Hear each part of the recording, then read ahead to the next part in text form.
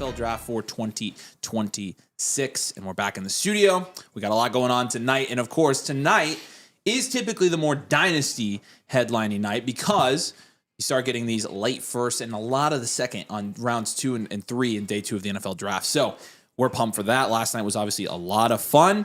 Welcome back to the studio. Of course, I'm joined by my friend, Nathan. I'm trying to think of Sharon Schmidt. I was trying to think of a funny middle name. I botched that. And then that was rough. Other couch, of course, Ryan, the Breadly Bread, and then Paul, Pure Potential Patterson. Yeah, I was going to say it is a little bit loud in our ears, so that would be helpful. Thank you. Okay, so boys, we've had a little bit of time to marinate on this NFL Draft night 1. Round 1, obviously, kind of got a little bit dicey there for a minute, and then we had Jadarian Price go at the end of the first round and kind of salvage some things, potentially, maybe salvage the 107 in Dynasty drafts. Yeah. We've had some time to sit on it. What's been your biggest thing that you've taken away from the last, 16 hours as we've kind of sat on this? I think my biggest takeaway is that I have warmed up to the idea that Jadarian Price can probably be in the same tier as Mendoza and Concepcion. I think that's fair. I think that's fine. I'm there too. I do think the wide receivers are right where we expected them to go, 2, 3, 4. Tate, Tyson, Lemon. I do think, well, I did think that there was a chance that all of those would be in the same tier, even 100% could go interchangeable. Mm-hmm. I do think, I am of the opinion that it probably is Tate, and then maybe Tyson if you want to flip-flop those guys, but then Lemon is probably your third guy. And then beyond that, again, the draft as a whole in the first round went pretty much exactly how we thought it was going to go in terms of what the depth is really going to look like in this class, and that is you're going to have Simpson, who's a quarterback that's probably not going to start for at least a year, who's going to be a late first-round selection. You've got 2 guys playing for the Jets in Sadiq and Cooper. Literally, you could not ask for a worse situation in the entire NFL. One of those guys is going to take a massive hit this year. And then we're basically just crossing our fingers and hoping that another running back will get solid day 2 draft capital to kind of salvage what is the late first round in this year's class. Yeah, no, I'm kind of there as well. Paul, what has been your biggest, kind of, as you've been updating your rankings and stewing on this, your biggest kind of realization since we've logged off last night? Well, Nathan pretty much talked about all the players. Yeah, he did. He did pretty much kind of cover monopolized the everything, conversation. So, No, I think that probably the biggest thing I've realized is that I'm probably going to draft a lot of KC Concepcion because I think we knew that last night too, though. I think the 107, I guess so. The 107, I think, got a huge value bump there with that Jadarian Price selection because it skyrocketed a player up into that group where now you're going to get Mendoza or Price or Concepcion at the 7 spot. Mm-hmm. So I think that pick gained a lot of value. You've been holding the 107. Good news. If you can go out and try to trade for the 107 because somebody's not doing the math on how many desirable prospects there are, I think that's something you could look at. But I think Concepcion is going to be the most common player to fall there just because people want running backs. Obviously, Mendoza has the 101 hype.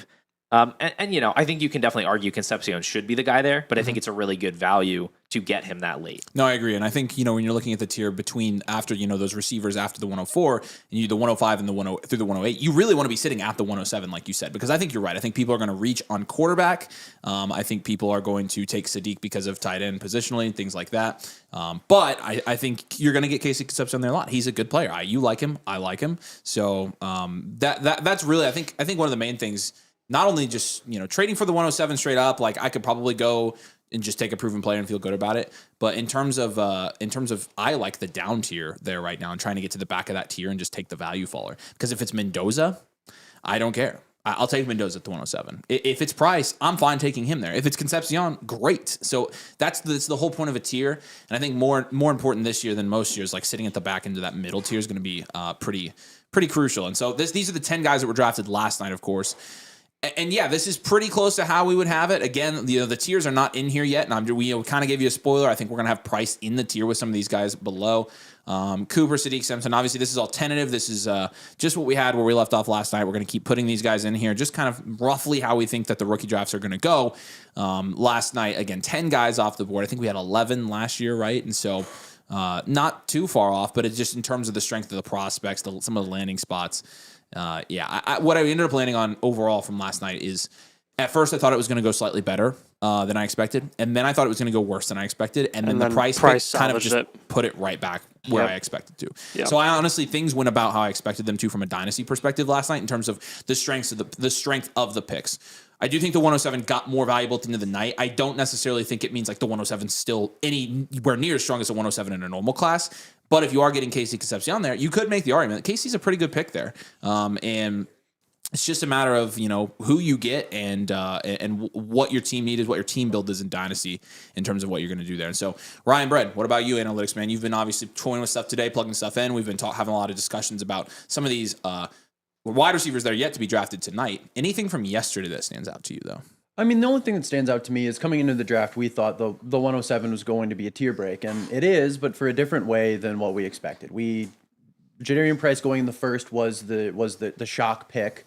Kind of expected Denzel Boston to go, and obviously he hasn't gone yet. He's, I presume, the betting favorite to go 33rd overall to the Niners, and be that as it may, we're still sitting with the same 7 players, or with a 7-player grouping at the top of the first round that we all thought we were coming in with. So in reality, our value expectation for the first round hasn't really changed too much. No. Which is kind of a good thing now that we've given it a couple, almost 24 hours to digest and let some of the overreactions kind of roll over and pass a little bit, kind of settling into like, this isn't the worst case scenario. Kind of seemed a little bleak at the end of last night, and the landing spots really aren't good for some of them. But at the same time, we thought we were going to come out of this with a group of 7. Came out of it with a group of 7, just with swapping 2 guys. I agree. Like, the more I thought about it, the more I'm like, you know what? I think this is what we expected. And also, again, like, I'm going to rank Cooper conservatively, but I am a homer. Admittedly, people were like, I think you guys are overreacting about Cooper. Well, I don't think you understand why we're reacting about this. We are Indiana football fans. Like we have a personal connection, not necessarily like from a dynasty standpoint. Like when I'm thinking through this, like not emotionally, I'm definitely going to have some Coopers on my team. Like I will take Omar Coopers. I definitely want some of him. And honestly, it's freaking out. A lot of times you just want to bet on the talent, not the situation in dynasty. We've seen this year after year. We overreact about landing spots, and with Cooper, again, we don't like the landing spot because he's our boy, right? But from a dynasty perspective, like I said this before the stream, the New York Jets have been the poverty franchise of poverty franchises. I think actually Omar Cooper is going to single-handedly save the New York Jets. Like I think he's going to single-handedly be the single player that turns that franchise around. They're going to win 8 Super Bowls. Yeah, I mean Zach Wilson could be the starting quarterback again, and if Cooper was on the team, they'd be fine. I think so. I think you could literally roll anybody out there. Yeah, and I will stand by we can be Cooper truthers and we can be, taking them, and that's totally cool. I think the point still stands. 3 receiving assets cannot be hyper productive in that offense. So you best believe we're not going to be super ultra high on Kenyon Sadiq if we're going to be advocating for Omar Cooper. So. You kind of, do you guys agree with that? I feel like if you are going to be very, very in on one of the Jets' weapons with Garrett Wilson there, I don't think you can be in necessarily on all 3 because it's hard enough in a good offense for 3 guys to be like high-end fantasy productive and maintain their value, especially talking as a rookie. So I think you kind of have to be selective with the Jets about which assets you're going to invest in based on how much you believe in the talent of those individual assets. Yeah, I think you can make the bet on either of them at that late first price tag where I think both of them have high ceilings. And so you can bet on one sort of under the assumption that one of them is going to bust because I think they both are like fairly low floor prospects. I'm just going to move past that. Fairly low floor prospects. So you could say I'm going to take Sadiq and I'm going to assume Omar Cooper actually isn't that good, or I'm going to take Cooper and Sadiq's going to split reps with Mason Taylor and he's not going to draw that many targets. You can go either way. I agree. I don't think those 2 guys can hit their ceiling unless Garrett Wilson is somehow injured, out of the picture, whatever. 100%. Like it's not going to work. Garrett Wilson's going to get his 25+% target share automatic.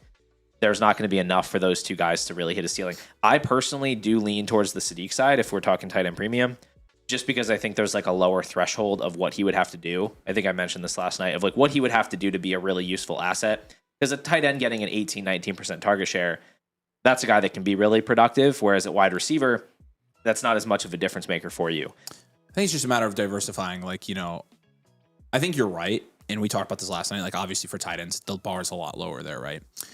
In terms of me owning some Cooper shares, I'm also going to own some Sadiq shares. Like, I just, in Dynasty, like generally, like when you have multiple teams, especially like you're talking 5, 6 plus, you want to just kind of spread out the rookies you're investing in. So I will own some Sadiq as well. Like, there obviously the talent for Sadiq is there, the talent for Cooper is there. Everybody who was drafted last night is talented. I think the biggest question that people have, especially from like a narrative standpoint after last night, is if you were anywhere near social media or anywhere near a phone or a technological device, you saw that evidently, which I don't necessarily know if this is true after what I've read this afternoon, evidently that Sean McVay was not necessarily thrilled taking Ty Simpson. It's all conjecture. It's all. I wonder if it's where they picked him. I don't know. I also saw a report this morning that came out and basically said actually he was totally backing it. So I don't know. Obviously, you guys saw what we saw probably. I don't know how much of it you saw, Paul, but it doesn't necessarily look good. Like, even the call between them was awkward in the draft room. Obviously, there's a connection there. It's what's the connection? It's Snead and GM Les Snead, one of his best friends is Ty Simpson's dad, who is the coach of, I believe, UT Martin, and actually helped advise Ty Simpson as to whether or not to return to college or to go to the NFL draft. Interesting. So, I wonder if he had some inside information there. It's like maybe inside information. I think it might be a little bit of a conflict of interest to a certain degree, and I think that if Sean McVay is actually upset about or feels any type of way about the pick of Ty Simpson, it's probably more likely that he feels that way because some of his opinions were not taken into account in the draft, and it was a GM decision about an offense that's run by Sean McVay. And I talked about this, I've said it 50 times. I'm going to say it 50 more times just because it really is kind of the nature of the late first and Ty Simpson being there this year in Dynasty drafts. He's pretty much a lifeline to rebuilds and reloads because, again, he is being priced like he's not going to start the first couple of years, so he's inherently going to be cheaper. If he were the starting quarterback for the Rams this year, he would be priced much higher, right? And so, you have baked into this price with Ty Simpson that he's not going to be the immediate starter. When you're talking about a 1 year or multi-year rebuild, you are instantly going to get a 2 to 3 round value bump when he's announced the starter, regardless of if he plays or not. It's just the Dynasty hype. It's the Dynasty hive mind. It happens for every player. It happens for every major news story. And so he is somebody that you can invest in and know you're investing in somebody at a low point and going up in value. It makes him, in my opinion, if you have a late first, he is an absolute freaking lifeline to your rebuilds and reloads if you have held those picks because he's going to go up in value, dude. It's a JJ McCarthy rule. It doesn't even matter if he's going to end up being good or not. The fact that he is in a good situation with a good coach with amazing weapons, you invest in that guy and it's guaranteed that he'll gain value, and then we'll reevaluate once that happens and we'll tell you whether you need to cash out or whether you want to hold that guy. So we'll see what happens there. But I think it's, again, we would assume probably going to be at least a year until he gets a starting opportunity. I think it's just a matter of when you get to the point where he is starting and he does go up in value, do you sell at the right time? Right. Like, that's everything within Dynasty. Right. And, the nice thing was with Penix, I feel like we were halfway in, halfway out on Penix. When he got to that point, we should have just been all the way out. With McCarthy, we were always out. We were always just hey, he got to that point and we're selling him. We said buy because Darnold's going to leave, and then we said sell. As soon as he got that value bump, we're like, okay, we're absolutely. What's that? What is that? That's a JJ McCarthy rookie card. Interesting. There you go. That's got to be worth like half a cent. Is that your bad luck charm? Evidently. So that's one of the that's one of the cards. And then they drafted Caleb Banks. That's one of the cards that you actually not only can you not sell it for money, you actually have to pay to own it. You lose money on it. So if you were trying to give that to somebody, you have to pay them to take it. Because I wouldn't take that. If you paid me $5, I wouldn't take that from you. So are you going to pay me to take it then? No, it's yours. It's your card. I gave it to you. So now you. So when do you pay me? No, again, you're paying somebody to take it. I'm not. No, you took it Does willingly. Sound like that's what he's saying. Yeah. I'm not though. I don't know. I'd like to talk to my lawyer, Tom. We don't have to talk about JJ McCarthy because he doesn't matter anymore. Yeah, thank goodness. 2 things that I heard. One was from the Coach Speak Index, talking with Scott Barrett, I think, on Fantasy Points. He said his read on it, and I'm not sure exactly what information he had, but his read on it was more that McVay and Stafford are super close, and that it was more like trying to tread carefully and not step on Stafford's toes too much about this pick being necessary for the future, but also the implications of what it means for Stafford and his career kind of coming to an end, and that Stafford probably would have preferred if they had gone and gotten a Mekhi Lemon or something. And so maybe not trying to seem too rah-rah excited about the pick because Stafford's probably not excited, and trying to kind of balance between the two of them. That was one thought. The other thing I saw was a report that Stafford was working on an extension with the team to potentially play beyond 2026. Oh god. He still is. That's what. I saw that report today as so well. Yeah. if we're talking, multiple years out, I think what you said is still true that like at some point Ty Simpson's going to get a shot, but it could be very Jordan Love-esque. I think they're in no rush. Yeah, like no. zero I rush. think Jordan they'll let Love- Stafford play as long as he can, as long as he wants to. In hindsight, you're talking about Jordan Love. Like that's the exact same situation where you drafted him, and he did he's still returning on investment for you if you drafted Jordan Love because he's now somebody you can start. But when you remember when Jordan Love was originally being drafted in Dynasty rookie drafts, I mean, he was a guy that was going at a much cheaper price than where he is priced at now in Super Dynasty. cheap. So he was cheaper. And way cheaper than what Ty Simpson is going to be Correct. valued Exactly. at. Exactly. Regardless, it is still slightly puzzling, though. I mean, it I get is. you're doing succession planning, and that's an important aspect, but last year, the NFC Championship was the Super Bowl. This team is in the middle of their Super Bowl window, and adding a piece for the future rather than a piece for right now, I could understand the head coach being a little bit like, that's where the head coach and the GM are going to slightly differ. Is the GM is going to have a little bit more foresight in like we have to prepare this team for the inevitable future, whereas the coach, I want to win. That's why they're in the different roles that they're in. So I can understand if there is strife that some of it is, hey, we have a chance right now to win the thing. And McVay's only won the one and had a chance to add a difference maker to a team that's already really good. And instead they chose to add a potential difference maker 3 years down the line. Yeah, and I don't necessarily think you've seen that work for teams very much. I mean, you saw, again, the most obvious situations that we can point to and say, did this work? They did it with Rodgers. They very well could have. Rodgers coming off of, at that point, was that before his 2 MVP seasons or was it between them? I can't remember. It was after. He was after. Okay, so he was playing some pretty good football. They drafted Love. I mean, the Packers could have easily made a push. So he was drafted in 2020 that season, first MVP, and then second MVP in 2021. It was before. I thought it was after. No, that's what I thought. Because Love was drafted pretty early. Yeah. Regardless, though, what my point is, I mean, think about it. Rodgers won 2 MVPs after they did that, dude. Yeah. Like Stafford's very much capable of doing the exact same thing. 100%. And obviously, Stafford won MVP. Very similar situation in the sense that, the Packers could have used that first-round pick and tried for a championship, and instead they tried to... Yeah.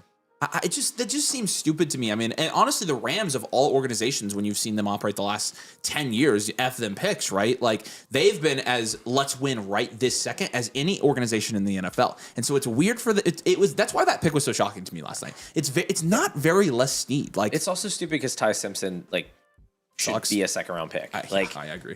Yeah. Like, the 2017 quarterback class is going to have Ty Simpsons growing on trees. Like, I just don't understand. Dude. It's not like, we're never going to pick this high. We can't get a prospect like this. Like, I genuinely think you can draft a prospect like this at 28 next year. Well, Every heck, single why not class. take one of the second-round quarterbacks in this class? Sure, Or take next- Nussmeier, There's always take a day whatever. 2 quarterback Yeah. available Yeah. that you can take a shot on weird. who might have They've got limitations. but Stetson Bennett on roster. What do they need to go get another quarterback? Maybe we'll look stupid. There you Maybe go. he'll just end up being awesome or I- whatever. no, I but don't I think so. I don't see it. The Dan Orlovsky endorsement's the kiss of death, first of all.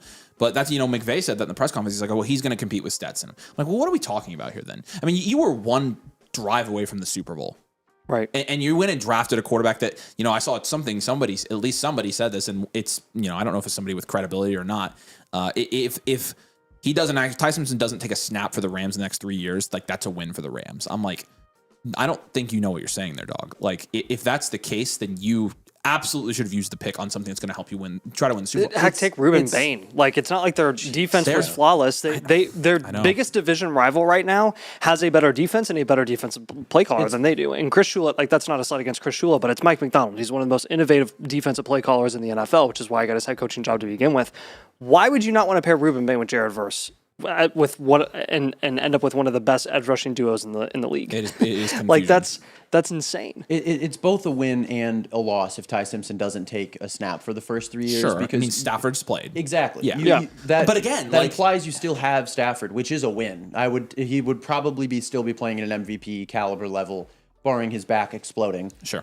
That being said, you wasted a first-round pick. And then again, like, that's why I think ultimately, like, it's not going to be necessarily a positive thing. So there's the read on Ty Simpson, at least for us right now. I've kind of been able to sit on that. Doesn't make a whole lot of sense. The Penix pick was kind of the same thing. You remember, like, the Falcons had built a decent roster going into that year. Like, the defense was pretty solid. They had Bijan Robinson. They had Kyle Pitts. They signed Kirk Cousins on a $100 million deal, and they draft Penix. And it's like, okay, you are you're trying to plan the succession plan for a team that has not done anything yet. Like, and that is the main thing. And it's not, I'm not, necessarily saying the Rams haven't done anything, but again, what is the opportunity cost of drafting Ty Simpson? I think the opportunity cost in this particular scenario where you had a lot of guys that could have made a difference in the Rams was pretty high. So, well, and the other puzzling thing about Penix and Ty Simpson is when you think we're going to draft a quarterback who's going to be our succession plan, and we know it's not going to be this year, it might not be next year. You draft a Jordan Love, you draft a Patrick Mahomes. The common thing between those two that Penix and Simpson don't have is those two were true juniors. Yep. Simpson and Penix are both Simpson a redshirt junior, and Penix a redshirt senior who had Older. all of his issues. Torres ACL 3 times. From that perspective, it doesn't really make sense because you would think if you're drafting for the future, you want somebody who's going to be still very, very young into the prime of their athletic peak when they're becoming the starter for you.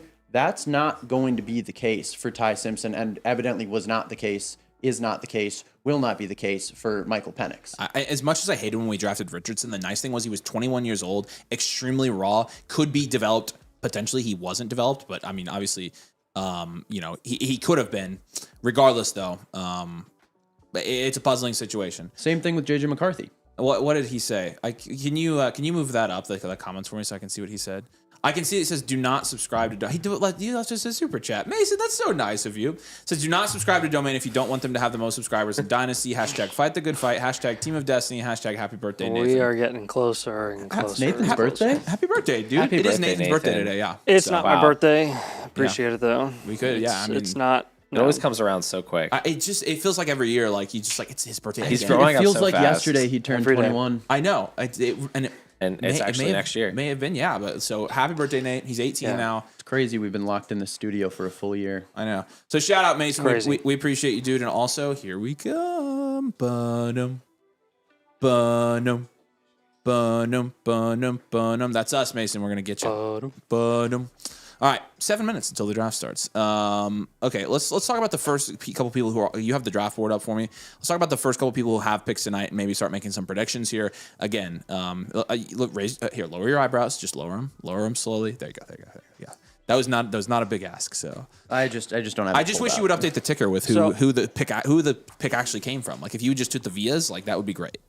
So one interesting thing here that I want to talk about is obviously one of the guys that a lot of people maybe were hoping would go in the first round, and Denzel Boston is probably going to end up going early second. We're hopeful that he goes to the Niners with the first pick here in the second round. We've talked about the hit rates of second round wide receivers and how it's a massive fall off from first to second. Though analytically, we saw a little bit of a boost for him in the bakery with some of the adjustments that you made with a couple of other guys too, because of Chris Bell, right?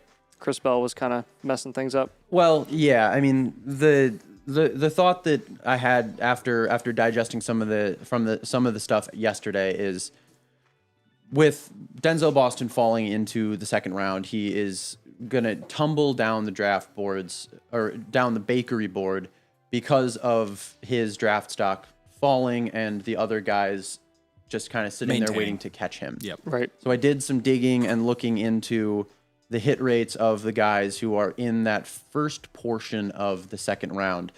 The guys like Ladd McConkey, who we've said, well, he was basically a first round pick. Guys like T. Higgins, where we said, well, he was basically a first round Jalen pick. Polk. Well, that doesn't support my argument. But I went ahead and looked at it and applied a little bit of a boost to those guys because a little bit inside baseball for those of you who have been paying attention to the bakery.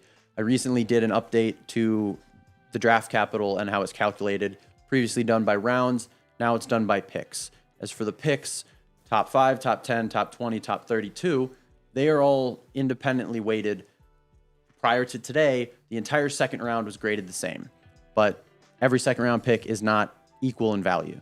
So we've added in a tier break in the middle of that second round to account for some of those guys who are basically first rounders. Sure. Yeah. And in doing so, it's given a little bit of a boost to Michael Pittman Jr. and his what his draft grade should have been under today's standards, along with the aforementioned, including Jalen Polk. And it has allowed Denzel Boston to kind of cement his, provided he goes in the first couple picks of the second round, kind of cement his standing in the middle of this class and kind of not allow him to fall down boards to a range where it's realistically not realistic. Yeah, it's not realistically realistic. And when you, I mean, again, I think the main test for that, you're looking at the hit rates of the guys when you're actually making that adjustment. What do the hit rates do? Does Baker get more accurate or less accurate? If you go more accurate, you're making the right move. The other thing you could consider doing there, I've been thinking about, is you're getting to the point where you're segmenting draft capital so much that you could just create like an exponential multiplier for all picks all the way through the draft. You could technically dial it in and get it pretty good, and it would do what you want in the third round and the fourth round because. Realistically, what you're doing is you're just making it more incremental and adding more steps. Yep. And eventually, it might just smooth out. So. I had that exact conversation today with Eric. Shout out Eric. And we're contemplating that idea. I tested it a little bit, and Excel wasn't being exactly kind to me, and I kind of ran out of time and needed to get at least something in to kind of to show what we were looking for. Yeah. And that's a TBD. Bakery is always changing, and it will always be changing, and eventually. Maybe we get to the point where I feel like the Baker's like hit puberty. Like it's like almost post puberty now. Like and it's like starting to, but it's still like your brain doesn't. The Bakery's brain isn't fully developed till it's 25 years old. You know what I'm saying? So like, right. I think we're there. No. I think we're there. Bakery's in its Nathan era. That's exactly right. Yeah. He's the developmental. Yeah. Nathan's figuring out all the changing things in his body right now. So that's why if you see him acting weird, he's just technically speaking. Who said I was going through puberty? The Bakery right now is version 12. So after the draft, it'll be version 13. So that's an unbelievably apt descriptor for the situation. Yeah, it is. I mean, it's the Bakery's like what? The Bakery is prepubescent. Yeah, prepubescent. Okay, wow, we've got a long way to go then. So, all right, y'all, 3 minutes and 15 seconds. Who has the first couple picks tonight? I hope the Niners are quick here. They've had 24 hours to decide who they want to pick. The Raiders had months. Oh gosh, here we go. Look at this. Look at this, everybody. That's a lot of candles. Holy dude. smokes. Oh my gosh. Turn, rotate. 21 candles on there. Some of them are not burning. It's going to burn down the place.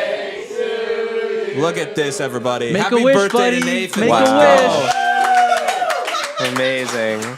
Why are there so many candles? Nathan, blow the candles. It's going to sound the blowing smoke out detector. and they're Nathan, blow them out. Hurry Look up. at them. Nathan, blow the They're candles. coming back on. Good job, Nate. Way to go, buddy. Happy birthday, Nathan. Thank you. It's not my birthday. It looks like a 70s lounge in here now. What do you mean it's not your birthday? Somebody It's get not me a my heater. birthday. Thank you. Let's start smoking cigs. But it's We're going to do not. smoke inside. Everybody in the chat, spam it. Happy birthday, Now I Nathan. know where We Eric appreciate went. you. Holy cow. I'm like sweating now. That was so hot. Why were there so many Jeez. candles? 21 for 21 years old. Yeah. We're 21 candles. so- Nice. Yeah, everybody is I've Nathan's had a birthday like every. once a year on the same day. Thanks, Nathan. What we a know crazy how birthday concept, works. guy. Yeah. No, I should be like 121 now. I don't this is know. again- I don't know what you're talking This is about. part of the Okay. puberty thing. He's just confused. Like you just have to kind Just of not mature enough. Puberty at 21. I thought his birthday was July 12th, actually. But I mean, that's true. That's funny. That was really Austin, made Chris July 12th Olave. His birthday's July 12th. Brian was like, actually, it's not. Still can't figure out why I thought Chris Olave's birthday was July 12th. I looked up like NFL players with that birthday, and I got LaShawn McCoy. So that doesn't seem like easy to mix up. That is interesting. Thank goodness we don't have we don't meet the fire code down here because if we did, we'd be listening to smoke detectors through our mics. So Rip. yeah, so no fire code here. This is a Good. no law. It's a very unlawful place. 1 minute and 18 seconds. I'm going to ask for the third time. Who has the first couple picks tonight, Ryan? 33rd, we'll start. We have the San Francisco 49ers, followed by the Arizona Cardinals, the Buffalo Bills, the Las Vegas Raiders, the New York Giants, the Houston Texans, Browns, Chiefs, Bengals. How far do you want me to go? No, that's good. I think we're all expecting a pretty significant corner and wide receiver run throughout the second round. Can I just say something? Yeah. I this is the meme of the guy standing up in the town hall. Okay. I'm not sure the 49ers take Denzel Boston here. No, they're not going to. I agree. They could take corner. I think they'll go corner. That's where I think they're gonna go. I don't think they. I don't know why they draft Boston when they just got Evans. No, I'm just saying. I hope they. I hope feel they like they take do. Boston, I feel like they would play very similar roles. And Pearsall, being the Z, like I don't necessarily think they need Boston in that offense. So. It's the typecast replacement. It's Sure. as of right now technically let don't me have have Juwan hope. Jennings, so get Denzel Boston. I don't know why you'd want that though. Like, is my thing. I think Boston would be more productive if he got drafted to Buffalo. Oh, Buffalo would be fine. Yeah. So I think maybe Buffalo or the He'd be Raiders. more productive if he goes to the Raiders. Vegas. I think Buffalo is the most overrated wide receiver landing spot ever.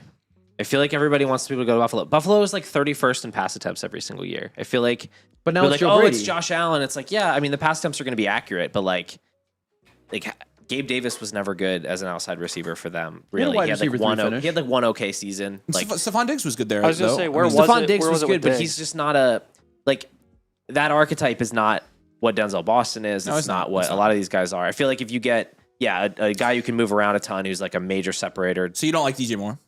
No, I don't think he's really good anymore either, which is the problem. Well, if you watched him last year, that's I'm not convinced that he's going to get more targets than Khalil Shakir. I don't know. That's a I low feel one. like Okay. I think Could it's end up just being going an to be even kind of split. spread out, low volume. I mean, if one of these really good prospects went there, I think that could be enough. Like a Mekhi Lemon goes there, enough for him to consolidate 28% of the targets. But anybody that's not a supernatural high-end target earner and separator, I just don't think there's going to be enough available for a guy like that. Okay. Yeah, they did spend a ridiculous price for DJ Moore. Didn't they pay a second round pick for DJ Yeah, Moore pretty with rough. that contract? Like that's Yeah, that was crazy. insane Taking to out the me. contract and getting that price. That's the only thing that makes me wonder, like, how much do they really want to utilize him if they pay that? It's like the old Mohamed Sanu trade, right? Didn't the Yeah. Patriots trade a second for Mohamed Sanu? Did they, Tommy? Yeah, What did the I think Patriots they give up did. for Sanu back in the day? It was a second.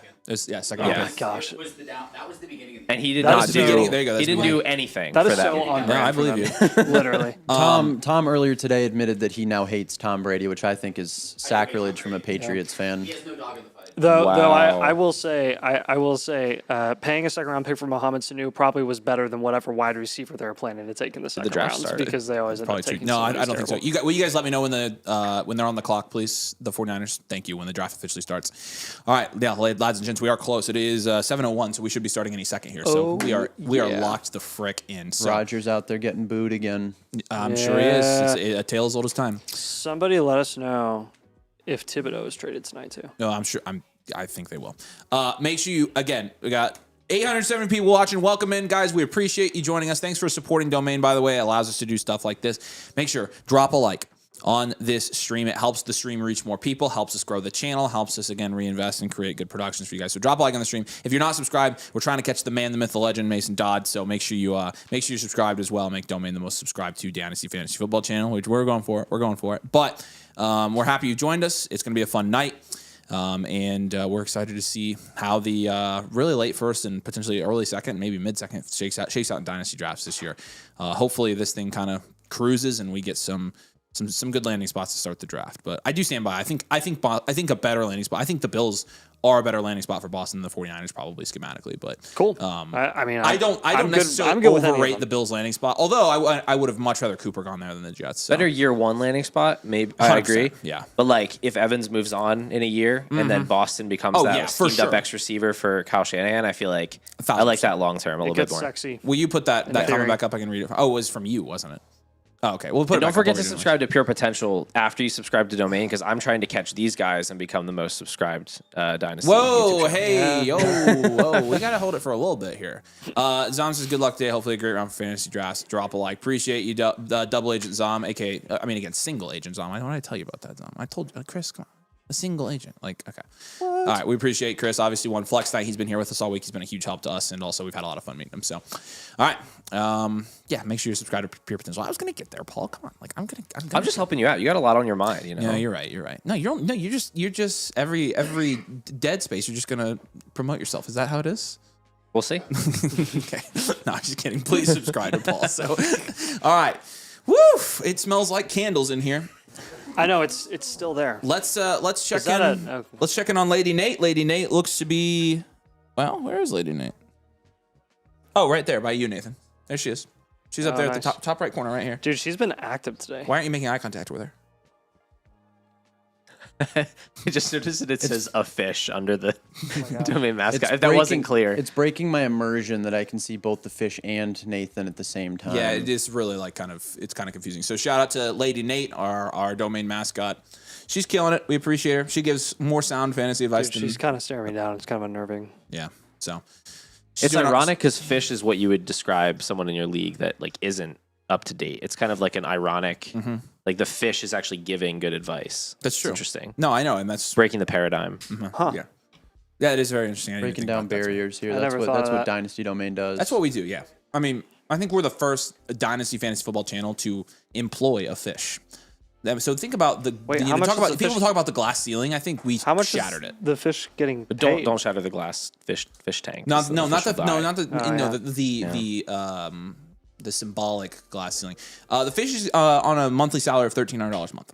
I can't imagine. That's specific. I can't imagine there are crap. any other Dynasty channels in the world who are Channel. pro fish. I think No, we I- might be. We're pro fish for sure. We're cutting edge in the Again, space. you're not going to find ingenuity like you're going to find here. Like it's just not happening. We're on the hope you're clock. not a All right, on the pescatarian. clock. Here we go, ladies and gentlemen. If you're sitting at home watching Domain, clap in front of your camera, everybody, right now. Here we go. Let's do this. Yeah. So, now probably thinking corner here. I think the Tennessee corners are going to go off the board pretty quickly tonight. Obviously, we didn't get this. McCoy's got got to go at some point. I mean, him and Hatfield. How much do you? How many picks until the Colts are up here? 16, right? 16 picks. I So think. we actually do have our We- favorite team picking tonight. Which we is got gonna a be minute. lots of We fun. got a Yeah. minute to wait. We do, but it'll go quick. It's at least round 2. So Punts. lakes. Rivers. Punts. Oceans. That works. You're supposed to say it 3 times. Brett, what's up, man? 104 Price or Tyson. That leads to Henderson for 1-6 and 111 with draft concepts. Oh my What is this goodness. message? Holy smokes. I'm already lost. Okay. Okay, Nathan? I think the whole thing is at the end. So Tyson and Henderson or Price, Concepcion, 111. Definitely Tyson, Probably Henderson, the right? Tyson side. I would take Tyson and Henderson. I don't there. think the 111 bridges the gap. Not in this No, class. I don't think so either. Yep. Take that, Brett. We appreciate you, man. We figured it out. That was Egyptian hieroglyphics, but we did it. So that's all. That's what's most important. You tried. We did it. What's up, Topher? It says, would you guys still Yo. trade the 201 for Wando and a 12-man 1 QB non-tight end premium? This is post draft. Yes, I would do that. Yeah, this year's 201, I'm taking Wandale there. And Wandale, honestly, again, he got a little bit of a boost last night with Tate. Tate does help Wandale a lot. It'll help open things up in the middle of the field for him.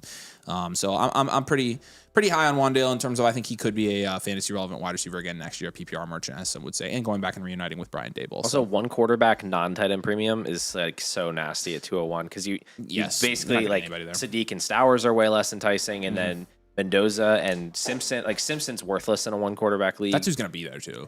So yeah, that's pretty brutal. Yeah, it is pretty brutal. So yeah, appreciate you, Topher. You see our little Colts helmet illuminated over Ryan's head there. Ryan looks like from the looks of the camera, you're a Colts fan tonight. That is incorrect. Okay, I'm just making. Well, I mean, after last night, I kind of figured you wanted to switch allegiances. Never. All right, just making sure. I bleed purple and That's red weird. and green and blue and I got a lot of sports colors A lot going of on. blood colors. Yeah. Okay. That was a lot of. Got a whole rainbow. Somebody stab Ryan. I want to see this. All right. And now we're not monetized. That's awesome.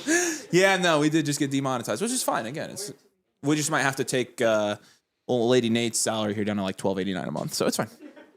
That's fine. We can do that. I know she's getting paid well, dude. She might be She wouldn't. homeless after that pay cut. That's true. I don't know. She might not make it through. So, all right, Whew, man, I'm ready for this first pick. I want that hit. Give me the hit. It's like when we're doing the ripping the cards. Come on, and the- Tom and Kyle, hurry up. Yeah, Tom, Kyle, hurry up and draft. Gosh. What's up, Tyler? Appreciate your super chat. Traded Burrow for Purdy, the 104 and 106 pre-draft. Am I cooked? No, nope. absolutely not. That's amazing. That's a That's good a deal. really good trade for you. Especially hard rebuild. I got the 101 2 and a half. Yeah, that's a great deal trade. for a rebuild. Good job, Tyler. Appreciate you, man. Tyler Johnson, huh? That's a Interesting. huge. It's a huge value. Nathan's a big fan. Loves the show, probably because I spent $30 on him in waivers On the flock league, yeah. 2 years ago. That was very Yeah. fun. You talking about the Gophers legend, Tyler Johnson? Gophers Yeah, legend. yeah. Gophers legend, that's right. Tyler Johnson walked so that Rashad Bateman could walk slightly faster. Don't tell that to Ryan. I understand what we are, man. Yeah, I'm glad. we are a mid-level Big Ten school. Get me to a bowl game and I'm happy. Wouldn't know what that feels I thought like. Rashad Bateman was going to be so goated, actually. Yeah, so did Ryan. Rip. Yeah. So did Ryan. That is true. Yeah. The So- same so same many way that I Baltimore felt wide about receivers. Rashad Bateman might be the same way that you guys feel about Omar Cooper, which use that as a cautionary tale considering one of those is a better prospect than the Hold other. That's really rude. That is a terrible comp. Yeah. That's not a comp. Are you setting that up for us? It's not a comp, it's a comparison. All right, we just got to make sure that doesn't come I think through the... comp is short. Comp is short for Comparison. comparison. Yep. Yeah, no, Yeah. That is what that means. So. you're not hearing what I'm saying. That's not what it is. It is what it is. You're not hearing what I'm saying. No, yeah. I think Okay, sure. I think you're both right here. Oh, man, that is helpful. Can we get Thank do you. we have any do we have the pick yet or no? No picks? Oh my goodness sakes. Oh man, that stinks. Oh, that does feel pretty good there. Feels pretty nice. Thank you. They set up a fan for us. We realized there's no vents in my basement, so Yeah, it's kind of awkward. yeah, we're gonna see what it blows around. So Why does it keep rotating like that? it's rotato fan.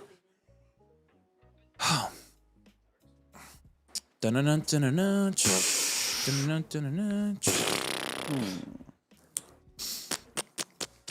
It's Niners time. I know. Come on, baby. They've been on the clock for 24 hours, and they don't know who they're going to pick. we go. The Raiders were Why on are the you not clock for turning it like in? 4 months, and they still took the whole clock. Oh so. my I gosh! did. Although we had those graphics ready. We did have the graphics ready when he was drafted. So, yeah. I don't understand. I don't either. Come on. I think can't it's be second that is in, hard. you guys. The pick is in. Oh, but they it's got it. not There we go. tipped. There we It's go. in. Tom's writing. He's making an ugly face. What did I tell you about reacting, Thomas? Yeah, Did I Tom. fire you for a third time? Tom, can you stop? Can you just stop making faces, dude? What the frick? Jeez. You should threaten him. I did. Like I just did. I don't know how many times I can fire him, dude. Dude, he can't spell it. He keeps looking. I think Tom talked about trades. That's a concern. It's a concern. That's a large concern. It is a mass. Is it another kicker? Dude, that Jake would be Moody? freaking Yeah, hilarious. if Jake it were a Moody kicker. again. I would die. Hey Nathan, grab the Oreos there real quick. Okay, cool. Oreo. Oreo. So we got Dynasty Domain draft themed Oreos here. That's got the little the draft logo on it on the Oreos. They're pretty cool. Shout out Becca, she got those. I didn't even know you could get like custom Oreos, but that's something that you do and something that we did actually. In fact, Do you know what they taste like? I don't think you want to know. Oreos. Interesting. Oh, they taste the same. I would have never guessed that. Care for an Oreo. Is anyone going to eat the Oreos? I'm eventually going to eat the Oreos. I Probably also tomorrow. I likely will do it tonight. Just Not all of them. You're gonna but eat Oreos. perhaps Maybe a in round few. 3. We'll Yeah. see. keep it handy. You gotta keep the Ryan Oreo ratio the same as Cole's Corona ratio. So just pop. So I gotta them. have 30 of these. Yeah, for real. How many are you on, Cole? How many is that for you? yeah. Oh, Thank goodness the pick is in. Thank goodness. All right, let's get started, ladies and gentlemen. Our first pick of the night is. It happened! Oh, no! That is not correct. What?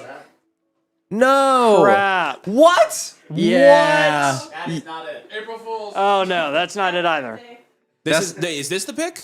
Yeah. You're That kidding. is the biggest Yes. fake out ever. No. Oh my gosh. That's the pick. That is the biggest. That's the pick. No, you're trolling us. It's not the pick. I'm dead serious. It's DeJon Stribling. This is the most Kyle Shanahan pick of all time. I believe you. I don't This enjoy is not surprising this. to me at all. This is exactly the kind of thing they would do. So They should took we, Ricky Pierce all over Lad do McConkey. we end the dude. show? Yes. We'll just sign off right now. That's hilarious, What happened actually. to That is so funny. they had that one pre. That's so funny. Son Stribling. I thought for a second that I was dead wrong there, but as it turns out, I was extremely Wow, wrong. that went from like yay to Okay. I love it. It's so I'm gonna so let's cut funny. to Ryan for some bakery analytics. yeah. What does that do for Stribling now?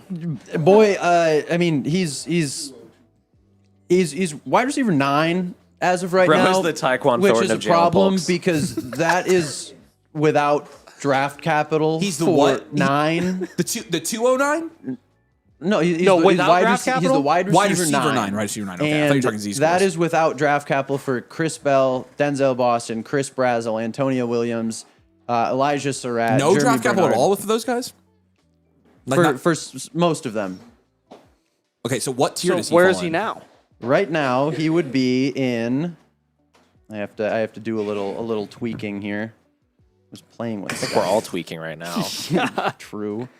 Are you guys seeing this? Are like 33rd overall pick. So Deshaun Stribling.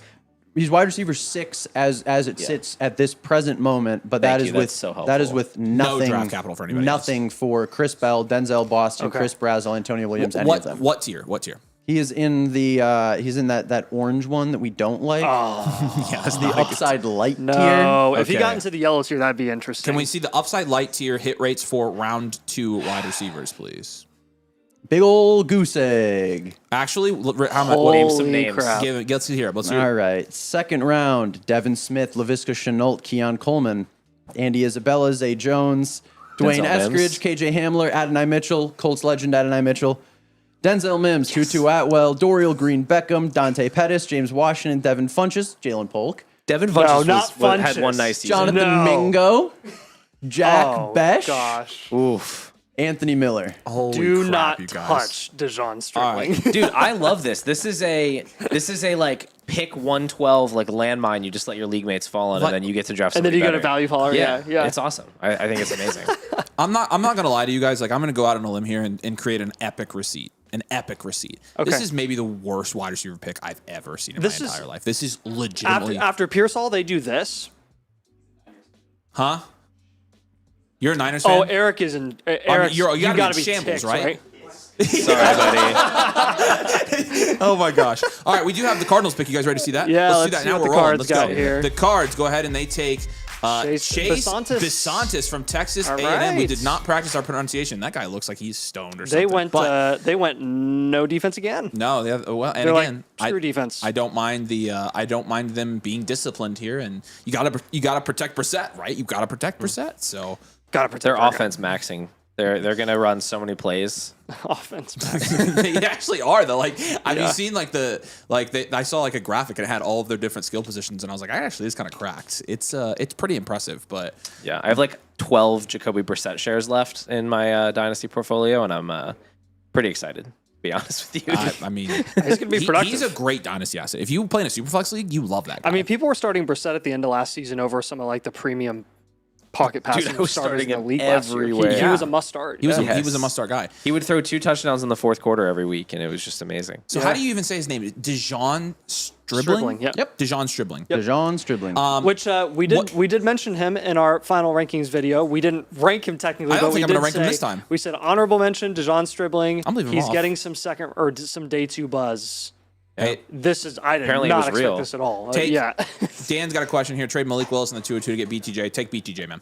Yeah. Yeah, take the BTJ there. BTJ, Yeah. you know, That I don't 202 know. could be I don't know if DeJon he's gonna hit, Stribling. but that's cheap. I'm It could okay be with that. DeJon Stribling. You know, I seriously am. I am flabbergasted. What right is now. what is their up with actual the problem? First how off, many front offices do you think had a better grade on Stribling than Boston? Like, is that not crazy? I know. It's absolutely insane. Yeah, just turn it off. There you go. How in the world are the Niners consistently good and yet they botch every single rookie pick? I don't know. How is that possible? Where do they get all their good players? They use their hands. Says quick while Cole's Kyle wasted. Shanahan. Take his phone and trade me Amon Ross St. Brown. There you go, Cole. Kyle Go make- Shanahan go make just some trades. decides on some players and just makes them good. Like he just I literally- I guess like- so. Yeah. I mean, let's talk. Can we have just a little discussion here? Like, what? Yeah, you know, let's discuss. Let's What talk was about that? let's talk about John Lynch selecting wide receivers in the last couple of years, or really, Who's responsible for this?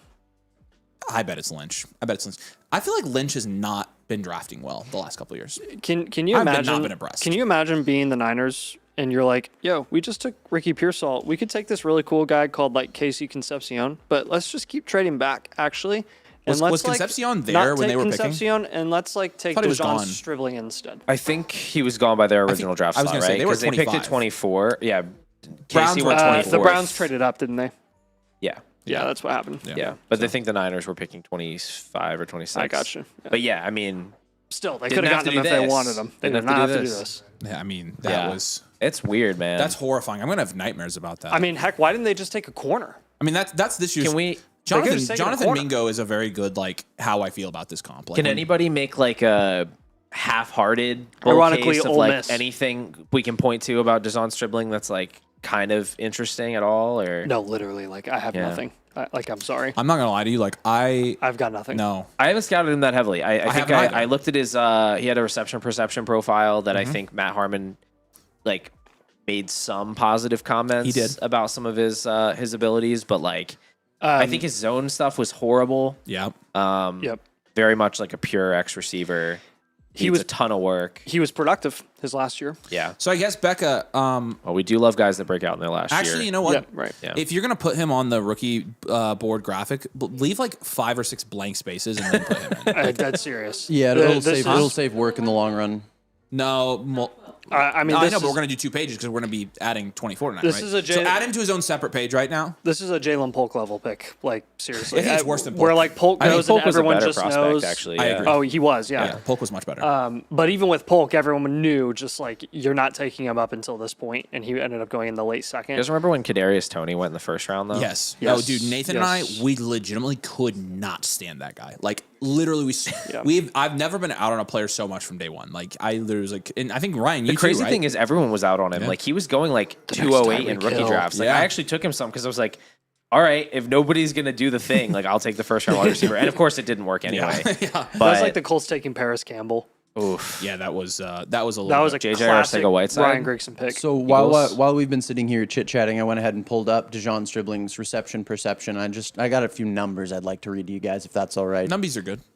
Familiar with percentiles? Just wanna- Yeah, I'm okay. vaguely familiar. Man, Is that an analytical term? yeah, 44th percentile. Good or bad? Not good. Not good. Zone 17th. Good or bad? Awful. Pretty bad. Press 52nd. Good or bad? Average. Yeah, he's For that type of receiver he is, that He number should be higher. better. it's tough. It's tough. I'd say it's tough. You want to see who the Bills took here? Yes. Let's see if they overrated, took a wide receiver. Here we go. The Bills have made their selection, and they are going to go TJ Parker, defensive end. That's actually a pretty good pick. Yeah. That's actually a pretty good pick. He was one of the guys that was getting late first round buzz, and McDonald still is not gone. McDonald is still on the board. Can you obviously. imagine if the Houston Texans get There's McDonald? some good defensive players. It's gonna be annoying. There's some good Oh, yeah. defensive players. All right, so the Texans are back up and next after this. So not a lot to talk about with TJ Parker again. The 6th ranked edge. This is a trade. Who traded? The Texans traded up. So the Texans traded up 2 spots, and then there was a pick swap at 117 and 91 there. So just Okay. a two spot swap right now for moving up about a round later. So we'll see who the Texans moved up for. You know, I'm not surprised that you're seeing the Texans move up. I don't think they're going to be the last team that moves up here because you think about it, you've got McDonald, you've got McCoy, you've got a bunch of guys here that really could have gone in the end of the first that are still here in the second. Really, when you're talking about tiering the overall prospects of this year's draft, I think there is a tier that kind of starts in the 20s of the first round and continues into like the first 7-8 picks here. So I think you are going to see some teams try to get to these picks because they think that some of these guys, I think there are some front offices that had first round grades on some of these guys. So you're going to see teams come up for their my guys right now. So And the 49ers could have just like made that exact same trade and then taken Dejon Stribling later, or they could have done the same trade like 8 times. And I then know They taken could him. have traded back into the 4th and gotten Deshaun Stribling. I mean, I know there's been hype, but that was the or that maybe was there's intel that we don't know, and 30 he was going to go. I don't know. that was the 33rd pick in the NFL draft. They had 24 hours to decide wild. that. I mean, I'm serious. Like that is a legitimately horrendous pick. Somebody I am had to have had some sort of appalled. like. I feel like if you were to take, and maybe someone's done this, if you were to take like consensus mock draft data, like mock draft database, and you were to take that and then you compared it to NFL Draft Capital to identify guys that were like massive reaches versus consensus, I kind of suspect the hit rates on those guys would be terrible. I mean, You know, the yeah. guys that just sort of appear and like one team is enamored with them and takes them way higher than they actually should have been. I don't think that And generally that's- pans out. I think that's the best use case of the bakery as well, like in the analytical model. I think it can tell us who we like and who's good and, you know, highlight the guys that obviously are good. But I think more than anything, we've been able to identify almost with, I mean, very high levels of certainty who are the bad players to draft. I mean, most of the time when the bakery is out on a guy like that, it's almost always right. We saw this with Xavier Leggett. We saw it with Mingo, right? We are going to see it now with Stribling. It's going to be the exact same thing. I mean, Ricky Pearsall was a very low graded. I know Ricky's not dead And he was yet, in the upside but- tier still. But he was but still in the upside tier, but he was a low graded first round pick. He was as the well. lowest ever graded first round pick. Exactly, and so that is where an analytical model kind of in the same vein, like can tell you, okay, this, which I don't understand. Do NFL teams not have access to like data? That just blows my mind. Texans pick, It right? does. You see it? Let's do it. Texans have traded up, and who do they take? The Texans trade up and take Cade K. McDonald. McDonald. That's pretty nasty, dude. That's pretty darn nasty. That's kind of unfair. That is kind of unfair. Good. I'm glad we had to play them twice here. It's actually not unfair because Every team had their everybody chance. else ahead of them could have taken him, and they decided to be absolute clowns. So But that's a good pick. Again, a good move to move up there. They take Cade McDonald. PFF, defensive tackle #1 in this class. Obviously attended the NFL draft yesterday, didn't get drafted. Now he goes here, the 36th overall pick in this their draft. defense is going to be Yeah. unstoppable. Greg, we I mean, it appreciate your already super is chat, man. Thanks unstoppable. for stopping by. Thanks for all your support, man. Ryan, would you have preferred Caden McDonald or Caleb Banks?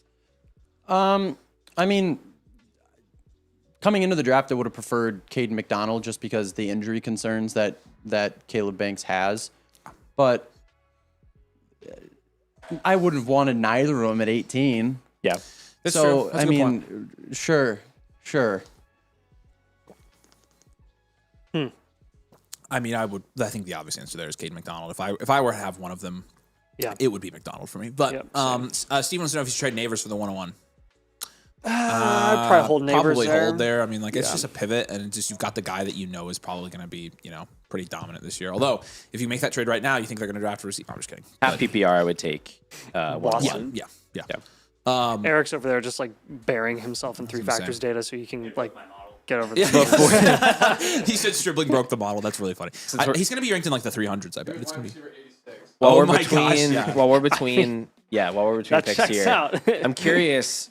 I feel like because there's so much more content that people consume now with Dynasty, like this type of a pick this early to a team this good, I feel like a couple years ago would be an easy 1-2 turn pick in rookie drafts. Now I think people are a lot more informed to kind of understand like this is not a real prospect. Yep. Where do we think? Obviously, we don't know all the other landing spots, but where do we think realistically his ADP is going to fall? Because I don't think he's going to be Late second. that early of a second round pick, right? Like he's probably mid second. I at would best. say mid second. Yeah. Yeah. Yeah. I think there are a good number of day 3 running backs that people will take over him. I can tell you I think this, so, too. In Yep. terms Yeah. of propagandizing, which we do some of, we are going to Bury him. if we have any effect on his value at all, especially in like domain leagues, He'll be buried. he's going to be buried, dude. Like, I mean, we are literally going to tell people like he is not getting Buried touched. to the point that he becomes a value. No. Again, And then they're going to have 100% roster ship. My bad. Somebody, because again, like the Kadarius Toney is a perfect example. Like a bad player never really becomes a value. You can like this player's not going to be worth anything. Like at what point does $0 become a value? It doesn't. And there's really like, again, you can say, well, it's just an upside shot, even though it's a small chance, he could hit at a 3%. No, he's not going to hit. He's not going to hit. All right. we got the pick in from the New York Giants. Yeah, let's see. This is going pretty quick. All hail the New York Giants. Colton Colton Hood. Hood. There we go. Yeah, All right. nice. All right. Very good. All hail the New York Giants. New York Giants. I was thinking maybe they could do the Boston thing just because they're still kind of looking for that other outside wide receiver. I wondered that actually yeah, slightly. it gives neighbors some more like versatility I thought of that would've been a alignment, good fit. and they could have gone get Boston as that sacrificial X. But Yeah. All right, what are the Raiders doing here? Corey says, sorry, can't be there tonight. Spending Friday watching Maul with my 8-year-old. That's very cool, man. Worth but- it. That's absolutely worth it. We The love having you here. show's been Love pretty it. good so far. I mean, as long as we get Maul continuing to kick What's butt, Maul? I'm good with it. Maul, the Shadow Darth Lord. Maul. Yeah. I was expecting a larger reaction to that. No, we don't. Yeah, care. I'm just at this used to point. it at Again, this point it's with built you. into our opinion of you that you're an absolute freaking idiot. Yep. So like, Yep. that's And just, incompetent when it Dang. comes to yeah. I mean, also, I'd be he the controls first all the data analysis for this Yeah, YouTube yeah, channel, you but screw he's us an so absolute bad. idiot. DeJon Stribling's actually the wide receiver 1. Yeah, right. Ever. Breaking news. We've changed our opinion. This is the one I think I've been looking forward to the most here. The Raiders are on the clock. I will. It's probably going to be Boston here, don't we think? Like, Yeah, I think it's he's almost the best pick. What if it's Surratt? I'm starting to think that we are doing that thing we do where we have like a presupposition about a fantasy prospect, so we just keep assuming he's going to go. Yeah, and like, we are. I don't. Maybe teams just don't like him. Like I No, don't I know. mean, I think He it's could pretty just obvious. keep falling. That's just a Remember when crazy AD thing, Mitchell though. was It's supposed to be like the 24th overall pick, and he Yeah. just kept falling and falling and falling. Yeah. Yep. And then you guys took him and then didn't play him and traded him because he was an idiot. Right. He lost you like 3 games single handedly. He did. Yeah. Literally. It was Yeah. fun. At 2, at least. It was 2, for sure. No, you're right, Paul. And the thing is, like, I know that we're doing it, and I'm going to probably continue to do it. It would make a lot of sense for them. They need a boundary wide receiver, and that's probably one of their bigger needs. But they just have so many needs. I think it could go anywhere. Like they could go D-line, O-line. They could go DB. Like it's totally unpredictable. I feel like with this team. Yeah. What if the 4 of us ran an NFL franchise and just drafted these players? We wouldn't have DeJon Stribling. None of us know what we're doing on the defensive side of the ball. Neither do these GMs, man. Yeah. Oh my gosh. DeJon Stribbling, the San Francisco. His uncle is Dan Wow. the Rock Muraco. Okay. All right, move him up. I mean, there you go. Can you put that? Wait, in is the that a bakery? legitimate tweet from Rap Sheet? He You are retweeted it. kidding me. Yeah, some agent paid him something. I think Rappaport is like controlled completely. That's the first They time. all are. This is the first time we've had a guy in his underwear on the show since Nathan had his breakdown. What? Yeah, remember that? Did Cleveland just trade up? Or no, they I'm were sorry. after the I'm Raiders, sorry, my I bad. I just saw But now Cleveland it's with the tweet showing- covering Wait, it says it. the Raiders are. It's showing Caden McDonald to the Raiders here. Does he play for both teams? No, I think They're no, splitting I think custody. Sparks- Deion Sanders? I think Mark just switched the graphic, so Yeah. that's probably the Raiders are still on the clock, right? Okay, cool. Just making Yeah. sure. Yep. All right, we're good. Okay, well that was interesting. Did you know Yeah, James Cook is Dalvin Cook's brother? Yeah. Did you know Caleb Downs is Josh Downs' brother? Actually, Yeah. Yeah. Did you know that Jordan Tyson's brother was also drafted in the first round of the NBA draft? really? No, I did not Did you know that. Chase Brown has a way less talented twin brother named Sidney Sidney Brown, who He's played special for the teamer Eagles? For the Eagles. yeah. Yes. Yep, I didn't know that. Also played for Illinois with his brother Okay. at Illinois. I believe that. I'll buy that. We got lots of fun facts. Did you know Travis Kelce is Jason Kelsey's brother? The center that played for the Eagles. No. Actually, Yeah. that's crazy. He's a Very good looking same. guy. I wonder if he has a girlfriend. Did you know or a that Eli fiance or Manning, something. the 2 Super Bowl guy for the Giants, Is Arch Manning's uncle? yeah, and also Peyton Manning's brother. And Wow. Cooper Manning's Actually? brother. Who's Cooper? You know Cooper is Arch's Arch's dad. dad. And Arch Manning's son. Wait, they're all He's related? Arch Manning's uncle and That's crazy. son. Archie Manning, I So guess. again, like, Yeah. Oh my I gosh, think the yeah. main draw of like having us on instead of ESPN is you didn't know any of that. Like, Nope, and we you just didn't. told you for the first time. You so. never would have known any of that. Yeah, This is no. going to Did be you know Jamal Jimmy Graham McCoy, used to right? play basketball Yes, it could be McCoy pretty in easily. college? Who did? Jimmy Graham played No basketball shot. in college, yeah. Antonio Gates, Mo too. Alec Cox. Yeah. Did you know Alec Pierce's brother Caden. played at Princeton, and he transferred Princeton? to Purdue. And he That's the transferred- first one of these I didn't actually know. Yes. Did you know Chris Hogan played lacrosse? That's crazy. No. Yeah. Dang. That was one of my favorite ones they used to say all the time. Did you know that Adam Thielen played at a D3 school? Actually, Yeah, he was undrafted. Oh my goodness. yeah. What a success Do you know that Joe story. Montana went to Notre Dame? Yeah, no, I did. Yeah. I'm kidding. All right. Yeah. Yeah. This will. Get real, I guys. think to your point, this will definitely be we McCoy. just lost 200. No, yeah. No, it does that. It glitches. But Yeah, I yeah, know. that would be That was really so funny if that were funny. true.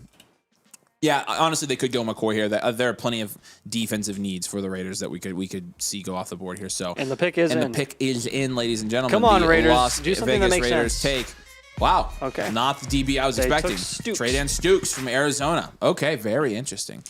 Down, down, down. Our receivers go, and again. Oh, my guys. So Just Ryan, we made all these. We're falling going to be too pick 7 far. next. We made these tweaks to the bakery, and as it turns out, the only wide receiver that's going to benefit from these changes is DeJon Stribling. And Love he's it. still in a terrible tier. So. Backfired so hard. It did. Unbelievable stuff is happening. Man, I did look into Deshaun Stribling's profile a little bit more as we've been sitting here. It got better. No, no, it did not get better. Don't put words in You my didn't mouth. add the uncle score? I did not add the uncle score. I have a hard time believing that those kind of traits are, translatable. I think that I actually think it's like the most translatable connection that you could ever. put him in the tier of Concepcion now. DeJon Stribling didn't exactly have the production that we're looking for, which is obviously a mark. But this is like a traitsy pick. From looking at what I have here, like borderline elite ball skills, A- grade ball skills, height adjusted speed score. He's all the way up there at a 9, which is good for an A. He's 6'2", 207, 436. That's such. I mean, honestly, and that we- is such a red flag. And when we that's- know Yeah. speed score translates super well for wide exactly- receivers. It's a traits. It's a traits. The pick. one negatively those correlated athletic those- traits of production. How often have we seen traits picks pan out recently? Like ever? I mean, Xavier Leggette's pretty good, right? Super good, yeah. Jonathan Mingo was good. Bryce Yeah. Ford Wheaton, Hall of Famer. Ford Wheaton, holy smokes. Darius Hayward Bay. Hall of Famer. Dante Thornton. Hall of Famer. So Decent. At least they took him in the 4th round. Right. Yeah, that's very true. The Yeah. grade on Stribling in the bakery, the pre-draft grade was a 6th round pick. So we've jumped the shark by about 4 rounds. Yeah. Great. Awesome. Okay, we're cruising so far.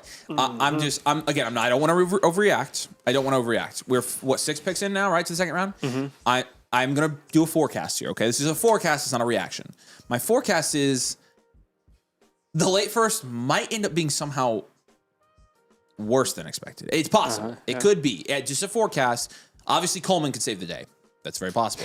Paul doesn't think Coleman's getting drafted today. Obviously, Mike Washington could get drafted today. I hate Mike Washington.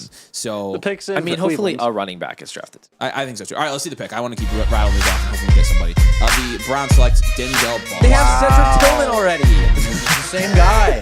This is the same guy.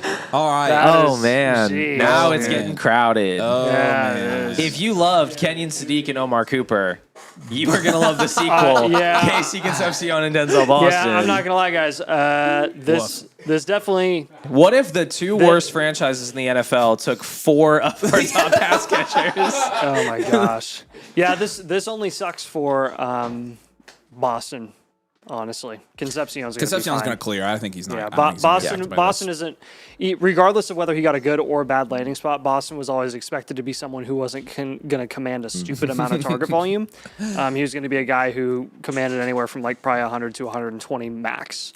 And Very because again, that's interesting kind of a pairing skill there. set. But I do think they have are a good very opportunity. complimentary. They're Oh, very yeah. complimentary. I think they have Yeah. a good opportunity to be one of the better wide receiver duos in Yep. the NFL if they They both do. kind of reach their ceiling. Obviously, There's a good chance Kansas City could have taken them too, and I think that may have been why they. It's ruining all our fun. I know.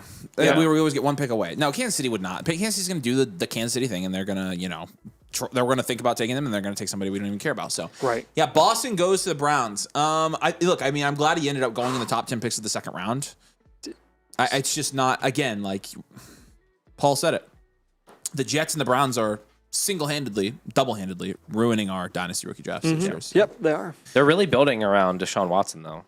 No, I agree, and they're paying him a I lot of think money, they really so why like. not? Why I think wouldn't they you build really around are bought into that guy. him? I think so too.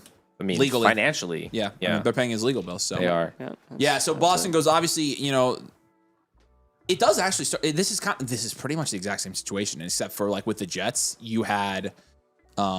You have a third guy. But you have a third guy in Cleveland too. You have yeah, you Harold have Fannin. Fannin. Crap. Yes, that's what I'm saying. Fannin, just as the bad. tight end was the guy there first. Now it's a little bit apples and oranges because obviously when you'd rather have Fannin there than like a Garrett Wilson in New York. Garrett Wilson's just better. But at the same time, Fannin drew a lot of targets last year from a quarterback he's going to play with again. And so you're talking about mouths to feed on an organization that's going to roll out non-ironically roll out Shador Sanders. I would bet Boston is the odd man out from a fantasy relevant production perspective. And here's the thing, Like, with his play that's- style, like the only way Right. he was ever going to be like actually like, hey, I'm going to start this guy every week, So if you got a good landing spot. and with volume and the volume potential here, like with Fannin, Probably not I gonna would be be throwing great. the ball to Fannin and Concepcion pretty consistently here. The good thing is Quinshon Judkins isn't going to get targets. Is But this enough to, Junkins. with the Concepcion pick, is it enough that you revisit the Fannin ranking and question whether he is too high because they this just is added legitimate 2 pass competition? catchers? Like, That's is possible. He, Yeah. Because I think Fannin is awesome. I really liked what I saw his rookie year. At the same time, like They played he was with nobody He was a last third year. round pick. He didn't really have any competition. It's a 1-year sample. Like, do we need to have some level of question of like, can he actually be the dominant target in this offense? Now you compare him to somebody like Tyler Warren. They both have 2. I mean, I guess I don't know for sure these rookies pan out, but they have 2 theoretically legitimate pass catchers alongside them. Now you're kind of getting back to the quarterback play, the offensive scheme, and just the talent, right? I had Warren not that far ahead of Fannin. I agree, you know. and that's why I'm like, Yeah. maybe you move him down a little bit from a volume, like from a crowded room standpoint. But again, if we're really going off of talent, Fannin's so talented. I think he really is a talented pass catcher. Like He is. I honestly think that Let's go off the lack of talent of the quarterbacks as well. Quarterbacks that are limited in what they're able to do generally tend to go for the guys who are easy targets in the short to intermediate game that find soft spots in zone coverage. And that generally is favorable for tight ends and guys like Casey Concepcion, who's a really, really crafty route runner. Yeah. So Here's maybe a bigger question, or not bigger, it's actually more of a micro question, but if we know Casey Concepcion played inside and outside in college, but he had a high slot rate for a couple years. If they're grabbing Boston, obviously he's a pure outside receiver. Does this kick Casey into the slot enough that it could actually impact Fannin's route share if they're kind of fighting for the same area of the field? I'm sure they're going to run 2 tight end potentially, sets. I'd be interested to see like what his route distribution was last year. it is, and it kind is of going like to be a totally different He offense. ran 40% in line. Well, at All right, one they're pick. gonna just push it. All right, there we go. Yep, thank you. Yep, let's go. The other concern that I have, and not the most surprising thing in the world that it's gone unmentioned, but Jerry Jeudy is still there, and I understand that he's not good, but he is still going to have. Coming from the guy that said Cedric Tillman was gonna make a difference. That's not what I said. I'm just kidding. But Jerry Jeudy's still there, and he's still going to get some usage in that offense. And it's Todd Monken's offense. Did he? I understand Zay Flowers had a good year and all last year, but correct me if I'm wrong, but I don't really believe Todd Monken has had a resounding success with wide receivers, and now he's got with Flowers. technically 3 of them. and Fannin. Yeah. And Shedeur Sanders. He, throwing I the mean, ball. he's had success with tight ends and a receiver like Flowers, and I think Concepcion could operate like Flowers. 100%. But there's just there's not a long track record of wide receiver success in that offense. It's one season of Zay Flowers. Yeah. It's no Greg Roman. And Wasn't the he way with the he Bucks was for doing a while though? I feel Yeah. like the wide receivers were productive when he was with the Bucks. Yeah. I think did that overlap with Brady or no? I Or don't was it think all it did. Jameis? I don't I think thought it did. Munkin was. I think it was Jameis. I thought Munkin was in college for. thought he was at Not that it Georgia. He was at Georgia, right? Who that also was didn't. after the Bucks. I think so. Yeah, It must- I think it was so Bucks, he was with the Bucks Georgia, before Georgia. Ravens. I got I you. don't know that it takes a genius to make Mike Evans and Chris Godwin productive, but So does this affect your draft take of Casey Concepcion at all? Like any percent? Not for me. no, not for me. I think he's better than Boston. He is, I think clearly. somebody was going to be out there regardless. I think Casey is good enough to command his own kind of full-time route share. I think if you put him on the field, he's going to earn targets. This just makes me think I might get a discount on him in some leagues. Maybe I don't know, maybe man. by a pick or two. Maybe, but again, we're getting to the point now where I'm starting to not really see anybody who could possibly jump him. Let's we've got the pick. Coleman Let's see the would be pick. the Yeah, only let's see the one, and he'd have Bengals. to go The early. Cincinnati Bengals have taken Cassius Howell from Texas A&M. So obviously, going defense there, smart thing for the Bugles. One of the most dysfunctional franchises I think I've ever seen. the Rest in Bungles. peace to the Chiefs pick that we actually did not name at all. Or Mason I don't Thomas. think we did. Or Mason Thomas. Yeah, that's right. Yeah. So this is the fifth ranked edge rusher in this class, which is again, it's a heavy edge rusher class, right? 6'2", 248 pounds. Again, played at Texas A&M, and drafted to the Cincinnati Bengals. So very fun. All right, who's up next? The Saints are on the clock. Man, they are flying on this 7-minute Yeah, clock. so probably gonna go defense here for the Saints. Can't wait for the Saints to take Chris Bell here. Right, that would be the. So I worst did thing. go back and look at Todd Monken just to put a nice bow on that. He was with the Bucks from 2016 to 2018. That was all Jameis, right? Yes, it Yeah. predates Chris Godwin, and then he was the Browns' offensive coordinator for a year, then at Georgia for 3 years, Baltimore for 3 years, and now with the Browns. Wasn't 2018 a big year for Godwin? I thought he was drafted in 17. He was drafted in 17. Was he? Yep. Yeah. My brain is a little bit fried. But it was Evans, pre-Brady. and Evans, I mean, obviously had 1,000 yards in 16. So, I mean, it was Evans and who was the other And guy there? 17 and 18 And 18, and yeah. 19 and 20. Yeah. They also had O.J. Howard, who had a very good season there. Yeah. So So, Fannin might be all right. OJ Howard had a good yeah, season. Sure. One. Yep. One. Yeah, he did. Yeah, he was technically, because he was a highly rated analytical prospect too. He technically he was a ended up being first-round hit pick. He is a hit. He was a first-round pick? He's a hit. So, because he had a All really right, good throw out season. the whole process if OJ Howard's a hit. I mean, he was. This guy had dynasty value. That was also back when dynasty was being played with, the newspaper and people were. An abacus. OJ Howard and Evan Ingram were two hot commodities back in the day. They were. I Around mean, I the same remember time. Evan Ingram. Ingram had a much more relevant career though. Like His yeah. rookie season was unbelievable, Yeah. and then the folling 4 years were like, He was like Stone always what Hands happened Ingram. to you? Yeah, Yeah. Stonehands Evan Ingram. Yeah. Yeah. So, I think it's fair. I think that's a fair analysis, though. Like, I personally, if anything, a good outside wide receiver is going to help a guy like Casey Concepcion. I mean, we talk about target adding competent guys that play complementary positions is not hardly ever a negative for the guy, unless it's like a very, very, very target demanding alpha X wide receiver, and that's not the case here. I don't think. I've not been a fan of Shedeur Sanders, and obviously no one's a fan of Deshaun Watson. But is there a tipping point where you bring in enough pieces to this offense where you start to get like kind of like one of these guys is going to start games, and like the more competent weapons there are, the more likely they could actually score fantasy points or like have a stretch of success that helps them gain enough value that you could flip them for a second or something. Like, is there a point in which you're interested in trying to sneak one of these guys onto your team? Yeah, Or yeah, I think so because again, I mean, Like we've quarterback, seen, you mean? we've Yeah, seen one of these quarterbacks, Oh, yeah. one of the quarterbacks. Oh, See, like I'm thinking, yeah, I'm leaning. I'm on not no. saying the Probably weapons. not. I mean, obviously I the think the weapons weapons, have value, yeah. but I mean, like, I mean, as like a quarterback 4, where you could like potentially, if he starts scoring points, plug him into your flex spot, super flex spot. Sure, but we'll roll it in for the Saints. Their pick is in. the pick's in. Yep. All right, let's do it. Saints have drafted defensive tackle Christian Miller from Georgia. Yeah, I think they were always going to go defense here. We're rolling, ladies and gents, but yeah, they go defense. The Miami Dolphins are on the clock, and the Dolphins did not take a receiver yesterday. they did not take a receiver. So who's available? Chris Bell, Elijah Surratt would be the Chris top two, I Brazzell. think, and then Brazzell. I think Surratt is looked at. I think Chris Bell and Surratt are looked at as by the NFL as the 2 top wide receivers on the board. We'll see about that, but I think that's my prediction. Personally. I don't know if the NFL likes Surratt. I think there are some who do, and I think Yeah. it's not necessarily like from a film standpoint. There's also like locker room stuff. Like he's a super intelligent player, and he's also a good locker room presence. So I think he's going to gain him some ground there, like where he lacks in separation and things like that.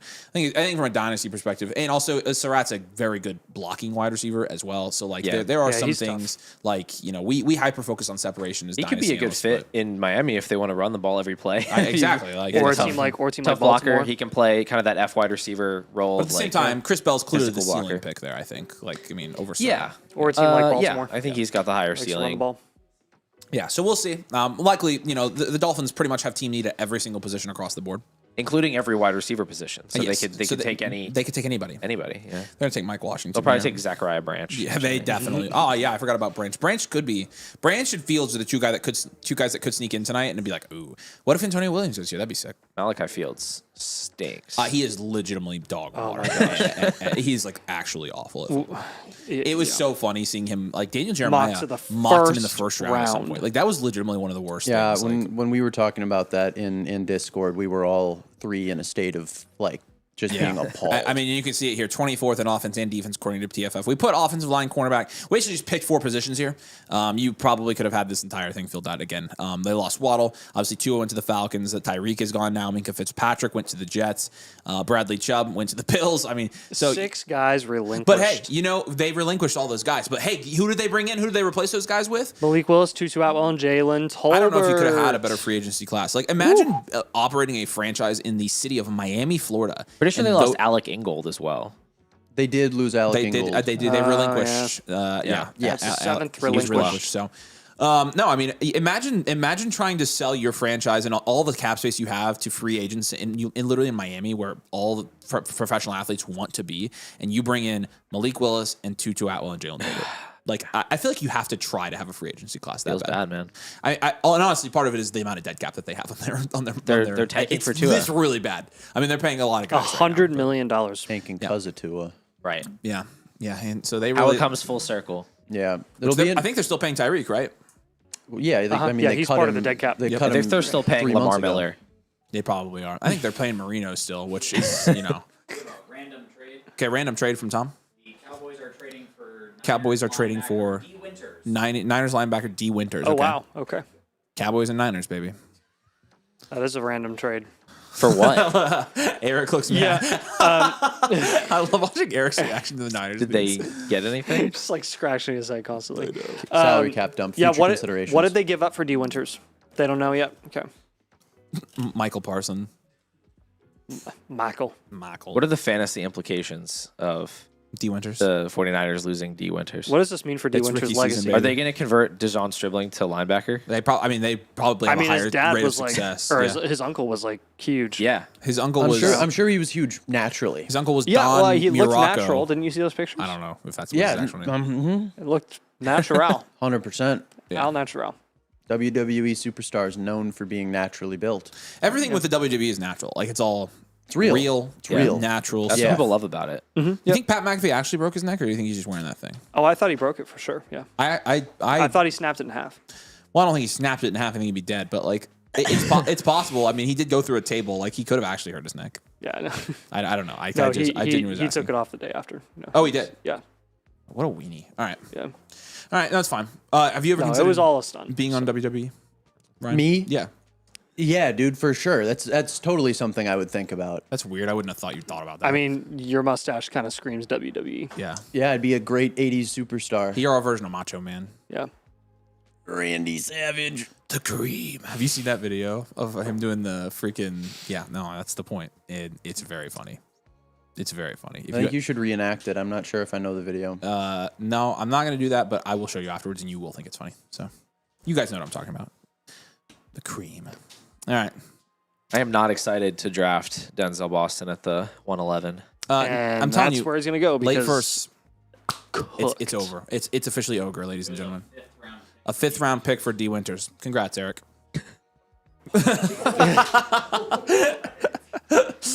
Eric is not happy over there. I'm going home early.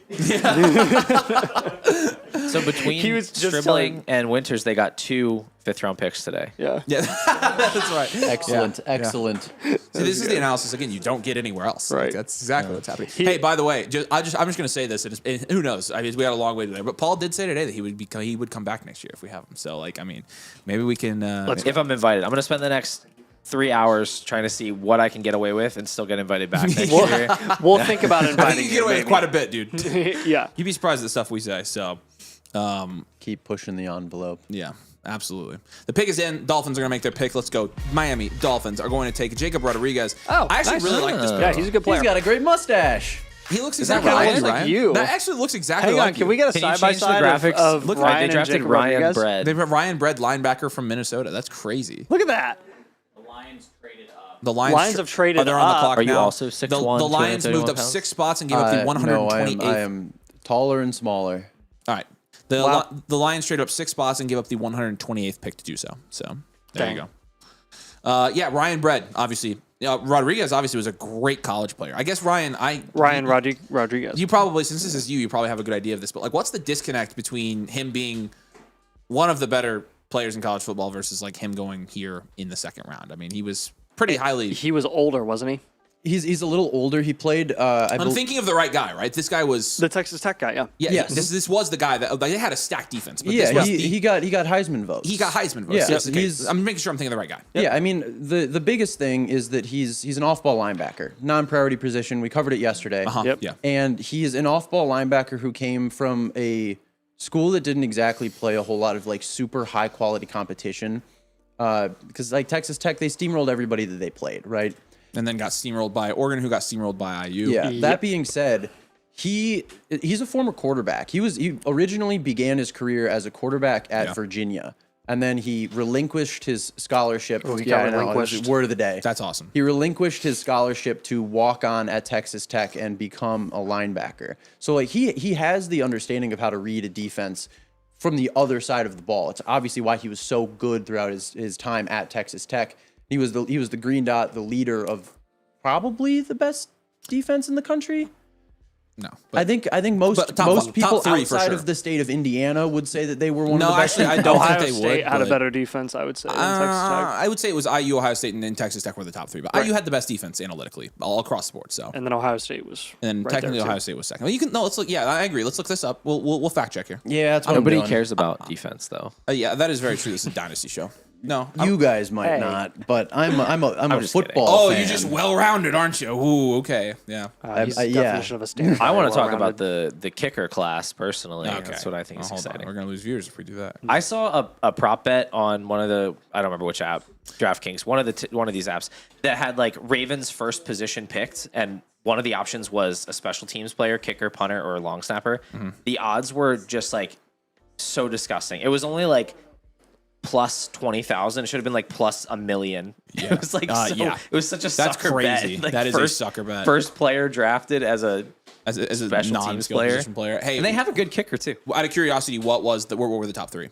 They were the 3 that we mentioned. It was Ohio State, Indiana, and then Is that Texas. did you do that based on points per game? It was on scoring defense. Yep. Okay, yeah, Yeah, yeah. I'm- I typically look at like the efficiency metrics, things like that. Like, but yes, that also works. Yeah, it was Ohio State 9.29, Indiana 11.07, Texas Tech 11.79, and then Toledo. Yeah. Emmanuel McNeil Warren. Yeah.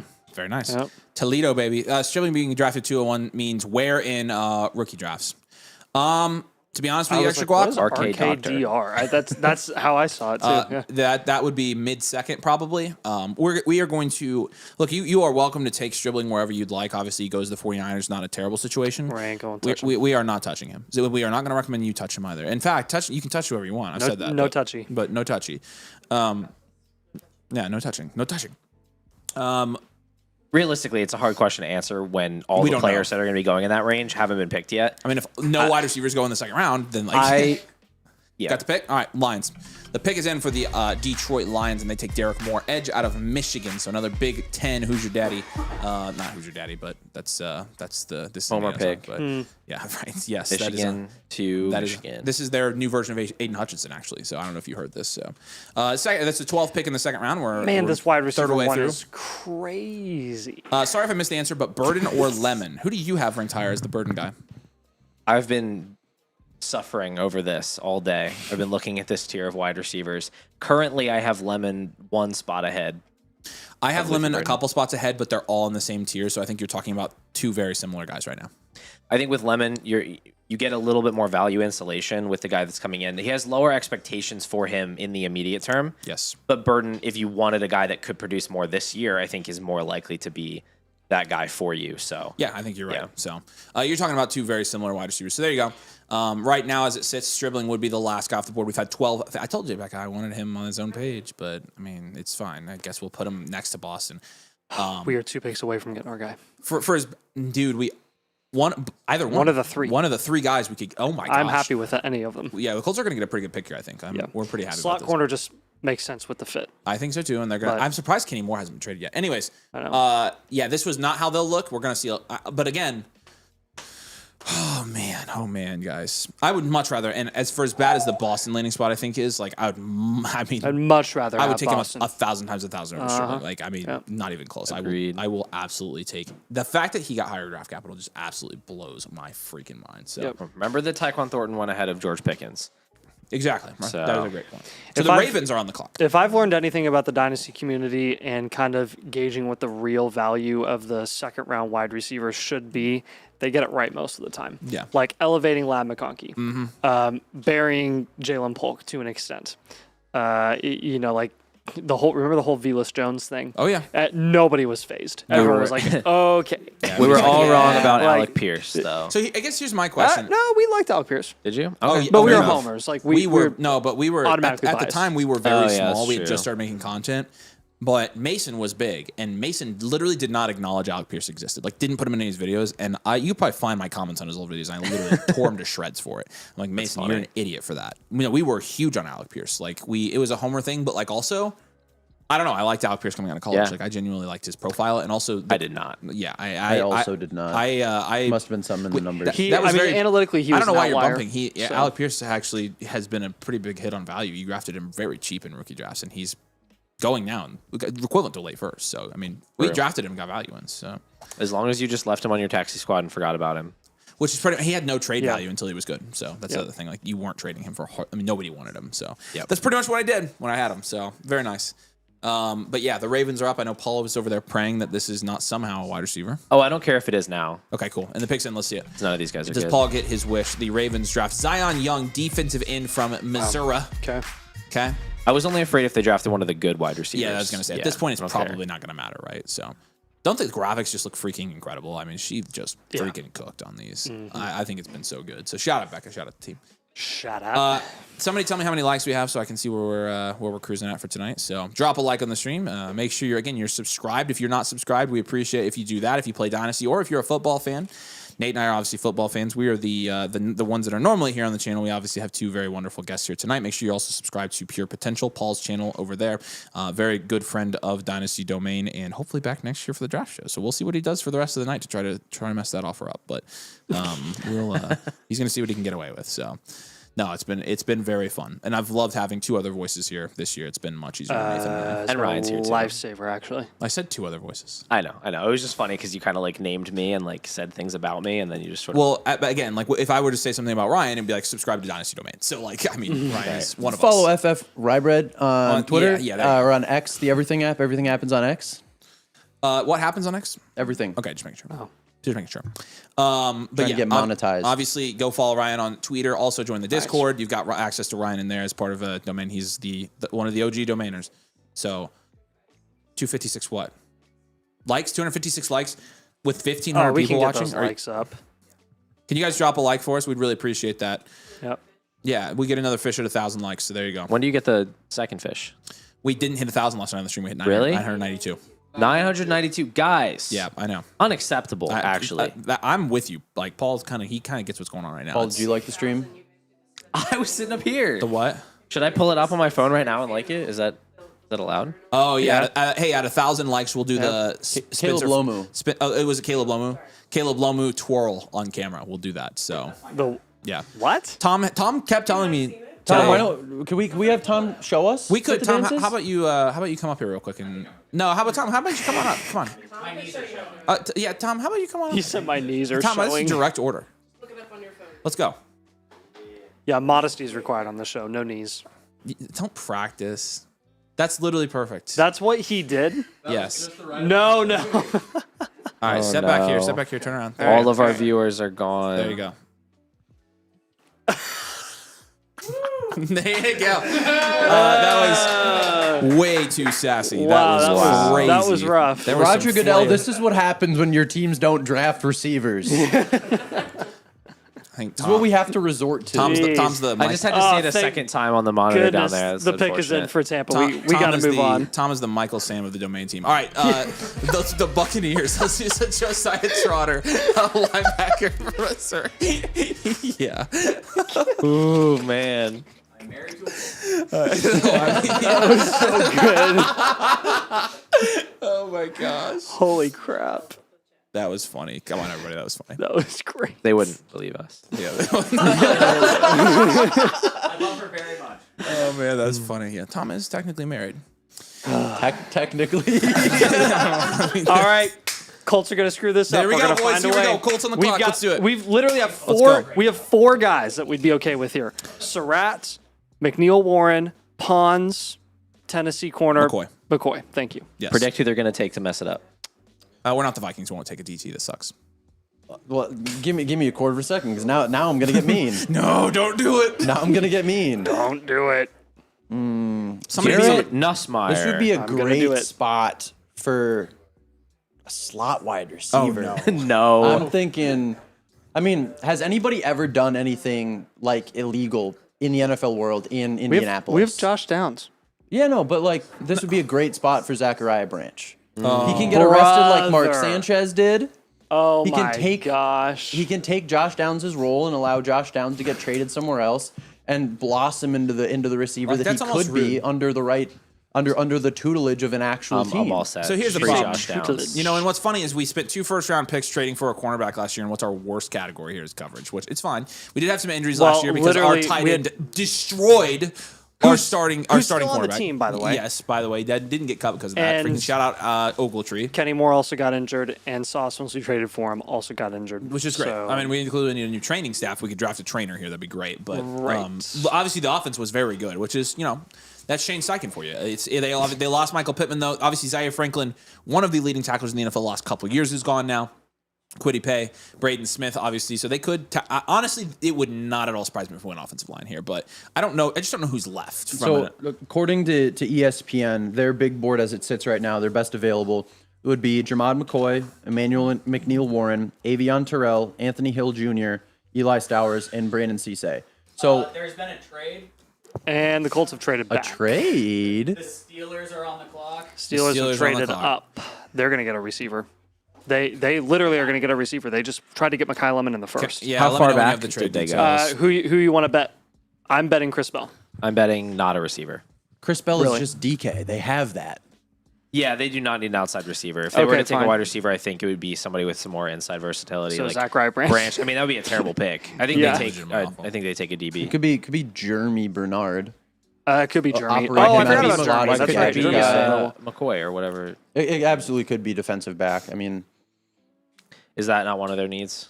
let's take a gander at the R Lads depth chart. They did sign Jamel Dean and Jaquan Brisker in free agency. They still have Joey Porter Jr. and Jalen Ramsey, so they probably won't go in the defensive backfield. I did see a little bit of talk this offseason about Alex Highsmith, so there's a chance they could trade him or cut him, I guess. Whoa, and that'd be crazy. go for Okay. edge. The here, Colts have maybe. traded back Oh, dang. 6 spots. Okay. There's been a pick swap in the irrelevant range 7th, and then they added the 135. That's It's pretty nice. that's not bad. I'll take that. They're saying it's good, but like, what if all 5 players you listed just go right now? Then it would suck. Yep. Yeah. And honestly, they probably don't even have most of those players probably aren't on the Colts radar because we're just homers. What if the Steelers Right. take Eli Stowers? But McNeil Warren and McCoy here. They're literally going to trade Kenny Moore. We Well, need the a interesting corner. thing is in the first round, the Steelers were one of the teams expected, or not expected, but rumored to be trading back into the first. Could this be where we see a quarterback go? Could this be your Garrett Nussmeier, your Carson Beck? I sure hope not. That would be so. That would be yucky. very That would interesting. be disgusting, man. ESPN as their team needs be good for listed you as guys. as Push quarterback, another guy down the guard, board. safety, and defensive tackle. So quarterback, I think, is totally within. Yeah, within no, I range mean it here. is, but at they're- the end of the day, I think it's going to be defense. If they're trading up to get a quarterback and they do take a quarterback, does that indicate there's another team picking soon that would also like It would have to who's be. up in the next 6 picks that would also want a quarterback? Is the Cardinals have a pick? Do the Jets have a pick? the Eagles. The Jets pick at 50, so they would be a couple picks away, but that's. Oh, that technically makes it possible. Yeah, because I mean the Cardinal or the Colts traded back. Now they're at pick 53. Yep. So they moved back those 7 picks and effectively jumped the Jets to do so. Yep. So this could be them saying, Garrett Nussmeier, come on down. Yeah, it almost certainly is not, but it's again probably going to be defense, which is pretty lame if you ask me. So take the Dynasty. Actually, I don't think teams should be allowed to draft defensive. No, I players. think it should be all offense. Let's see it. Let's get our thing. The Pittsburgh Steelers have traded up for Jeremy, all Jeremy right. Bernard. Okay, there it Wide is. receiver, nice call. I said it. I only named like 8 guys, so like They wanted You to were going to draft hit one Lemon. of them. I was gonna hit one of They them. wanted to draft Lemon in the first round, so that doesn't shock me that they That go they receiver went wide here in the receiver. second. Yeah, you're right. That So- probably should have been obvious. So, okay, so they take Jeremy Bernard. Yes. Look, he'll be fine there. He'll be fine. He's going to complement DK and Pitty. Okay, I mean, Very well, yeah. I think he'll complement them well. Yep. McCarthy will be creative with him.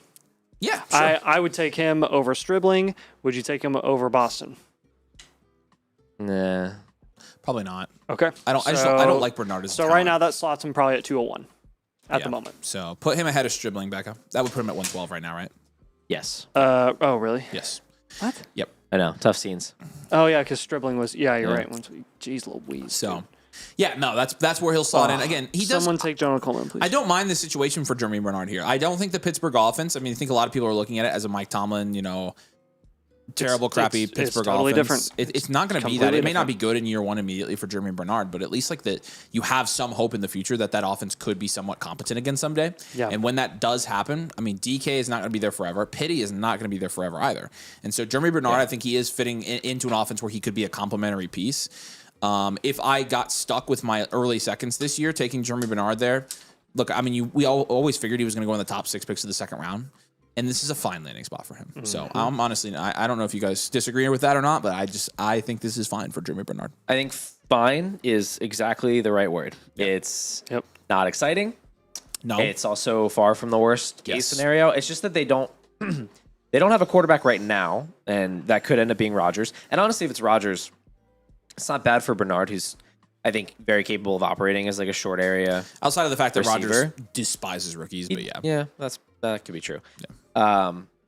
But it's just long term. Yeah. What does this team look? I just feel like the Steelers never commit to the rebuild or seem to have any idea of how to like secure a future quarterback. So I don't know if he's going to be playing with Will Howard next year or if they're going to draft somebody in day 3 here. It's honestly kind of malpractice how reckless they've been with the quarterback position, just waiting while Aaron Rodgers has been in limbo. I don't know why they let that man run run that organization. Like it is kind of ridiculous. I actually think that the Steelers have no idea what they're doing at this moment. But front office. but with that being said, Bernard not a terrible pick here in my opinion. So He's not a terrible pick, but at the same time, who's his head coach and his offensive play caller?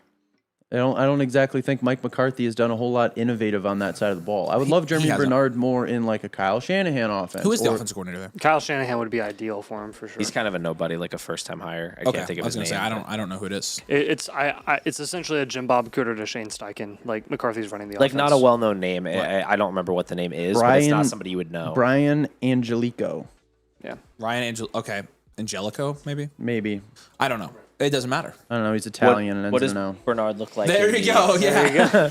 Say hello to used napkin. Can we assign actual receivers Yeah, no, let's to do this. these Okay. things? So who would be Penny here? Tolbert. Yeah, I agree with that. Okay. I think 2-2 would be the used napkin because it's like light and you know. And then the Pringle would have fluttery. to be Malik Washington because at least like Pringle, that's Yeah, no, you Pringle. Well, you could eat the the Pringle's the best. You could eat the Positive, Pringle. Yeah, yeah. yeah. No, that's actually really good. It's not going to fill you up. No, but and it's actually something. it's going to leave you very hungry still, but it's not nothing. So yeah, Malik Washington. Yeah, Penny's That's the told most obvious tank Not of all pictured time. Taj Washington. Yeah, in the absolutely. background somewhere. So It's the most obvious tank of all time. What The does Dolphins Bernard are look going like for in first the overall bakery? pick. So after putting in his draft capital, he is currently wide receiver 7. He lands in between Boston and Stribling. Shocker. I don't think Stribling, that is the fall continues. Yeah, he lands in the same tier technically as Concepcion Cooper Boston. But Actually? he's obviously lower than all. No, of but he's them. in the same tier. He is in the same tier. In the same bakery tier? Yes. Oh, the upside tier. Yes. Oh, I thought you said he was in the orange tier. No, that would be The Stribling. Stribling is. He's talking about Jeremy Bernard right now. My bad. Yellow is Cool. good. That's great. Um, That's great for It's- Jeremy. It's not Yellow, awful. like on a stoplight, means like you yeah, know, like not stop but not go. You know what I'm saying? yellow. I mean, I assume at this point you've heard about just the general hit rate of second round NFL wide receivers. It's And how it's the poopiest. we all kind of know that. Mm-hmm. That's Probably better than third round.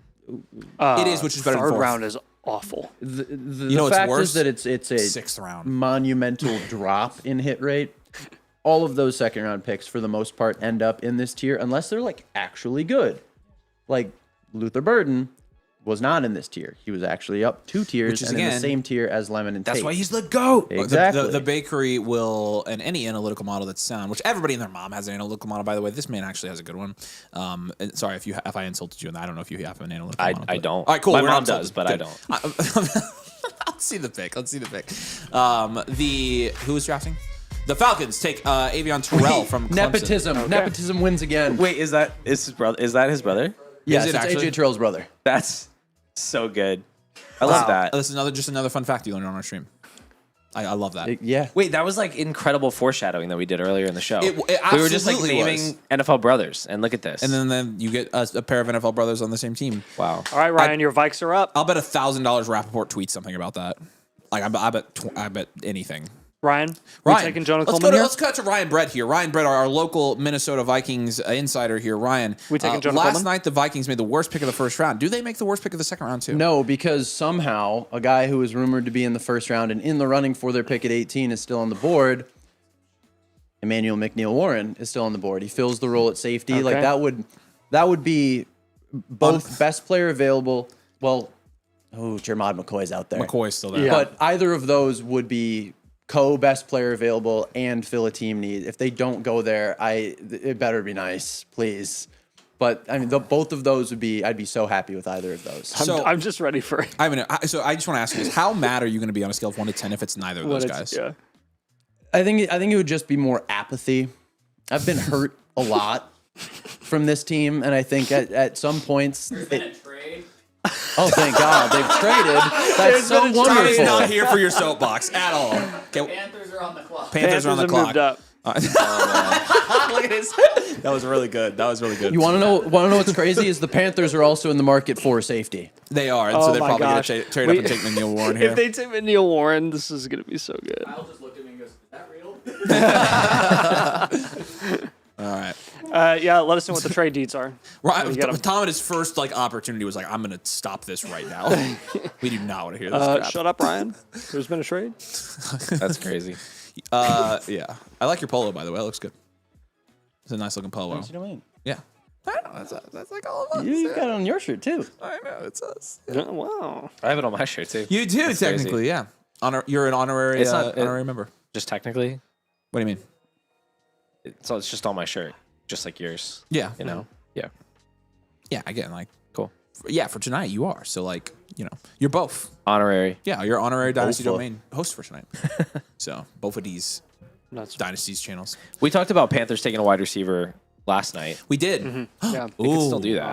More big board. peoples. The big board's yes. getting bigger. They love taking Larger board. Are we growing. sure we're gonna fill that out tonight? No, I'm not sure we're going to, dude. We are. We're going to. We're going to. All right, so the trade was 2 spots. They traded 2 spots back, Minnesota did, for 159. They gave back 196. These have been the weeniest trades. I'll Could- take moving up 40 could- spots for moving back 2. Could the Panthers take Chris Bell as the Charizard to Xavier Leggett to Jonathan Mingo They're just moving one rung So up the ladder. Charmander was Mingo. Or sorry, yeah. Or sorry. That would actually be. Yeah, Charmander Yes, was so Mingo. funny. Charmeleon would have been Leggett. Now we Yes. have Charizard. Okay. Yes. No. Could be. No, I'm just kidding. Yeah, it could be. I don't know. I think they'll go DB. That would be like DB safety. the cheapest Charizard card you could ever pull, probably. But yeah, It would be so funny if they drafted another like absolute. just another one of those like track athletes If- at receiver. that would be very fun. And another offensive skill player coming off an ACL tear. So it worked really well with Jonathan Brooks. Yeah, no. I mean, if the Panthers have learned anything, like second round picks with ACL tears, that's the way to do it. Yep. But hey, Brooks has rebounded in value a little bit recently, so who knows? We'll see. Nathan had him buried until last night. I'm intrigued. Who did I have buried? Jonathan Brooks in your rankings. Oh, He was yeah. in the Shadow Realm. He was in the Shadow Realm. Yep, he was. So That's my turn. where'd you get those pants? I don't know. Pants store. Probably Target. Where'd you get yours? Target. Nice. Oh, so you followed my. Yeah. I think these are from Kohl's. They nice Okay. and stretchy for That's you. a little bit higher end, but yeah. No, they're not really stretchy, but they fit. So My pants are from Lululemon. So Ryan is the Michael Sam of the domain. Actually, I just realized that. So you guys can co-share that title, actually, which kind of makes a lot of sense when you think about it. So, all right, Lululemon actually does have some good stuff, though. Especially for somebody who works in office, passes dress pants. I mean, you must work at a pretty fancy job to be shopping at Lululemon, huh? Pretty expensive stuff. Every time I go in there, I'm disgusted because Savannah likes stuff in there, but I'm like, I go in there and I'm like, okay, I like these sweatpants, and I'm like, okay, I don't like them. All right, picks in. Let's do it. Of course you do, Tom. Tom, you also get You're doing pedicures Panthers. and manicures. Lee Hunter, defensive tackle from Texas Tech, another Texas Tech Hardly defensive know guy. him. So many Texas Tech guys. It's true. We've seen so many Texas Tech guys. Hardly go off know the her. board. It is so. This honestly speaks to. Can I just give Oh, the Jets are up. How much you want to bet they're going to do something stupid? I- They're going to take like Jonah Can I- Coleman. can I- Drew Allar, come on down. Can I push my agenda here for a second? Have you noticed how many Texas Tech defensive players have gone off the board? Yes, Quite a few, right? Dude, that's what I just said. Can I make my point, Okay. Dipwad? Yeah, sure. My point was, how many IU defensive players have gone off the board? Hashtag Bryant Haynes, hashtag Kurt Signetti. Hashtag we're literally going to cry when Bryant Haynes and Never Bryant Haynes is gets going to that be a coaching great head job. coach in college football. Yeah. But that's called coaching, right? Please there, ladies and don't stay in the Big Ten. gentlemen. Yeah, no. What if Minnesota hires Haynes? Ryan would torture us. I would my literally gosh. die. I'd literally die. I find it very funny that no Indiana players are drafted, but that's a positive. And if there were a bunch of Indiana players drafted, that also would have been a positive. It's a win-win. Position yourself in an unbelievable spot here, Ryan, gentlemen. Ryan, you were Unless so they below get us drafted to because the we Jets, just won a in which national case championship. we do not like that. No, we don't like the Jets. See, here's the thing, Ryan. I don't know if you know this or not, but We won a this national is- championship. We won a national championship, and it's actually Nathan and I are the hosts of the show. Generous use of so the word we can we. pretty much spread propaganda in any way, shape, or form Yeah. that we find necessary. 100%. Yeah. And the Vikings suck, so I don't really want to hear it. That's so true. And you're a Minnesota football fan because you went there, but then you're like, oh, Notre Dame, though. I love Notre Dame. Okay. I grew up a Notre Dame fan. Oh, man. I'm sure you did. Oh I'm my sure you did, gosh. Ryan. I'm sure you did. I'm sure. Wow. My parents went there. Okay. We'll see. Yeah, no, Becca made a really good comment. There is no Vikings merch here. I've noticed that. Yeah, it's very hurtful. Yeah, you notice every Vikings card we get, every Minnesota card we get, gets immediately shipped out of here to you. Do you think that's on accident? There you go. Shut up, Tom. Actually, we do That's have, pretty we nice. do have some By Patriots accident. merch up there on the shelf. I don't know if you can see it in the camera, but that to me looks like Tom Brady getting sacked. Who's that signed by, Nate?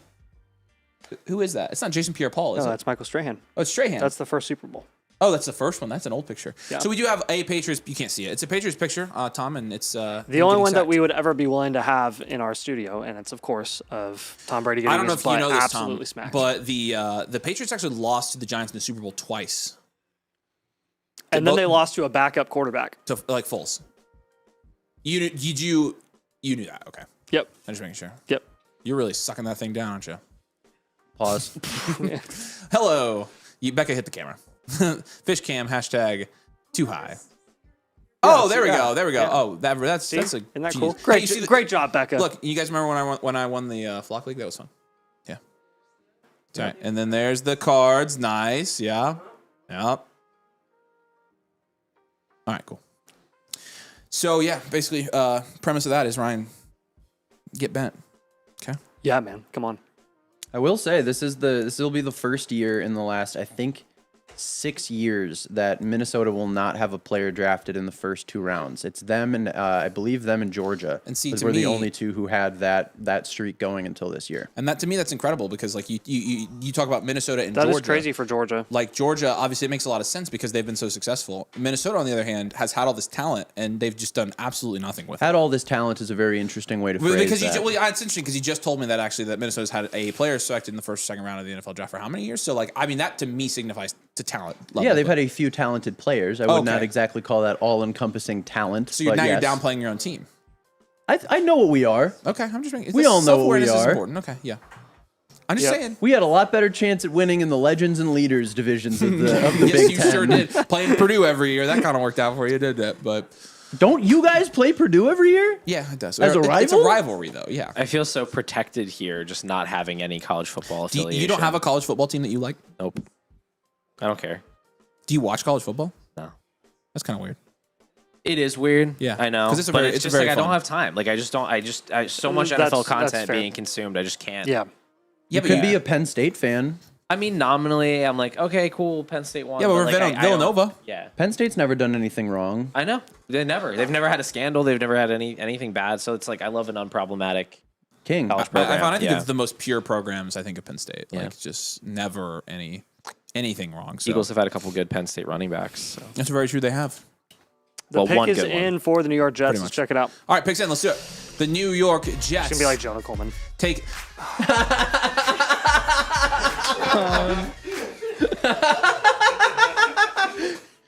This is what you deserve. This is what you deserve. Big sad.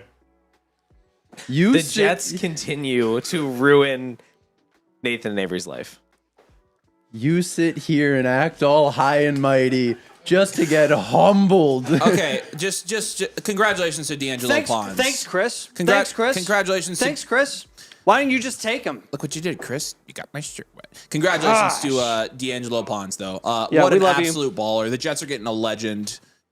Obviously, a little bit undersized, but I mean, I think that he is going to be an absolute freaking rocket in the NFL. Small, but hits as hard as freaking crap.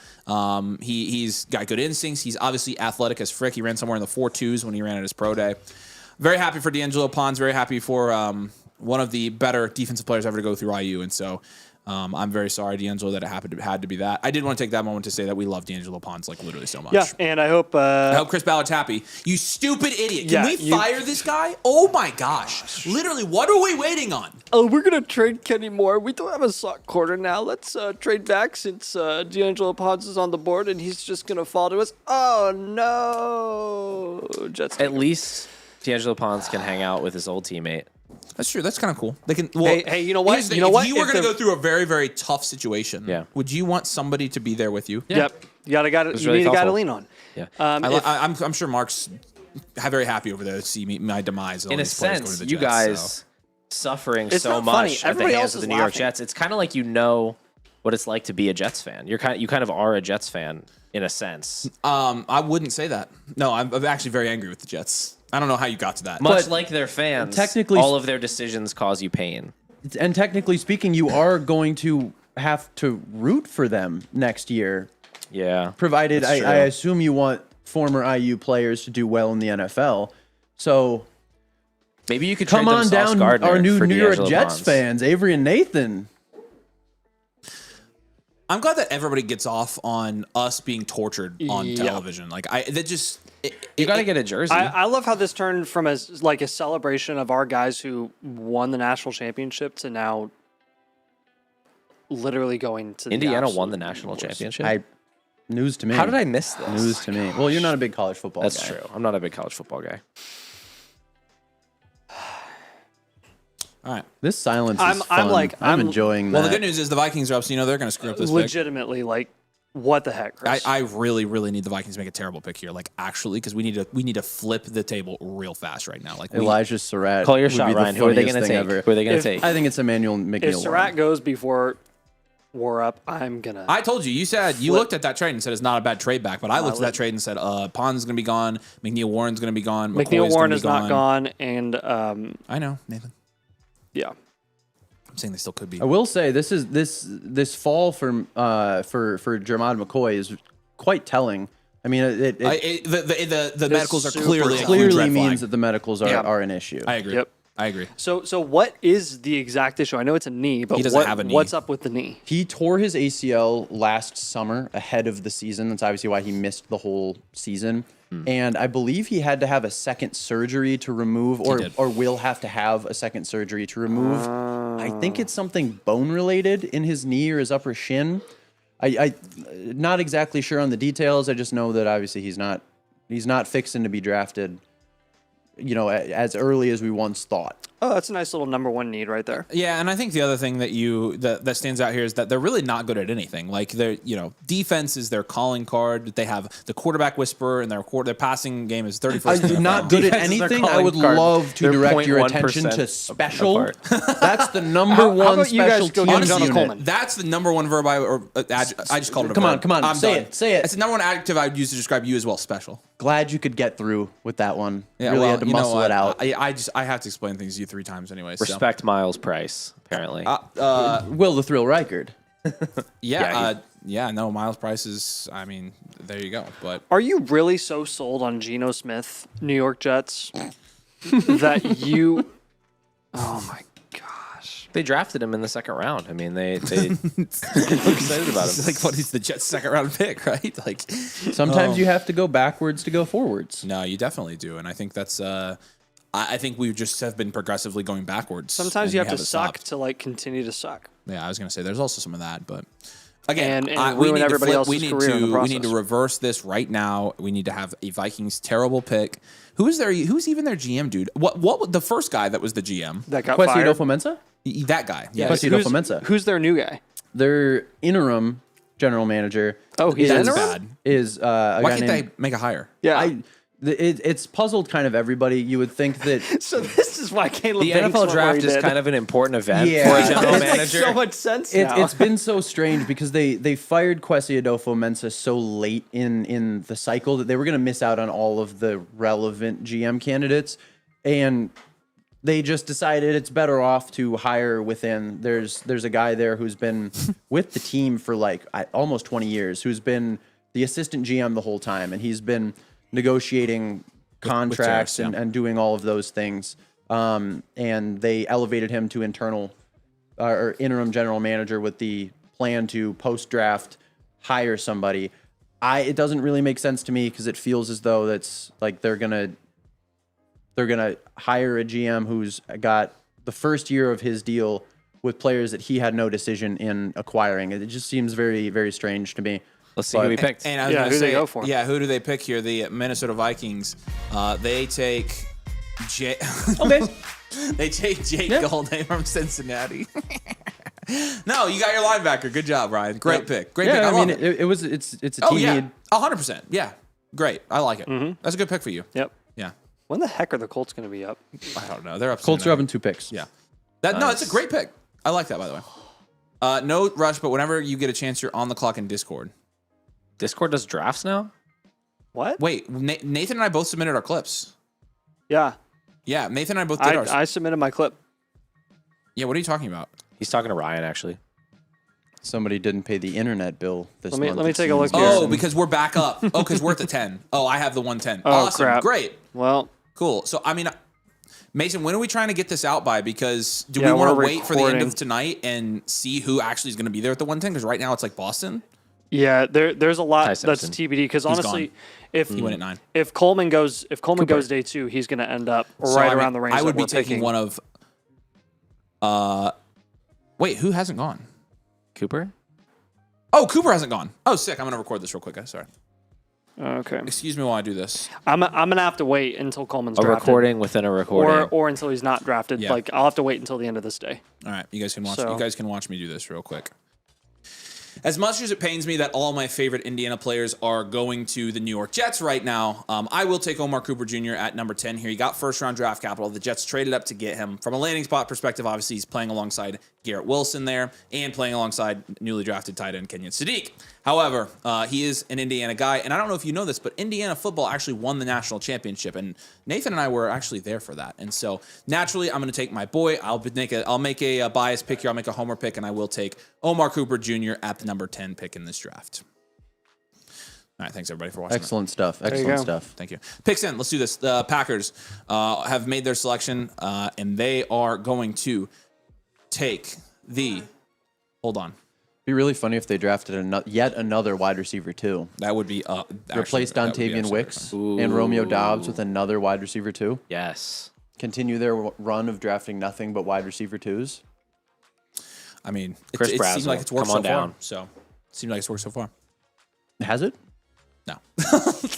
I'm glad Cooper was A available. lot of Your guys, pick man. sucks. Still no Stowers. Still no Chris Bell. Still no Brazzell. And we're at 19, man. I know. We're moving through the second I'm telling round. you, this is like my forecast from earlier. Remember the forecast? It's a little rough right now. It's pretty rocky at the moment. So. Yeah. I just, No running backs. I know. Our only hope is Coleman, and honestly, the odds that he goes third round is pretty high. I don't. I'll take third round. Like if he even goes day 2, is what I'm saying. I don't even think Coleman is going to go day 2 at this point. So, I mean, Washington could. Like Washington. Which again, woof. Actually, that's who you're going to end up taking at the 111 probably. Coleman is just better than Mike Washington. True. Like Straight up, Straight up, he he's is. better than him. I would think an NFL So- team would see through the athleticism mirage and like look at he's Coleman as a such a pass good protector, pass and be protector. like, oh, this guy would help my quarterback. But maybe I'm I just think stupid. it's so dumb. I don't know. Maybe I'm just stupid. If the Colts trade back, then I'm gonna lose my ever loving mind here. I'm just saying. I don't know who. Oh, actually, back, it's a 2. it's a 2. We're gonna trade back. It would be a very Ballard thing here when the Colts are up to take McCoy. Yes, He they is absolutely take got injury guys all Let's the do time. it. Packers. Here we go. The Green Bay Packers select Brandon. Is it Cisse? Cisse, right? Cisse. Cisse. Oh. Cisse? Seesaw? Do you seesaw? Did you seesaw? Seesaw? So cornerback 5 here, according to PFF. 6 foot, 189 pounds out of South Carolina, goes to the Green Bay Packers. The Indianapolis Colts are now on the clock. All right, So, Serrato McCoy. That's Here we the go. only 2 picks that I'm happy with.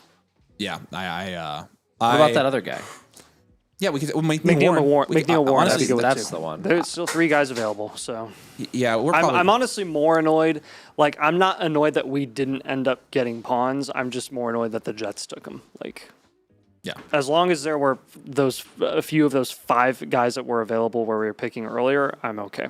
Yeah. But we better take one of those 3 guys. Yeah, we'll see. Who do we have up after the Colts? I think it's going to be a Next freaking handful edge, of but picks. whatever. After the Colts, your Eagles, and the Chargers, the Jags, and the Bears. Okay. Oh, my. Yeah. Okay. Jags, don't take a running back, please. That's very Facial possible, Tootin. by the way. It's very possible they take a running back. I don't believe it. Draft. I don't believe it. I think they constructed their running back room exactly the way they wanted it. Chris Rodriguez and Bashal Tootin. Yeah, well, if you look, I mean, And teams, LaQuinn Allen. teams really only have 3 active running backs, right? We know that Tootin is going to be on the team. They've talked him up a ton. And they paid Chris They Rodriguez. paid Chris Rodriguez $6 million a year. money Well, they that's did the like- same thing with Algier in Arizona. Yeah, but he's going to be He's still going to be in on the the rotation. team, and Rodriguez is going to be on the team. And LaQuinn but Allen Connor is Benson. genuinely one of the best pass protecting running backs. He has a set role as a long down and distance guy.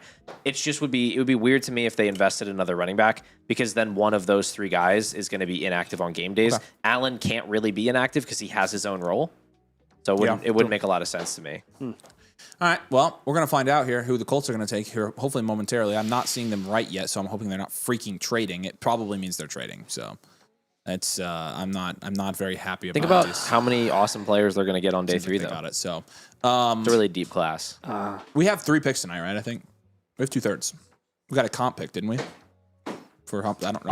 I'll take a look. I don't remember who for, but Let me- we got let a me- comp pick for somebody. Let me do some research here. Colts. Yeah, I'm pretty sure we have 2 third-round picks, but for as much as I make fun of Ryan for the Vikings, I mean we're Colts fans. So, although we do have the Super Bowl that we won right behind us, so Nice. we have that. Oh well, I have 0 connections. Yeah, well, use the Wi-Fi. I told you you can use the Wi-Fi. Oh yeah.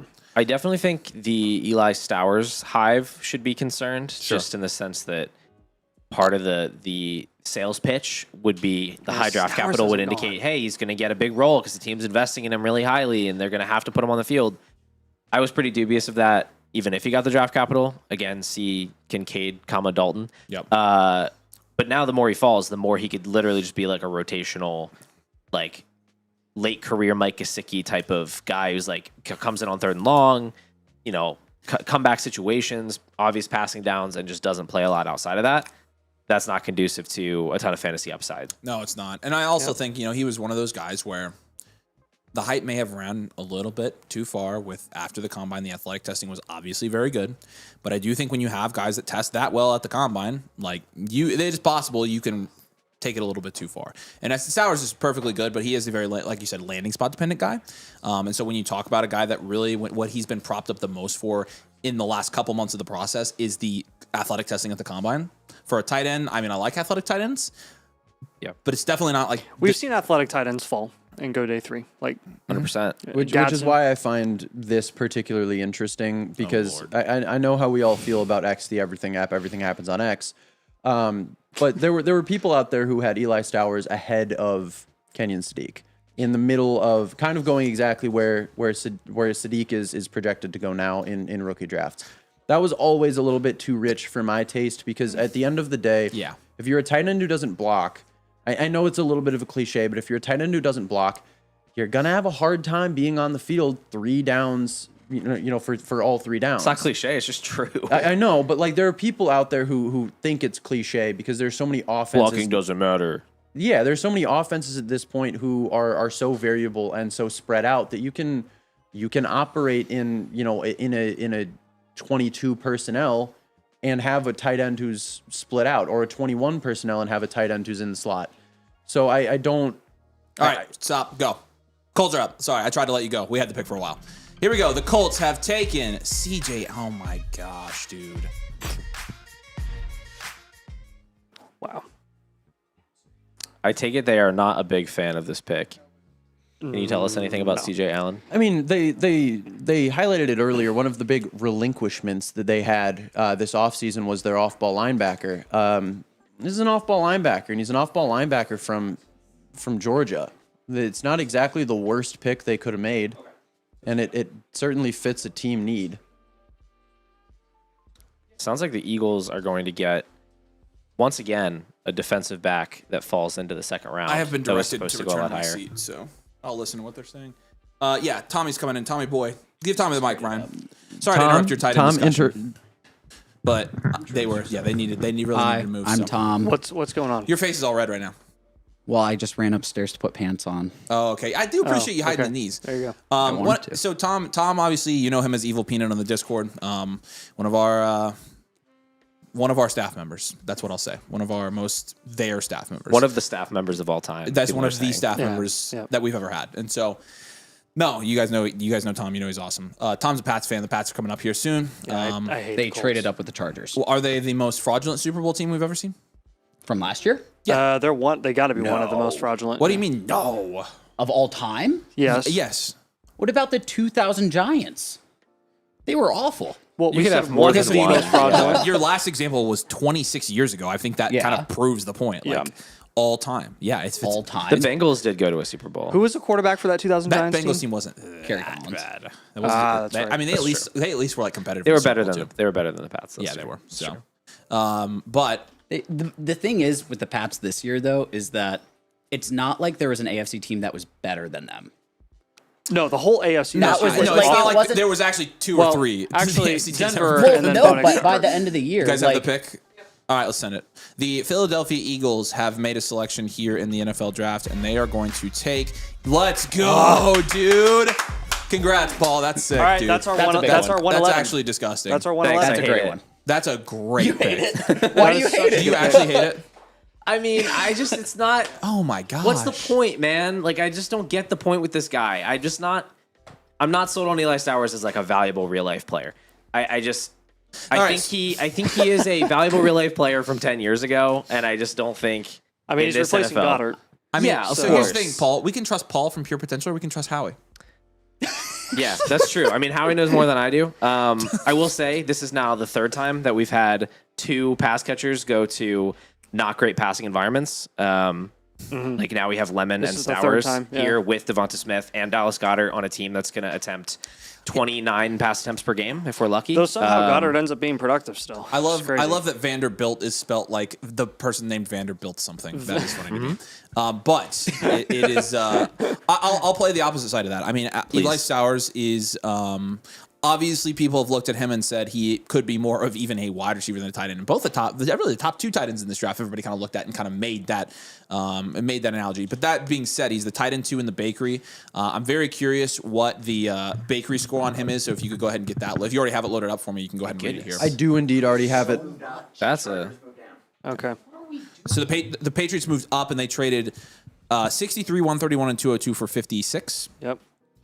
55. 55. Dang. Yeah, that is a weird looking 5. Go ahead. Sorry. Yeah, Stowers. so with going 54th overall, Eli Stowers, he is obviously going to be the tight end 2 in this class, and Sure. he ends up in that elite upside tier with Kenyon Sadiq, weirdly enough. Wow, in the same tier. He is Analytically, a good prospect. So like, he is admittedly at the lower end of the tier. I don't think that comes as a surprise to anybody, but again, that tier has historically proven to be a fairly decent landing spot, and if you're going to take Eli Stowers, you know that he is not going to be he's not going to block for you. Sure. If you only draft him knowing how you're going to use him. right. So under that Gotta premise, Is there's some optimism. Is this the Pats picking here? It's the Pats Pats. are Okay, picking. sorry. All right, here we go. Tommy, here we go. Well, here we go, buddy. Good luck. I hope it's Jackass. All right, here we go.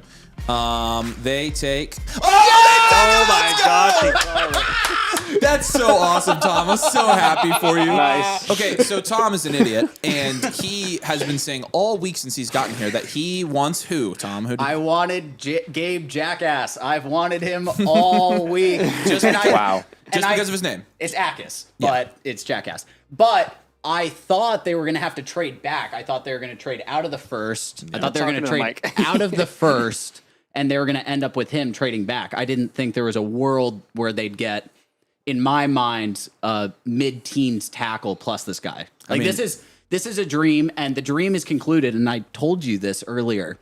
If they take Oscar Delp in the third, then it is the dream. You will have had your dream draft. It's the 'Cause you dream literally, draft. You've been talking about this guy the whole time. I'm thrilled. I'm actually impressed that they took him, and you have literally been on this. I can't believe they traded up twice in I'm the actually, same draft. I'm actually kind of annoyed too. So I'm happy. I know you are. I'm I don't shocked. like seeing you happy. So, all right. amazing. Yeah, Thank we're you. over I here. am happy for you. Everybody, give it up for Tommy. Good job, Okay, Tom, let's go. You got your jacket. Can we talk about Eli Stowers some more? Yes. No. I definitely right. want to go back to Stowers, and we need Yeah. to add him in, and he's probably going to go into 111. We said right.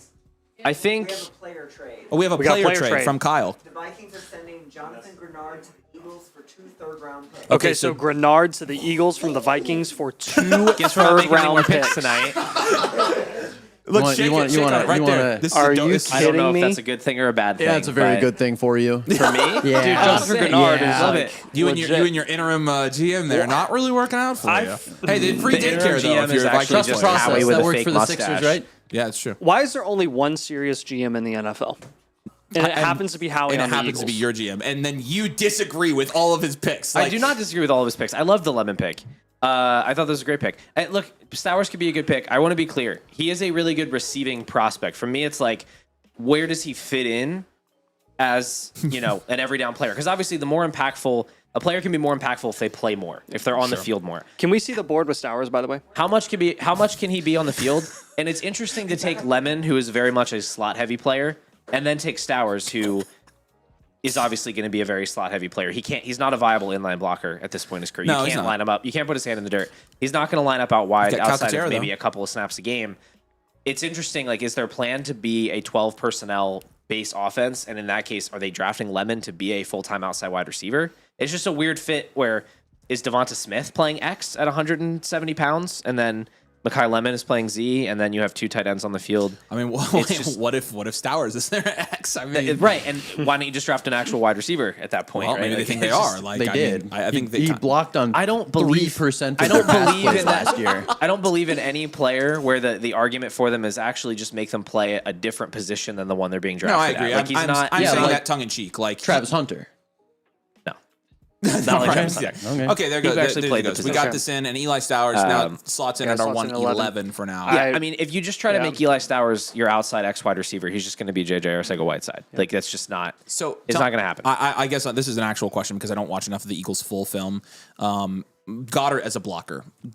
top. Generally, really good. I think. Really I good, mean, okay. he may have taken a. It's possible he took a step back at that last year. I mean, he's getting older. He deals with a lot of injuries. He's 31 at this point. But he has been a very good blocker. I love how the no reacting from you guys lasted 5 seconds. Gone and out the window. Tom has just been jumping at every pick. So Right. Excited about you just need to stop doing that because I'm gonna kill you if you don't. Yep. But That's threat number 2. yep. What? Grenard, 4 years, 100 and what? I guess this $100 guy's million. good, huh? 50 guaranteed. I'm 50 million guaranteed. guaranteed. Saves the Vikings 34 million cap space. There you And go, they- Ryan. and 34 million in cap. They needed it. Wow. We were in cap hell. So There you go. well, I think they just call it hell when you're just that bad. But Win, dude. that is good. yeah, You yeah. got the cap Gabe relief, Jackas. and we got apparently a good I would linebacker. not call it a win. I'm not Okay. the biggest fan of this trade. That is, I mean, that's a huge, that's a huge trade. I love operating under the procedure of big trading picks for proven commodities.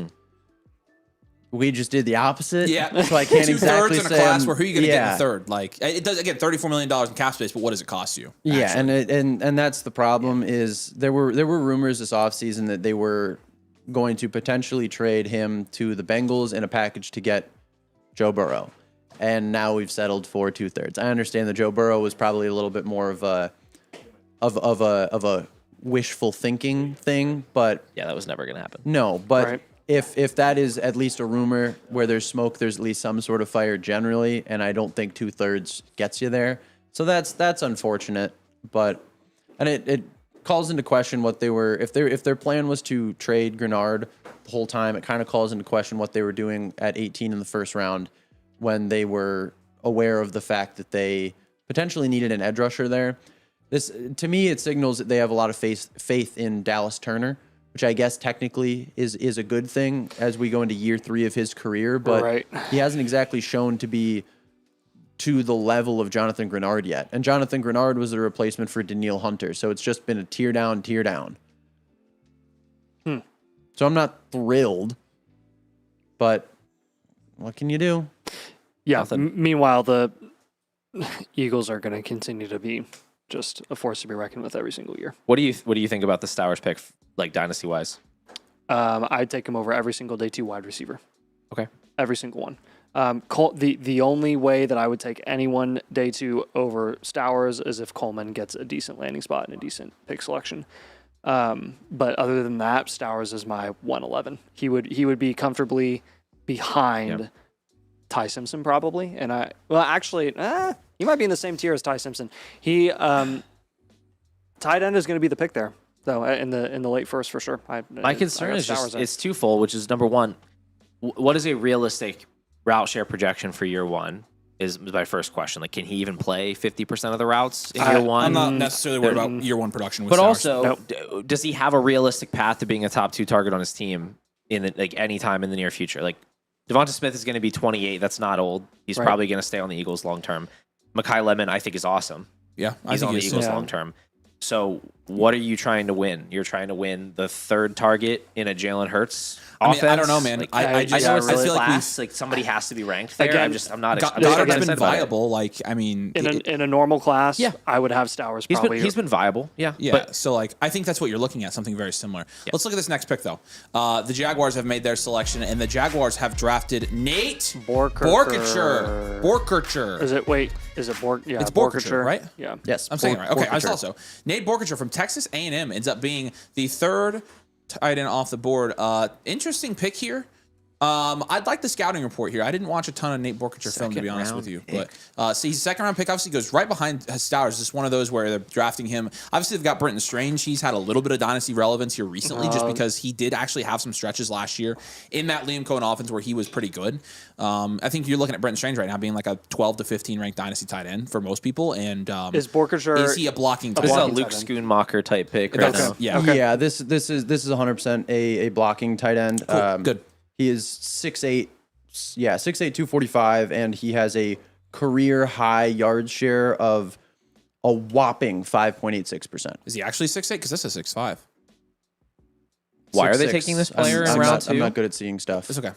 I mean, it's that's a no good different question. than, it's The no NFL's different than weird Tip with blocking Ryman tight ends. being taken a couple years ago by the Cardinals in the second round. Tip Ryman. Yep. Yeah. No, I agree. This is like both of those statements are true. Why are they taking him now? But then, as Nathan said, the NFL is very weird with tight ends. It's not uncommon to see blocking tight ends go this early, and so No, and you saw it. I believe last year, Buffalo drafted Jackson Hawes from Georgia Tech, and he immediately became one of the best blocking tight ends in the 100%. NFL, and he did not leave the field. it's an extra alignment. Like I mean, Yes. you, Right. you talk about the importance of offensive line and being a and premium if position, you're a team who doesn't especially have tackle, right? I mean, And if you're a team who doesn't have like a truly strong run game, adding an extra tight end like this to your offensive line is going to help in massive ways, because as much as you love Bashal Tootin, Oh, I love him. he's no Cam Scatterbo, and he's no What's that Bijan supposed to Robinson. mean, dog? He's not Did good. you just list Cam Scatterbo and then Bijan Robinson together as a way of like naming good running backs? Hey, I'm just, I would expect that from Nathan. I I'm would just, not I'm expect that just from cheering you. on up. What do you to- mean you expect it from me? The Cam Scatterbo guy. Oh, Yeah. okay. I was like, that was kind of insulting. No, I agree. Are you some kind of Bashal Tootin weirdo?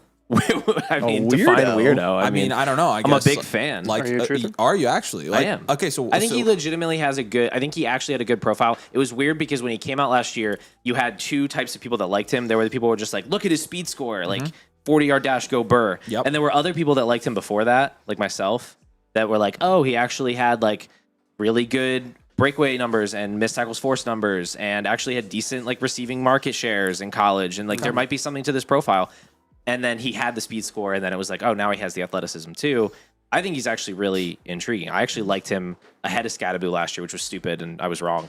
But I mean, they went chance back to be back, redeemed. so. Yeah, they chance did. to be redeemed. Well, I meant in rookie drafts, like once they were drafted. Oh, I got you. I liked the Okay. spot in Jacksonville more because I thought with Cohen coming in, like it was an unsettled. It was a new regime, so like ETN hadn't been that effective. Yep. He Yeah, had I been thought the injured a same- I lot, thought and the I was same like, thing. he could take over that backfield. Whereas I thought the Giants were just going to suck, and Yep. and there wasn't going to be upside. The point is, I think Tootin has a really legit shot to be pretty valuable this year. No, that's good. I think he is though. I think he's an upside shot, and I think that it's far from a guarantee that he's going to get enough volume to be a like legitimate fantasy reliable guy. I think it could very easily be like a JCM Eckler. But Chris Rodriguez I think sort he of has. thing I think he again. has upside. I But- think he does have some he does. qualities that if you did watch his tape before the combine last year, like you did see that as well. And there Yep. were some of those people, and so kudos to you for being on that early. But yeah, I don't really feel that strongly about Bashal Tootin one way or the other. I do think that that's going to be a pretty split backfield there, and so if Tootin gets the red zone carries, I feel a lot better about it. But at the end of the day. They take Borkercher, and we have our next pick as well. The Bears they have made a selection here. The Bears have actually been surprisingly competent recently. Bears. Thieneman was one of the better picks yesterday, and they take Logan Jones, center out of Iowa. Who's their center right now? They traded for Garrett Bradbury from the That's right. Patriots because Drew Dahlman retired Yeah, right after yeah, the like offseason, literally. and they were the fans were very upset about that. I gathered that, and so this kind of makes sense here for Logan Jones. But again, we are now. I think the Browns are going to take another weapon here. No, I mean that would be Please no. no. Browns and the Jets. So McNeil Warren's still on the board, right?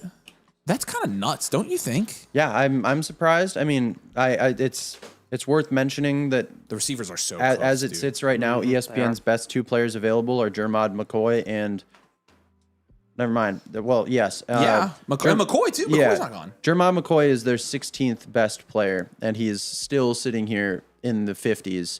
And their second best player, the aforementioned Emmanuel McNeil Warren. Who? The Browns moved up. They traded 70 in the 107 for 58 and 152. So they move up 50 spots later, move up 12 spots now. Again, these are all just cupcake lame trades. They can keep moving up and giving these 8-round swaps or whatever. But so I'm waiting for an NFL team to grow up here and trade their franchise quarterback right now. Okay. No, We traded For a Jonathan late Grenard second-round like pick. 10 minutes ago. you did. It would be your team that trades away the good player too. But oh, bam! I'm thinking I might sneeze. Go. Somebody else talk. I'm interested Bless you, sir. with the Borkercher pick for the Jaguars. That's I don't know not how good. much they ran 12 last year, but we look at that team as a pretty crowded depth chart at wide receiver. Yes. And you would think of that as a pretty 11 personnel heavy offense because you have Myers, you have Thomas at X, you have Parker in the slot. Yeah. Now you bring in this blocking tight end. seems pretty clear that would be with the goal of having Strange and Borkature running on the more field 12 at the same personnel time, than- running 12 personnel. Yep. I'm curious where the route squeeze happens there. Because if you also have Hunter coming on the field at times, like, I've been a fan. You didn't hear? He's a cornerback. He's a cornerback. Yeah. But he's going He's to play. only He's gonna going to play have a few corner. gadget plays on offense. Is what right. they say. That's what Rappaport said. No, realistically, I mean, I think he's going to run like 25% of the routes at least as a baseline. He's just too good not to. And where's the route squeeze coming there? I think Parker Washington is a guy people really like as a breakout pick, and I've had ranked pretty highly. But I wonder with 12 personnel stuff, with Travis Hunter stuff, is Washington going to be back to like a 60%, 65% route share? Yeah. That could kind of kill his upside a little bit. They're whispering about something back there. I know, and Tom the board was shaking when he was writing, so I'm kind of worried about him. And Maybe they're going to take a quarterback. He would have been offended. That would be crazy. He would have been offended. It would probably be smart. He would have. It would for be sure. actually smart But to everyone take. just assumes that the Browns are dumb. So Yeah. like, you know, That would be so fun. Browns take Garrett Nussmeier. Let's do it. That Yeah, would. that'd be Let's awesome. get another preseason training camp quarterback battle there in Cleveland, and maybe I don't know, maybe old boy Todd Monken has somebody he likes here he wants to take and maybe take a shot on in the full draft. So I don't know. right. We'll see. Maybe he misses Lamar Jackson and he wants to take Talon Green here. Maybe he's going to trade for Lamar Jackson here. Recreate that offense. Maybe he's going to trade for Lamar Jackson. That would be crazy. Yeah, that Couple thirds in a second. in division trade I mean, in that division, anything's possible, right? for sure. You They would have definitely, thought. they definitely trade a lot in division in the AFC North. I mean, they trade quarterbacks. So I mean, it's surprisingly the least competent. You might not know this. Joe Flacco was actually traded. You guys ready? In that division last year. I so, do, in and he fact, was also know a that. Ravens Joe Flacco hasn't quarterback. retired. Nope. You ready for the pick? Let's see it. See it. Let's go. Who we got? The Cleveland Browns have jumped up and selected Emmanuel McNeil-Warren. That's actually a really good pick. Those are very and good actually, picks. I think very, very good decision to move up here. Just a small hypothetical. Are the Browns being competent right now? Like even slightly competent? Like there might Maybe. be. I really don't mind the Boston pick, all things considered. It's, No, I it's don't not either. necessarily good for my agenda personally, which is Yeah. bad, but at the same pick for time, them. I mean, they did need an outside guy. I mean, they have Correct. Cedric Tillman. Colts But could have taken McNeil Warren, but no. I think a surprising amount of competence from the Cleveland Browns here, even though they're ruining our fantasy drafts. But McNeil Warren obviously was projected to go. I mean, I saw it in the early 20s of the first round, and Yep. it's pick 26 of the second. So like that's a value there, and the board's shaking again. We're already Hyphenated getting last name is a green flag for sure. We're already getting pretty You think close so? to the. I think so. Hayward I would Bay. go so far as to disagree. This man has two first names. Emmanuel and Warren are both first names, and we all should be wary of people who have two first Warren names. is 30 on me. also a last name. All should be what? What did I say? You said wary. Yeah. It should be weary. No, it's wary. Is it actually he's wary? correct. Yeah, it's a different word. It is technically wary. Weary is like you're tired. Wary is like you are Aware? kind of hands off. Oh, like wait, you're- wait. Yeah. Okay. We're thinking of different words then. No. You're thinking of different words. Fair enough. All right. I'll shut up. I mean, I legitimately thought you said that wrong, but that's not, I guess that's on me. My bad. You are. First, you get Chris Olave's birthday wrong, and now you're doing I this think thing. you're confusing me for somebody that else was me there. for sure. Yeah. Yep. July 12th. July 12th. Is it actually? I thought that was the wrong one. It is a wrong It is one. the Okay, wrong I'm one. just making Yeah, sure. that was the whole joke. I don't actually Thanks know. for catching up. His was actual the whole birthday joke. is His birthday June it is, though. 27th. I looked it up. You know whose birthday today is? Nathan's. Nathan's birthday. Happy birthday. Nathan. It is not, but You had a appreciate it. cake. You We all keep saw telling it. yourself I that. don't We know all why saw Anybody the Every can cake. have year. cake on a He wouldn't have blown out the non-birthday day. candles if it Like, wasn't I his know birthday. that some people don't like birthdays, but like most people aren't go as far as being like, it's not actually my birthday. It is. We know it. Let's see what the Texans did. I guess we here. can see what the Texans did. The Texans have drafted Marlon Marlon Klein. Klein. This is Another- again like yeah. pretty much this is another blocking tight end. This is prime blocking tight end. And this time. is every year. I think people get confused when you get to this point in the draft and you start seeing these guys come off the board because we've talked so much about Justin Jolly, right, and guys like that. And from a dynasty perspective, the pass catching tight ends are Max the ones you're going Clare. to want. Max Clare, the guys you want to own. And so it's like, okay, wow, these are the guys we should have been. No, they're not. This is a blocking tight end again. So, Michigan guy. What? I'll put it slight disclaimer. He's like very new to football, and there was some smoke coming into this draft cycle that yes, he's a great blocker, but he's also showed some of the flashes as a receiver. Like when I go ahead and add his draft capital into the bakery, he ends up considerably higher than Borkircher. He ends in the outlier tier, which again, not a good tier. But if you factor in the fact that he is like a very, very raw talent and football player, he grew up in Germany all through high school. He's only played football for, I think, 3 years. And from very reputable people, I think Dane Brugler mentioned it in his The Beast. that Marlon Klein has demonstrated some of the talents to be a pass catcher. This kind of feels a little bit like we know we get a solid blocking tight end with upside Sure. to potentially be a little bit more valuable to this offense. Yeah. I think he's considerably higher than Borkircher. Borkircher, I think, for all intents and purposes, is somebody agree. we don't need to rank. Marlon Klein is somebody that I think you can throw on as like a dart throw in the second, third. maybe Well, at this point, even early later. second. Yeah, but regardless, I think when it's all said and done, maybe even later than that, maybe like a 4th round dart throw. I'm not quite sure about that. I don't know if we're going to get a 4th round prospect this year, to be honest with you. Yeah. I mean, I can confidently. Let's see the pick real Maybe quick the for the Titans will Titans. save us. I'm pretty sure this will be a defensive player here for the Titans. Titans are going to take Anthony Hill, Hill. linebacker of Texas. Why couldn't they just take in a running back, dude? I Come know, on, right? Yeah. Just do it for the content. No, right? at this point, they don't care about the content. We're almost done with the second round. Who are the wide receivers that gone? Yeah. Stribling, Boston, Jeremy. Jeremy. Thank you. Yeah. That was the other one. Yeah. Woof, guys. This is not good. Yeah. I'm conflating Wary and Leary, which are that is exactly what I was doing. Corey, thank you. Don't give him an out look like at you, that. Mr. Lawyer Boy. You knew exactly what I was doing. That's what I was thinking of. Thank you, Leary. Yes. Either way, Of course. I corrected Ryan. I'm about to have some of these Oreos, man. Based on, I'm actually getting kind of the munchies right now, and there's Yep. a sandwich over there that I've been waiting on. I'm like, might eat this sandwich. Ooh. Well, I know. I don't think I I thought should we eat were on going to camera. get cake. I just got massively That's true. teased. Where's the unicorn cake at? Oh, there's nobody cut into it yet. We could eat cake. Maybe I'll get a sandwich. Maybe if something good happens. Are the sandwiches in the fridge? Based on your draft big board, what pick would you need in order to move on from those players? If we're gonna eat the sandwiches, we're gonna do it off camera, so you can take your break and we can cover for you. There's 4 of us here, so but don't do it like right here. That's probably unprofessional. No, he asked if I want the cake. I said I don't want cake. It's your cake. I'm not having cake. Not even on your birthday? Based on your draft big board, you can take a break from the diet for one day. It's going really well. hopefully, yeah, you've clearly lost weight. What pick would you need in order to move on from those players with like Rome, Marv, QJ? That's a weird group of players. Why is Yeah, QJ there? I'm confused about QJ in there. Is there another QJ I'm forgetting? Did Okay. Did he mean lad?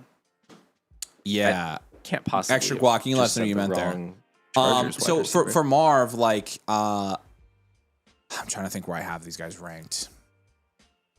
What do you think? Like I think probably we're talking either way. You're thinking 105. I'm taking 107 Yeah. over Marv personally, but definitely not 108. That's the tier break for me. because you're just taking Concepcion over Yeah. Marv. Yeah, so I don't know. I don't know if I'm there yet. I think I have Concepcion and Marv in the same tier, so maybe. That 106, 107 is about that range, regardless. So that's the easy answer to that question. Extra clock. So QJ is more like 203, 204. yes, yeah. I don't know. I'd take QJ over the 203, 204 in this class. I actually would too. I mean, I was kind of alluding to this earlier, and I want to talk about this. The forecast is 95% certain at this point. I think this will be the worst second round we've had since we've started doing content, for sure. yeah. Like, I don't think there's any question at this Dude, point. wait Yep. till the third Agreed. round landing spots for running backs start hitting. Just have some faith. I hope you Just are. kidding, it's not gonna happen. Yeah, I was like, I really don't think so. So, Well, let's see what the Rams and do even here. then, like third round running backs recently, like you can be as solid as you want to on an analytical guy like Caleb Johnson, and he doesn't even like legitimately get on the field. So, Right. yeah, you hate your life on that one. But regardless, the pick is in. So let's see what the Rams take. The Rams could get spicy. Who knows? They take Max Clare. Another interesting. tight Dude, they end. need the their Rams. tight ends, This is dude. quite literally the they're- worst landing spot I think we they're could just have gotten. Are we no, kidding? they're just going to re-roll every single year until they get it right. Hold on, Because hold apparently on. they didn't like Terrence You Ferguson think this is enough. actually the worst landing spot? They It's threw definitely to not the worst. 17 tight ends last year in meaningful amount of targets. But They're just could re-rolling that, every Could that year. be because they didn't have a tight end that they actually I like? can't believe they're taking another second round. Avery said tight the same end. thing about Terrence Ferguson Oh last my year. God. And I'm gonna do it And he's gonna again. try it I'm again gonna with just Max do the Clare. same thing. You may as well in this class. I You know. may as well. I'm just gonna try again. Like I can't wait for Tyler Higbee to catch 6 passes while Max Clare and Terrence Ferguson combine for like a 28% route share. No, the difference is I learned my lesson last year. I'm probably not going to be aggressive with Max Clare. I don't think it's a great landing spot, but I also don't think it's the worst. It's not- in the It's third. definitely not the worst. Yeah. So, I mean, I think it would be much worse going to the Bears or The Raiders?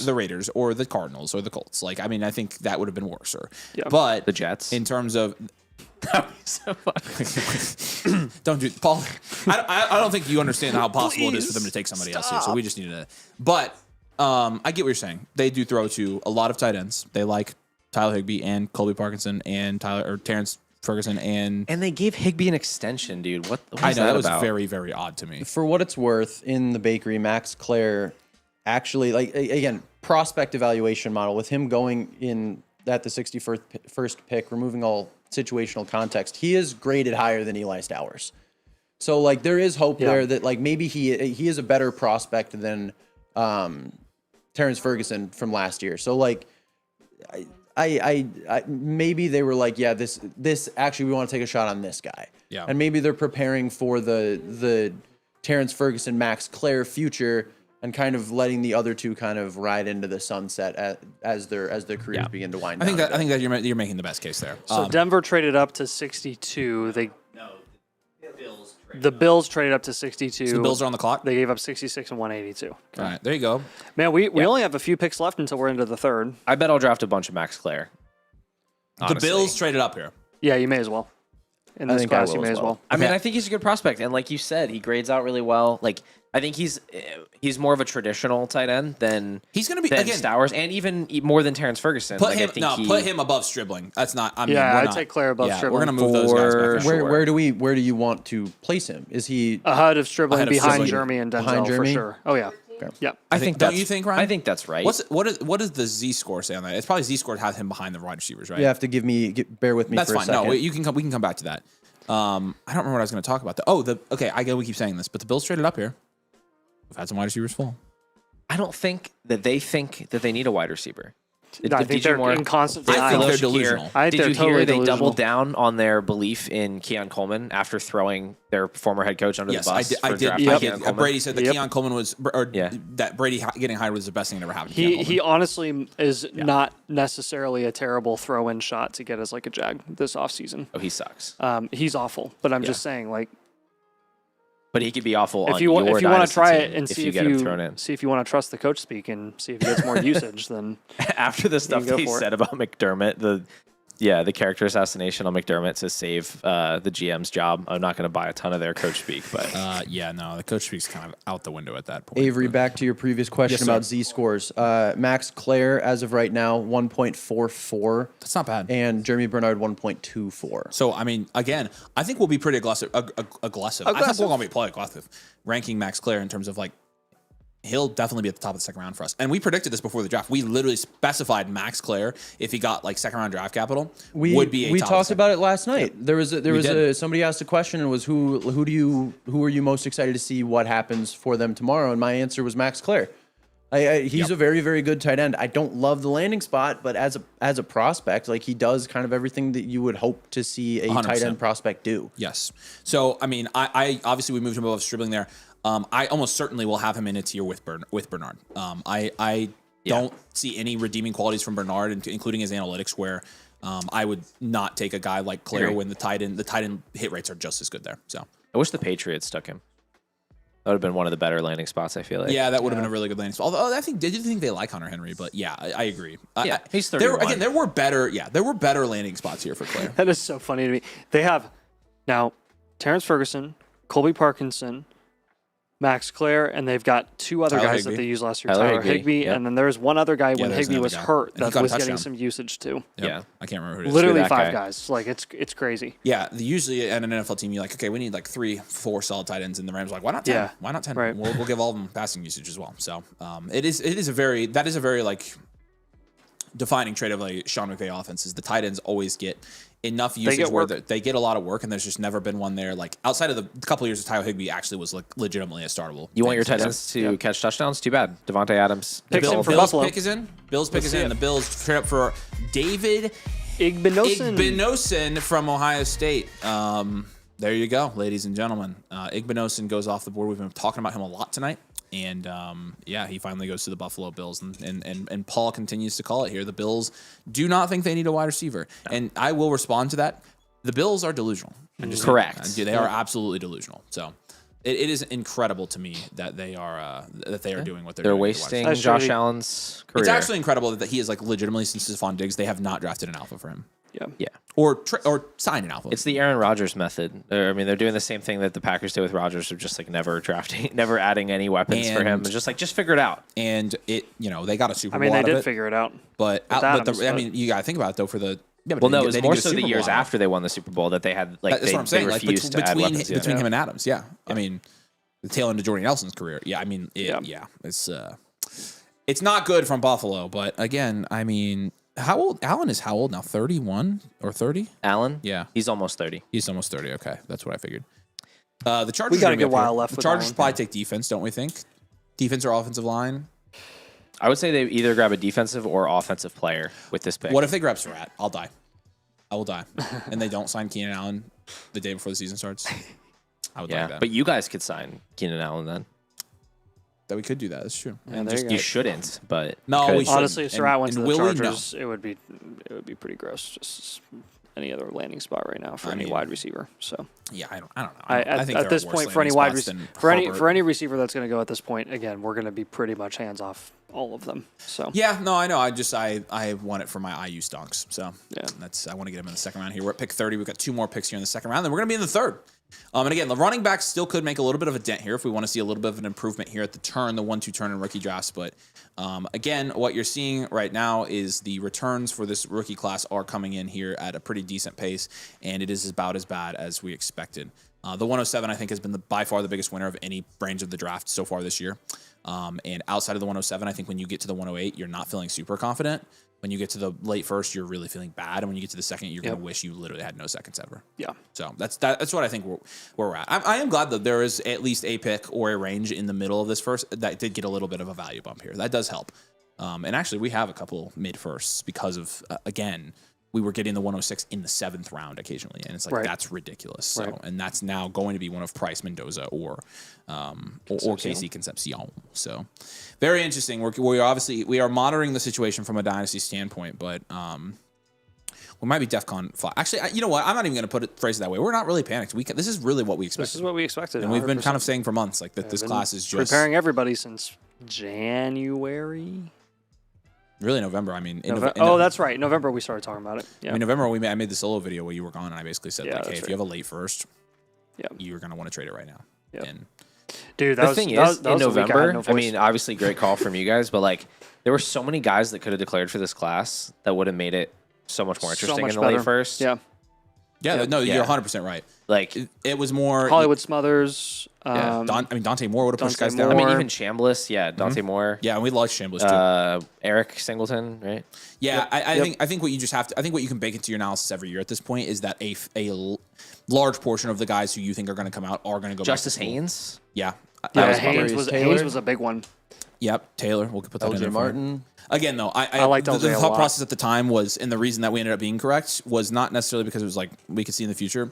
I knew a lot of those guys were going to go back. I mean, it's going to happen next year too. Like it is going to happen next year. So you can make calls about the strength of the class, keeping in mind that there are going to be four guys that are going to go around the first 15 picks in Dynasty Draft. They're probably going to go back to school. Get used to it. It's going to happen every year. It's just the NIL. There were It's- I saw people over the past few weeks talking about the 2027 class and saying that there could be 12 quarterbacks taken in the first round next year. That's so stupid, dude. And they were being hyperbolic, insane. of course. But Yeah. regardless, even if you're sitting there being like, well, next year could be like the Caleb, Drake May, Jaden Daniels draft, it more than likely won't, because any of those three guys were good enough to be the 101 in a given class.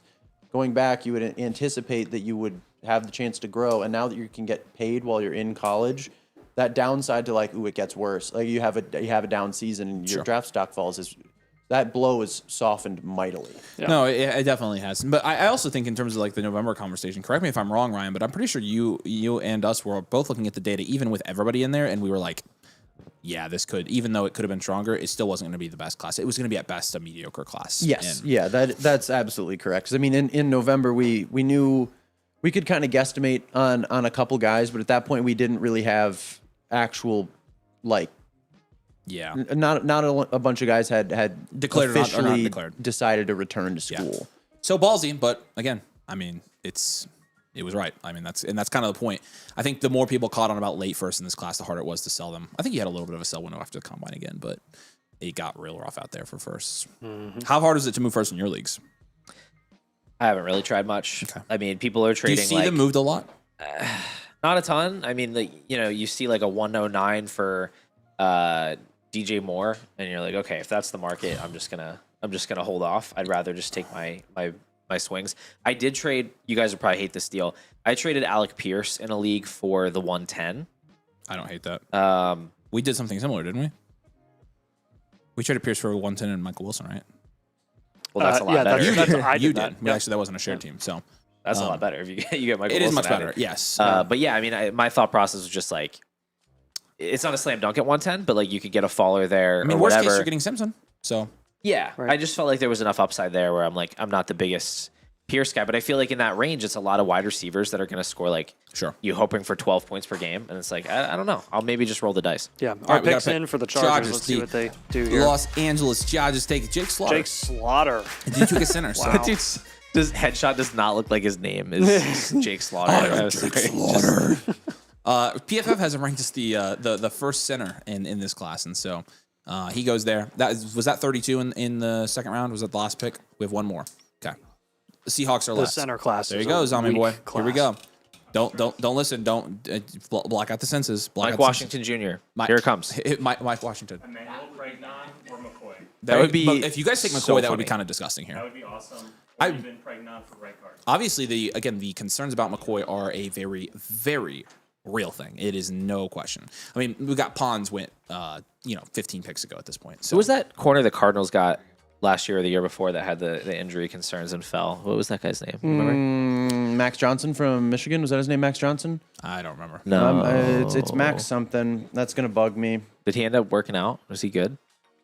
It's not great that we don't know his name. I know. I Will Johnson. It Will was Johnson. That was It his was name. Will Yeah. Johnson. Is he good? I mean, he played. Cool. That's good. He's a better Wow. football player than person, Yeah. numerically speaking. Right. That's just the thing Ryan says. It doesn't mean Will Johnson's a bad person. Comparatively speaking, he's in the NFL. He's in the Right. 1% of NFL athletes. He's probably not in the 1% of people ever. Yeah. That's so fair, dude. It's just statistics, man. Yep. Analytics, even. Whoa! Don't be doing that, Paul. We can't. Don't say the A word. Not the A word. Not the A word. Tom's back here doing high knees. Tom, have you ever been compared to Russell Wilson? Kind of the Russell Wilson doing. I'm sure you would. Picks endless here. Last pick here for Zom Chris. Zom, who did they take? Bud Clark. Bud Clark. All right. Who the heck is that guy? I hope you guys heard that. He is a safety from TCU. I don't think that's a terrible pick here, Kobe but Bryant's replacement. there you go. Yeah, I won't say anything. So we're into the third now, right? That's third round is next pick. All right, we are into the third round. Boom. Let's- Here we go. Quick second round recap. Oh my gosh, awful. It was That was not bad. good. It was not good. I'm very sad. Elijah Surratt's going to be a third round pick. He's all but cooked for He's any. going to be a 4th round pick, but yeah. No, he's not. He'll go in third. Okay. He will go in the third round. But it's okay. We still will get him in the third round, and we'll feel good about that. So we got Dazon Stribling, Denzel Boston, Jeremy Bernard, Max Clare, Eli Stowers, Marlon Klein, maybe. Anyone else? Nate Borkercher. Nate Borkercher. It's not good, guys. You want to hear some No quarterbacks. Are the initial Cardinals three about factors? to take Carson back here? initial three factors? That would be interesting. We could get a quarterback here. For Stowers is tied in 15. That's about right. Upside shot. Top 120 in ADP. So top 10 rounds. That's going to be right around again. That's an upside shot caliber guy. That's the type of guy that you're going to be taking a shot on late first in this class. I like Stowers. Good situation to be in. Jeremy Bernard and Boston will be pretty close to each other. Actually, the three factors like Jeremy a little bit more, but they're going to be in the same tier here. Wide receiver 47 to wide receiver 49. Both upside shots. Stribling, buried. Where does Bernard grade out better? Stribling than in parentheses, Eric wrote, fire John Lynch. If that's the only thing John Lynch does is draft, he's definitely fireable. Where does Bernard get the edge on Boston? Like, is it situation? Is it Eric will let us know. I would assume It's got to be situation. I mean, both of them are pretty ugly situations, but Is it because Jeremy Bernard outproduced Denzel Boston when they were teammates at University of Washington? that is possible. Little known I actually facts. didn't know that Jeremy was a Washington guy. Yep. That is a fun. So he actually fact. 3 schools. Jeremy Bernard went to 3 schools. Boston has the edge situationally, Okay. but Jeremy has the advantage in installation and production. So, Interesting. yep. But again, they're literally 2 spots apart: wide receiver 47 and 49. So, Can you name all 3 of Jeremy Bernard's schools, Paul? Alabama, University of Washington, and the other one. Anybody? Bueller? Tulane. Bueller? No, that was One of the Brazel. colors of Tulane is correct. That's helpful. Boise State. No, wrong color. NC State. Oh wait, hold on. North Texas. What's on it? NC State was Notre Dame? We're gonna Concepcion, stop right? playing this game. Michigan State.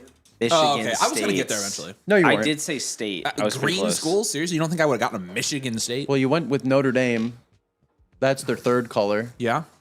Seems like we ran out of options. We Yeah, you think actually, you gave it's up on me too interesting quickly. how our subconscious works because we kept naming things related to other wide receivers in the class. Like I said, NC State, didn't Concepcion go there? Yes, he did. And then you said Notre Dame. That's where Malachi Fields went. picks in for Arizona. Let's see what they go with the first pick got to in pick the him? 3rd round All right, cool. here. There Carson it Beck. is. Jump scare when I saw his headshot. That but is interesting. That's horrifying. His picture. Sit the sloth. he's Did kind of you, a. did you say Beck right before that pick? I did. did. He I did called say it. Beck. Let's go, dude. That was Excellent. sick. Paul's on the go. prediction board right now. Yeah. No. Finally got one. Yep.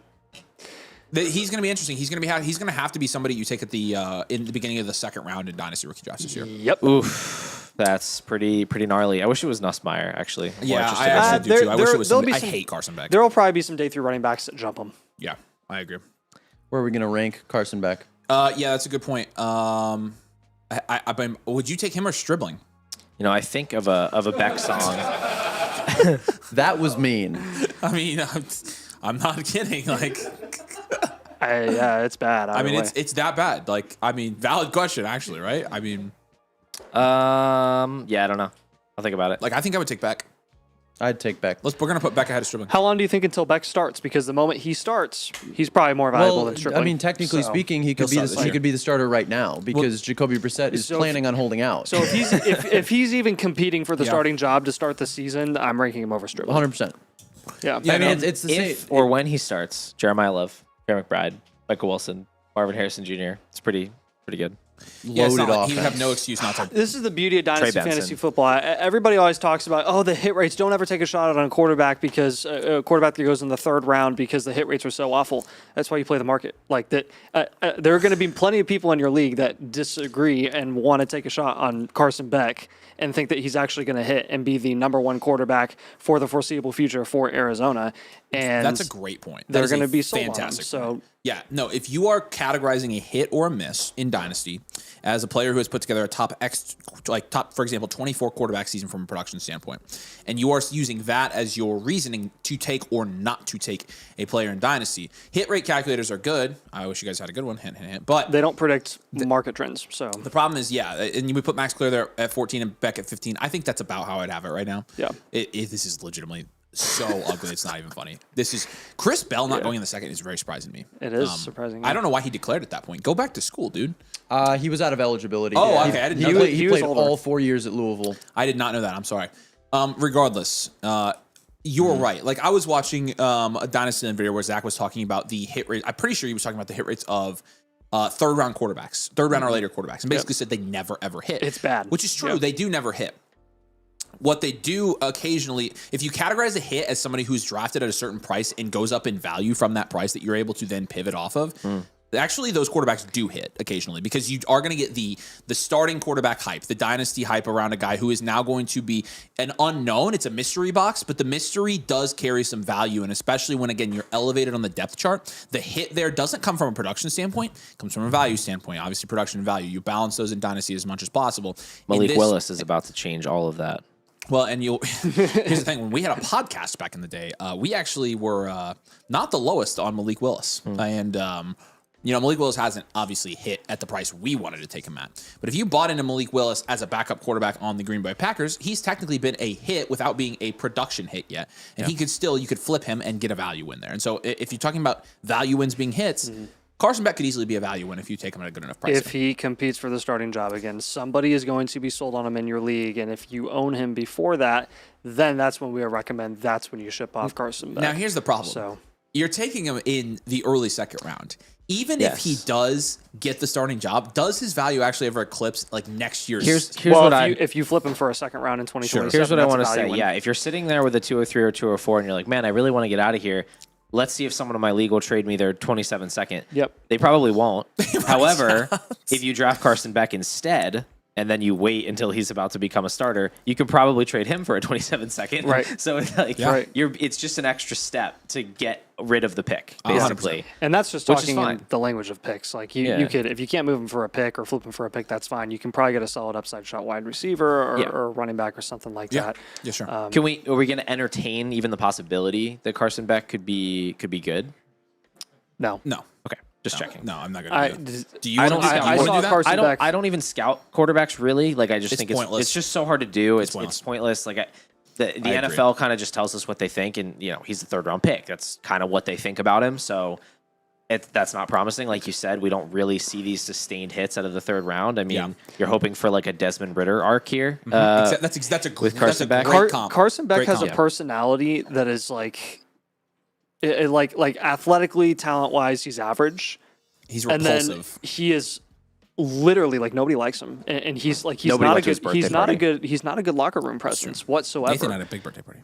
And again, work ethic. I don't know what to say about the work ethic, but And character, though, like, I mean, you remember the national championship game and they lost, and Fernando Mendoza went looking for him Yeah, to I shake his know, hand, and Carson and Beck he was was already pouting, gone. sulking off the field. It's Yeah. a terrible look, and it's a guy who I think he's, for lack of a better term, I think he's It reminds me of a song by Beck, actually. Yeah. Which one? Loser. Okay, there you go. nice. You said it, not me. So Nice. Josh is for that. No, genuinely, I do not like Carson Beck. It's a personal thing. So it's, I'll just go on record. There are very few players in the NFL where I'll be like, yeah, personally, I don't like To- him. Wait, he pulled a to Tom me- Brady after the national championship game? Yeah, to me, Crazy. it's also very similar to like you remember a lot of the Quinn Ewers truthers before he ended up going pro because he had to go pro because he was pushed out of Texas. Like you just see Carson Beck literally in every single crucial moment, crucial game, he like crumbles, except for Ole Miss when he ran the ball in. But outside of that, it was like, dude, he did nothing to beat Texas A&M. You know, like, He did make a couple plays in the playoffs, I will say, with his arm even, and he actually made a couple good plays in the national championship game I was kind of impressed with. But regardless, terrible person. Let's go. Next place. The Denver Broncos here are going to jump up and they're going to select Tyler Oneedham for the defensive tackle from, again, Texas A&M. The top of his head or his headshot there is really flat. He might just have a flat head. Like, he does. Becca says he does. I don't think that that's a masking bullish, thing. I or- think that's actually just his head's very flat. Like, you could land a small aircraft on that sucker, I think, and it would not be that bumpy. I think I have seen runways bumpier than that. So, I don't know if that's a good thing for the Broncos or a bad thing. We've got two Broncos fans in here. Yeah, Mark says it's great. Tyler definitely so did not ask for that. you got a flat head. Okay, we're now in the third round, and we have another chance for Surratt to the and Raiders. Mendoza Let's go. He's to not be going together. to, Come but on. I'm gonna will it It to makes so much sense, man. Why do they ever just They don't have take a wide players receiver. that make sense? I I know. don't get it. I know.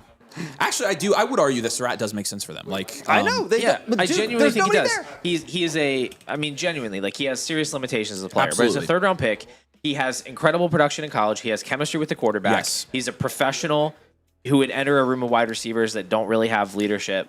Like, why not? Like, seriously, why not? You are spitting, and again, we fully acknowledge the separation concerns with Elijah Surratt.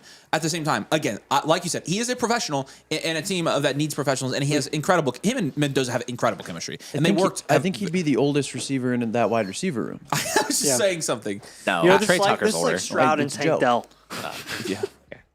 Oh, you weren't serious? No, Who even is Trey there? Tucker. Oh, Tucker. How old's Tucker? 20. Isn't Probably Naylor older. even older? Yeah. Naylor's like 26, isn't he? Dude, Yeah. I don't think Yeah. I don't think that's a hot of a take though. Surratt is 24, right? No, he's not that old. Yeah, he might He's be old. that old. He's not. He's going to 23 turn and a half. 23 in May. Okay. not that So old. he's a year old. He's a year younger than I thought. Yeah. No, he's not that old, but it is still old. I mean, he could be younger. But He's not Tyler Shuck. He's not Seth McGowan. He's not a key I measure. guess It's that's the bar actually that- crazy no, how he's old not Tyler Shuck is. It's insane. Hakeem Mesidor and Khalil Mack were teammates in high school. That's Actually? crazy. No. That's a really good fake stab, but you're right. If Oh, I I thought about thought- it for like 2 seconds, it wouldn't make I any did sense. that That tweet, though. that just But Juwan almost Johnson and Tyler exploded Show my I brain. I am We're teammates in recycling college. content. I was gonna say Ryan's just Twitter regurgitation Yep. over here, so it's fine. I get that. Ryan and I. It's funny because Ryan and I generally see the same tweets, and so normally Ryan can say a tweet, and I know exactly what he's talking about. How old is Mesidor? break. Is Mesidor 25? He's Mesidor is 25. Probably 25. Yeah. Yep. Which is impressive. Yeah. Still older than you. What sandwiches do they have Yeah. over there? I don't know. I had one that I brought down earlier, so I don't know if they're any over there. I think they're upstairs, but I got to finish mine. They told me to come back over here, and I didn't get to finish it. Yeah, I was munching, dude. Might go get one. I'm getting a little. I hungry. want to wait for this. Wait pick for and this then pick. Yeah, I was Wait gonna for say. this to wrap. Oh, No, I'm waiting. I'm going for. Don't you worry. I'm going first, so I got to finish mine. it's gonna They be forced so me No, back sad. I'm over- not saying I'm going now. They forced me back over here for the Jeez. Carson Beck pick, so. Which again, I mean, they just wanted to see me get mad about that. So, Oh man, dude, how many picks are in the third, by the way, Kyle? Is it like something like 39? There's a few it's compensatories. 40? Yeah, 38 to 39 picks, something like that. That's what I said. Yep, 36. 36 this year. Okay. Yeah, we said that. Paul. Less compensatories. Yeah. Compensatory Compensatory selections. picks. Tom, did you get fired from writing? You just get extra picks when you let your Dude, good players Tom, I sign. think, I on think we had other an teams. injury. I think Tom can't write anymore. Pick is Yeah. in. All right, here we go. The pick is in for Come the on, Raiders. Las Vegas Raiders, and they take again like K'Ron Crawford. Okay, cool. We'll take the Auburn edge. Ooh, not even the best edge from Auburn that we've seen in this draft. So boring. Yeah, this is awful. All right, whatever. Eagles back up soon. Though, who do you want them to take here? Oh, we still have a third? How many Yeah. third round picks do we have? We traded 2 of them for Jonathan Grenard. Do we actually still have this one, or is it like a? Does it belong I to the think you Vikings do, now? right, Kyle? This is the Eagles, right? That's on the clock here.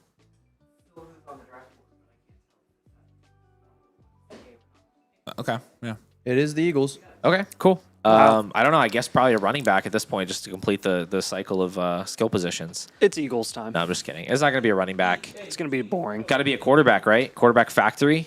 Yeah, right. Yeah. You know what? Maybe you remember that's when- what they're doing with Stowers. Remember when former Hal- quarterback? Maybe he's Yeah. maybe they drafted him to Yes. replace Jalen Hurts. That's Yeah. what I said about Tyler Warren last year. Probably going to happen. I heavily encouraged the Colts to try him out at quarterback over Jones and AR. I just want to be clear when I said quarterback training factory, that wasn't a domain reference. That was how he actually used that phrase when they drafted. J- okay. Okay, so the Eagles actually traded a third next year along with the third this year for Grenard. Oh, that makes sense. But Howie said that when we drafted Jalen Hurts, and everybody was like, "What are you doing drafting a quarterback in the second? We have Carson Wentz. He's a young franchise quarterback." And he's like, "We're going to be a quarterback factory. We're going to keep developing quarterbacks." And we haven't developed a single quarterback since then. they tried but- with Tanner McKee. Yes, they did try with Tanner McKee. We drafted, Tanner McKee's in Carson Strong. yes, we also drafted a guy last year that we cut in the 6th round. I can't think of his name, Give me a second. but he was bad. I mean, he was obviously nobody. We have Andy Dalton, too. Oh, on the did you Eagles sign? now. You signed Andy Is it Dalton? Kyle Yes. McCord? Yes, it was Yeah, it Kyle was Kyle McCord. Kyle McCord. McCord Syracuse, was the other right? guy. That's Yeah. right. Yeah. Yep. So yeah, I don't know. Maybe they'll draft another bad quarterback here. Maybe Drew Aller, Penn State. Pick is in. We'll see. Let's check it out. The Eagles select. Markel Bell, Markel offensive Bell. line. Let's Miami. go. Take an offensive lineman. All So right. that's interesting. He's a left tackle. And Jordan Mailata is not the one they need to replace. Yeah. I'm not saying they need to replace Lane, but age Oh wise, yeah, no, age he's wise. Yeah. super old. He Dude, does he's need a to be giant. replaced sooner than later. 6'9". He is 6'9". unbelievably massive. Holy cow, dude! He looks like a very the giant balls they use to demolish buildings. The what do you, a wrecking ball? Or he looks like a wrecking ball, but he's you a go. guy. You know the giant balls? He's a wrecking ball with legs. Markel Wrecking Ball Bell. Wrecking Bell. Wrecking Who else Bell. do we have on the clock after Chicago? Look at that. Tell me the list. Tell me the list, right? Because the Bears aren't going to do anything from- interesting. Their offense is set, unless they take like John Coleman. Niners, Washington, Bugles, Saints. Washington. Browns. Let's get something to Washington. Yeah, Let's get them a Coleman. wide receiver. Come on. Wide receiver or Coleman. Yeah. Coleman would be more interesting for fantasy purposes. Third round running backs, by the way, hit rates for third round running backs kind of suck. Do they? Yeah, I wouldn't guess they everyone's were like okay. everyone's like, okay, day 2 running backs. You know, Right. you want to take a shot on day 2 running back. We have a lot of times been burned on on third round running backs specifically. Darrington But- Evans was sick though. Just kidding. He was terrible. Yeah. But we were surprised at how much different the hit rates were from second to third, like way more drastic than we thought they would be. Because obviously you're going to see less hit rates the further down you go boards. Like that's just natural. But it was actually way more dramatic. You try to name a round 3 running back that was bad, and I'll try to name one that was good, and we'll see how far we can go. Okay, Trey Sermon. Alvin Kamara. I thought he was a 4th rounder. He was a 3rd rounder. He was a third rounder? Okay. Trey Benson. Kareem Hunt. Caleb Johnson. He's not dead yet. Run out of names, guys. Dolphins. Does Brian Robinson count? Sure. He had a top 24 season, sure. I think. Yeah, that's fair. Okay. Um, I got one. crap. I think I have to go back now. Was Brian Robinson a 3rd? Yes. Guaranteed. Oh, he was. He's just bad. Well, those are my last few years. So Devon Achane, I win. Yeah. there you go. Round 3 running There backs you go. conclusively hit more than they bust There you based go. on that That's exercise. exactly right. That's exactly right. You can't name any more busts. There you Hey, go. can you pull up the you list, could have gone Ryan? Marshawn I'm Lloyd, looking at it right now. Tajay Spears, Darrington Evans, Blake Corum, sort of. Yeah, I thought about Corn. Yeah, Quorum. Yeah. That's right. Yeah. The hits from the 3rd round. Achan, Caleb Johnson, Alvin Kamara, David Montgomery, technically Antonio Gibson. let's go. Antonio Kareem Gibson. Hunt, James Conner, James Conner. Donta Foreman. That's not right. That's not Those right. That's not numbers right at are all. wrong. There's something screwed up there. Rashad White, David Johnson. I think round 3 running backs kind of rock. Oh yeah, actually. no, for sure. I definitely chose. Don't list the other guys. Okay, yeah, I don't need to list Kenyon Drake, Tevin Coleman, Trey Wait, Benson, Kenyon Daryl Drake was Henderson, good. Keyshawn Vaughn. Can I interject? Oh yeah, I was wide. Can I interject there? Just I wanted you to give us the whole list. a quick little side note. A lot of the 3rd round hits you'll notice were more than 4 or 5 years ago. There's something there with that, by the way, because Variance. yeah, I mean, well, not only that, but I think just where Yeah. generally where NFL teams have been willing to take running backs has kind of moved up recently, and so the 3rd round running back in the day was a little bit of a better talent pool than a 3rd round running back now. Damian Harris. There you go. Damian Harris. Yeah. Damian Harris. That's a good one. Blake Corum. Oh, I just love naming guys. Joe. Mama. You're too smart, Paul. All right, here we go. Pick us in for the Bears. Let's see what they do here. The Bears take a tight end. Sam Roush. What is it Brother. with these guys in the glasses? Brother. Did you Sam Photoshop Roush. those glasses onto him? Rest Roush, in sorry. peace. Becca likes him too. Yeah, you're That dead, man. sucks. Rip. Man, I hate that. Man, all the Roosh truthers are Love, like, okay, so how far are we moving Loveland down here? Like 4 or 5 spots? At least. Yeah. I would say 6 to 9 spots. Nice. 69 spots? 6 to 9 spots. Nathan, Yeah. what pick Madagascar do you think reference. the Bears used to draft Sam Roush? I really hate this, actually. They used a 3rd round pick. What The number? 69th overall It was pick. the 69th overall pick. Are you kidding me? Yeah. That is why so why else would I? No, never mind. This sucks. I hate that. Thanks. Yeah. Cole Kmet trade? Question mark? Were you a big Sam Roush guy? I mean, I thought he was interesting. He's. I think he had enough to his profile where he could have some upside as a pass catcher. I mean, I can't knock that. There was He's just a- he needs a lot of seasoning. Yeah, I mean, he's done now. He's cooked. But Yeah, he needed a lot of seasoning. yeah. But I mean, like there was a slightly favorable blurb about him in the late round prospect guide. Again, has the athleticism. He had some drills. Like I think his 3-cone was really good. He's really big, and he didn't have like outstanding receiving production, but like he had some receiving production. At Yeah, I Stanford. mean he had a breakout age and everything. Yeah, like so I don't know. He was interesting had to me. 20% of Stanford's yard share last year, which it's That not exactly means saying a something. lot. It's Stanford. Frank Reich. Yeah. sure. Yeah. But he wasn't the worst in the world. I mean, his yards per out run is abysmal, but Hey, Lady Nate is eyeing my Coke. Sam Roush is now Look at her. the homeless man's Michael Mayer. So that's cool. She's swimming towards it. Look at this. She likes it. No, that's fine. Just ignore it. Should I pour some in there? I'm sure that would would be good really for bad the for fish. This is more important, Paul. Okay. Follow the Coke can. All right. I will continue the show. Yeah, Avery is departed. I just thought it was funny that she was swimming towards the Coke can. Avery, where are we gonna rank Sam Roush, Rush? I mean, probably still ahead of Dazon's dribbling, right? I mean, no. Not that. He'd probably be our last prospect on the board. Borkature, maybe you could put him ahead of Borkature. I went would. ahead and told Becca just not even to rank Borkercher. I mean, Okay, he's that's fine. Sheerly a Okay, blocking so then we tight did end. rank the Michigan guy, Marlon right? Klein, Probably right there ahead of him. same tier. Yep, same tier. Yep, I agree. Man, good thing Chris Bell and Chris Brazel and Elijah Surratt have gone, huh? Thank goodness, guys. Thank goodness. Speaking of Joe, since you said Joe, the 49ers, I believe, did draft Joe Williams as a running back. Was that? I don't know if that was third round. You're pretty or good not. you're pretty good on your draft history. Is that like your niche? I just like trivia. Okay, interesting. Yeah, I'm actually remembering that I didn't do the BDGE trivia Were you, today. Were you, oh, And I thought you and meant- I'm- well, we went there for a trivia tournament, and Dude, life goal would be to participate in one of those. I'm That'd sure, be I'm so fun. sure, I'm sure they would let you. I don't know. They do think they're But, quite amazing. So, wow, something's happening over there. Oh, You we can have, get me invited. You can bring me to the I'll next try to. one. I can Just actually bring try me to as do a that. +1. Although Pick. they might not be cool enough. Okay, San Francisco 49ers. Here we go. They make a pick and they select. 1 second. Okay, we're good. No, we did go up there for a trivia tournament. They actually asked us to. They asked one of us to do it, and we were leaving. So, but Corey and Danny did it. Corey thought he was going to win the whole thing. He said he was going to win the whole thing the whole time. Yeah, And I it watched sucked. some of that. It You was did pretty watch- entertaining. Yeah, it was pretty fun. Yeah. I think all the guys there were very annoyed with Corey because he was literally talking so much crap and then didn't do anything. Like, Rip.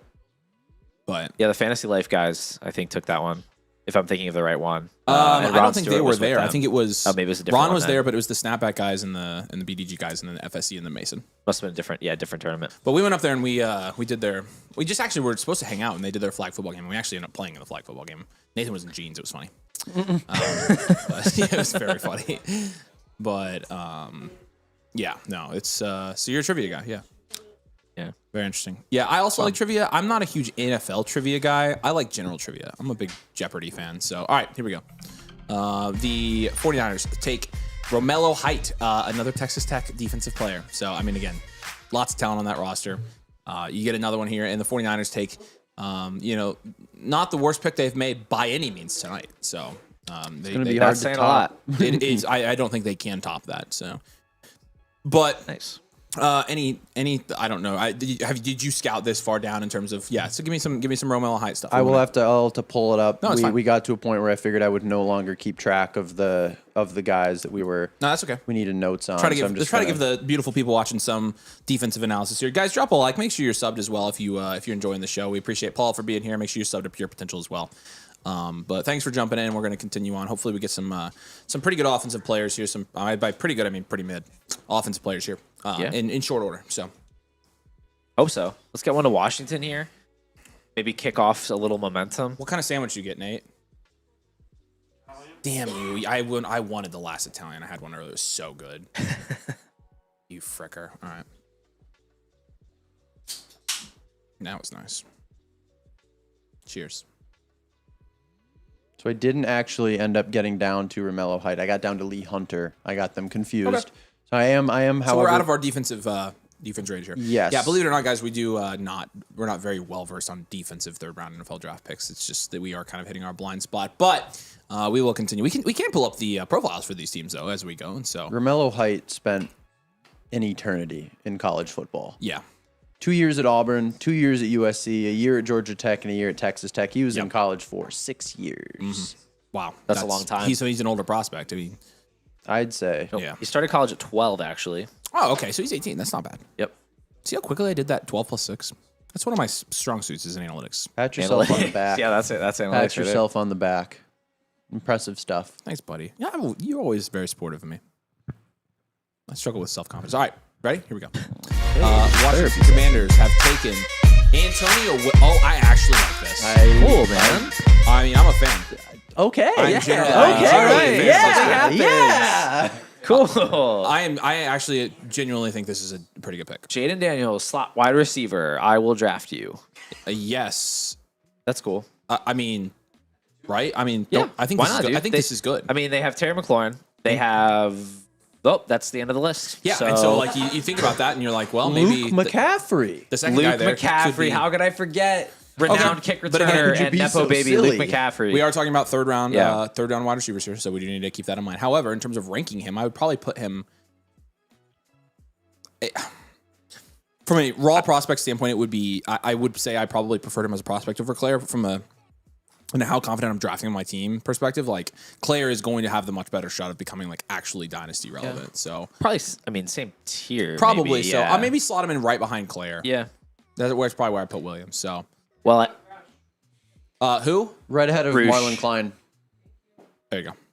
Thank you, right, Brad. I did actually just draft Antonio Williams in a pre-draft rookie The draft. same one you got, Simpson and That was a startup. So this is actually just a rookie, rookie draft. draft. Okay, Yeah, yeah, that yeah, just started. It's actually still going. I don't know why we started it like 3 days before the NFL That's draft. very interesting because Like, now the commish kind of like, I don't know, like forgot that the draft was supposed to happen before, and then Yeah. they started it. Anyway, I took Antonio Williams yesterday at the 210. So that's like a slight. no, maybe a that's slight you already win. got a little Yeah, bit of you a value in there. He's absolutely going to got go a value 204, 205 minimum, I think. So I'll very take good. it. Very Take good. it. All right. How's the cake, by the way? Is it any good? Good. Actually, where did you get the cake from? I'm gonna have to sneak out for some cake to Kroger's. celebrate Let's go. I love Antonio Kroger's. Williams getting drafted. Go take a beat. Yeah. Yeah. I'm just locked in. You know, I feel great. What did you say you were going to do? I said I was gonna have some of that cake. Oh, yeah, you should. When Nate comes back, yeah, get some. I'm going to have some too. It's going to make my teeth brown, but it's fine. But Yeah. Well, now we get to the Bengals. Bugles. Bugles. Is there an origin to that joke, or is That's a Nathan no. question. So the irony there is that actually most people, especially in the Midwest, don't pronounce the Bengals right. They say the Bengals, which is not at all how you say the word Bengal. closer than Bugles? It is, but then it's kind of an ongoing Nathan gag where he's just kind of called them the Bugles, and people have corrected him in the comments, thinking that he actually doesn't know that they're the Cincinnati Bengals. So looking at the updated rookie board here, though, we did slot Antonio Williams. Again, I'm very comfortable with this. Yep. I think there is still a realistic possibility you get a running back or two that jumps all these guys and Agreed. pushes maybe Williams to 16 here. But I think you're looking at Antonio Williams being an early second round pick, and as a third round, oh man, guys, the third round wide receiver would be going in the early second. I mean, it's just not. It's tough. Are you guys seeing what I'm seeing on this board, and kind of after Boston, like Boston and Stowers might kind of sit in a tier of their own, and then you've got Bernard, Claire, Williams, and even Beck, if you feel so inclined, kind of in that tier. Bakery likes Williams over Bernard, Interesting. so I think yeah. He's a good analytical prospect. Like, I mean, his film's good. His analytics are good. He's actually a legitimately good prospect. Are they though? I mean, you would know better. But like when I was looking at him, it felt like he was kind of okay for 4 years, but like never had any kind of a peak. He never had like a pretty low career yards per out run. Mm-hmm. Did he have a season over 2 yards per out run at any point? Yes, he did. So Antonio Williams, he and Jeremy Bernard actually have exceedingly similar profiles. Okay. Both of their yards shares in their respective offenses were 22 and 24%. Antonio Williams 22, Okay. Jeremy Yeah, Bernard that's not terrible. 24%. Breakout age 19.15, 20.76 yards per out run 2.27, 2.28 yards Okay. after the catch That's better than I thought. That's 5.8, better to remember. 7.1. Yep. Like they're two fairly similar profiles. Antonio Williams getting the bump for being he was a true sophomore breakout, whereas Jeremy Bernard took a little bit longer to get there. But he did have a much more slot heavy alignment, where I know Bernard played like equally at all 3 wide receiver spots, which is maybe a point in his favor when you're like translating him to the NFL. Yeah, Antonio Williams played 93% of his snaps in the slot last year. Yeah. Whereas Jeremy Bernard he was only 34% in the Right. slot. He's a lot more variable moving around the offense. I feel like the hit rate on guys that are super slot heavy that go like round 3. I mean, all round 3 wide receiver hit rates are pretty bad, but like the slot heavy guys that go round 3 are like, I feel like they're pretty questionable. Yeah, I mean we can and how they we can translate, take- we can take a look at because it. they end up part-time players and stuff. I mean, I'm excited about this landing spot for him. I think there's upside. That would be my concern, is that with this low of a draft capital, there's no guarantee that they view him as more than he's a third round a pick. rotational guy. You know, It's very unlikely for him to hit. Very, Luke very. McCaffrey was a third round. He wasn't. pick He as has well. not hit. So, all right. The He was pick a is really in. bad Here we one. go. Who is this? The Bengals take Sicario Davis, cornerback from Washington. So, the Bugles continue to go defense here. So, it looks like the Saints, I think, are going to be on the clock next. Are they going to take Chris Bell? Just to double tap on the slot, the slot focused Such a meme now. slot focused receiver in the third round archetype. Josh Downs, Antonio Williams, Jalen Hyatt, Jalen Knoll, Cooper Kupp, Jalen McMillan, That is Malachi not Corley. bad company, dude. It's not the worst company. I mean, there's a bottom half to this data set. Okay, stopped him after I the know, top I know names. you were reading them down. Okay, you can finish real quick, and I want to ask you a question after that. Malachi Corley, Yep. Isaac Tesla, Luke McCaffrey, Lynn Bowden, Roman Wilson, Trey Tucker, Jalen Hurd, and Braxton Now, Miller. out of curiosity, can you read the non-slot guys that have gone in the third round, please? Because Because I actually had an opposite theory here. I could be wrong. This big old group. You ready? Yep. Chris Godwin, Nico Collins, Brian Edwards, Michael Gallup, Kyle Williams, Diami Brown, Jalen Strong, Anthony Schwartz, Tywan Taylor, Traquan Smith. Okay, you can stop there. I would make the argument that actually being a slot wide receiver in the third round, with the exception of Nico Collins and Chris Godwin, actually gives you a higher likelihood in today's NFL. Tank Dell, Kenny Galladay, Cedric Tillman, Okay, that helps. Terry McLaurin, Pat Bryant, Deontay Johnson, Terry helps. Tyler Lockett, Michael Wilson. Where were these guys at the freaking top? They're not at the top. They're bad prospects. Terry Well, McLaurin yeah. was a terrible prospect. Terry McLaurin has the most shocking prospect profile of all time for somebody who became Not if you lived in so Indy good. and you knew that Terry McLaurin was actually a dog in high school, but I'm just saying. Next to Puka, of course. Yes. Puka's profile that actually, def- actually that had you just some- had bad draft points points. that to it, definitely yeah. helped. However, I will again another remark about that. Most of the guys he just listed were drafted more than 5 years ago. The slot guys that have hit recently, those are the guys again, and I think that's a play style thing in the NFL. I think you can make the argument now that the slot guys in the third round could end up being, but actually at the end of the day, it's probably a wash, and this is probably a moot point. So I think I mean, like Antonio Williams going to Washington. thank you for that. That'll- to counter your counter. Of Let's see the pick real quick, and then we can keep going. See it. Okay, another tight end. Here we go. Oscar Delp. There you go. What do you think of that? Tom is sorry, in Tom. shambles. Very sorry. Man, the NFL I know. the NFL loves you got Jackass. So. pairing wide receivers with tight ends in this class, apparently. Yeah. I mean, Sadiq and Cooper, Stowers and Lemon, Delp and Tyson. yeah, this is a lot less Concepcion exaggerated and Boston there, is but basically a tight end yes. athletically. No, I'm just kidding. I mean, there's some of that. To counter your counter argument, in today's NFL, we're actually seeing the disappearance of the slot wide receiver per research from J.J. Zacharyson. In the sense and that Matt they're Harmon. lining up more. More 12 personnel, less 11 personnel. Yeah. There's not as many opportunities for those players. That's true. So if Antonio Williams can't assert himself as a guy that can play out wide, there just isn't room, for that play. Like Josh Downs in the NFL, where there were teams that were running, like the old Sean McVay offense was running like 90% 11 personnel. Back in the day when they had Woods and Cooks and Cup. And Cup, yeah. And Cup was just thriving in the slot. Huh? Yeah. Giants traded up here. They're on the clock. So that would be my concern. There's a potential that the Washington Commanders add Brandon Ayuk at some point this offseason. Yeah, That I would mean, make it a little bit less exciting. yeah, that would. But for now, Yeah. for now it's interesting. Yeah, no, I mean, again, it's And at again, the end in of a the class- day, in and a we have class the, like we have the this. pick. All right, let's do it. Let's see the pick. The New York Giants. Oh my god, I'm really pissed that this guy went over Surratt. Oh, man. Bad pick. That's a horrible pick, man. Dude, Malachi pretty much Fields pretty much stinks. all of our my guys have been annihilated. KC was good for me. Lemon was good. So actually, I'm like 50-50 right now. I've got Heidenreich was just the fun guy. I knew he was going to go in the fourth, fifth round. I Maybe guess sixth. Stowers look good, but Before we get too bogged down, Yeah. we didn't really touch on Delp. Delp. Okay. We can touch Delp. Where do we think we should rank them? Because Where should we neither of them are exactly attractive prospects by any means. Yeah. I like Delp more than Fields. Oh, absolutely, yes. Oh my gosh. I'll fade this guy into oblivion. Can I see the big board as it sits? The last big board we did, please. That's going to help me. It's getting kind of murky right now. There's some murkiness going on at the moment. it's a little murky. It's a murky. Okay, so for Delp, I mean, we're probably talking out after Carson Beck, right? Agreed. Okay, so 17 Becca. After Beck, we'll put Delp, and then probably put Malachi Fields After Stribling. after Stribling, and just bury both of them. You'll like this, Avery. Max Clare is at tied at 19 right now. Don't turn me on like that. It's pretty good. What were we about to talk? Oh, the my For- guys. for Who three was my factors. fourth my guy? Surratt. Okay, Yeah. yeah. So I'm cooked there. right now, I'm looking cooked with Coleman and Surratt is about to become the wide receiver one for the Miami Dolphins. That is exact. I love it, Paul. I love there you it. go. Let's go. That's exactly what's going to happen. It's not.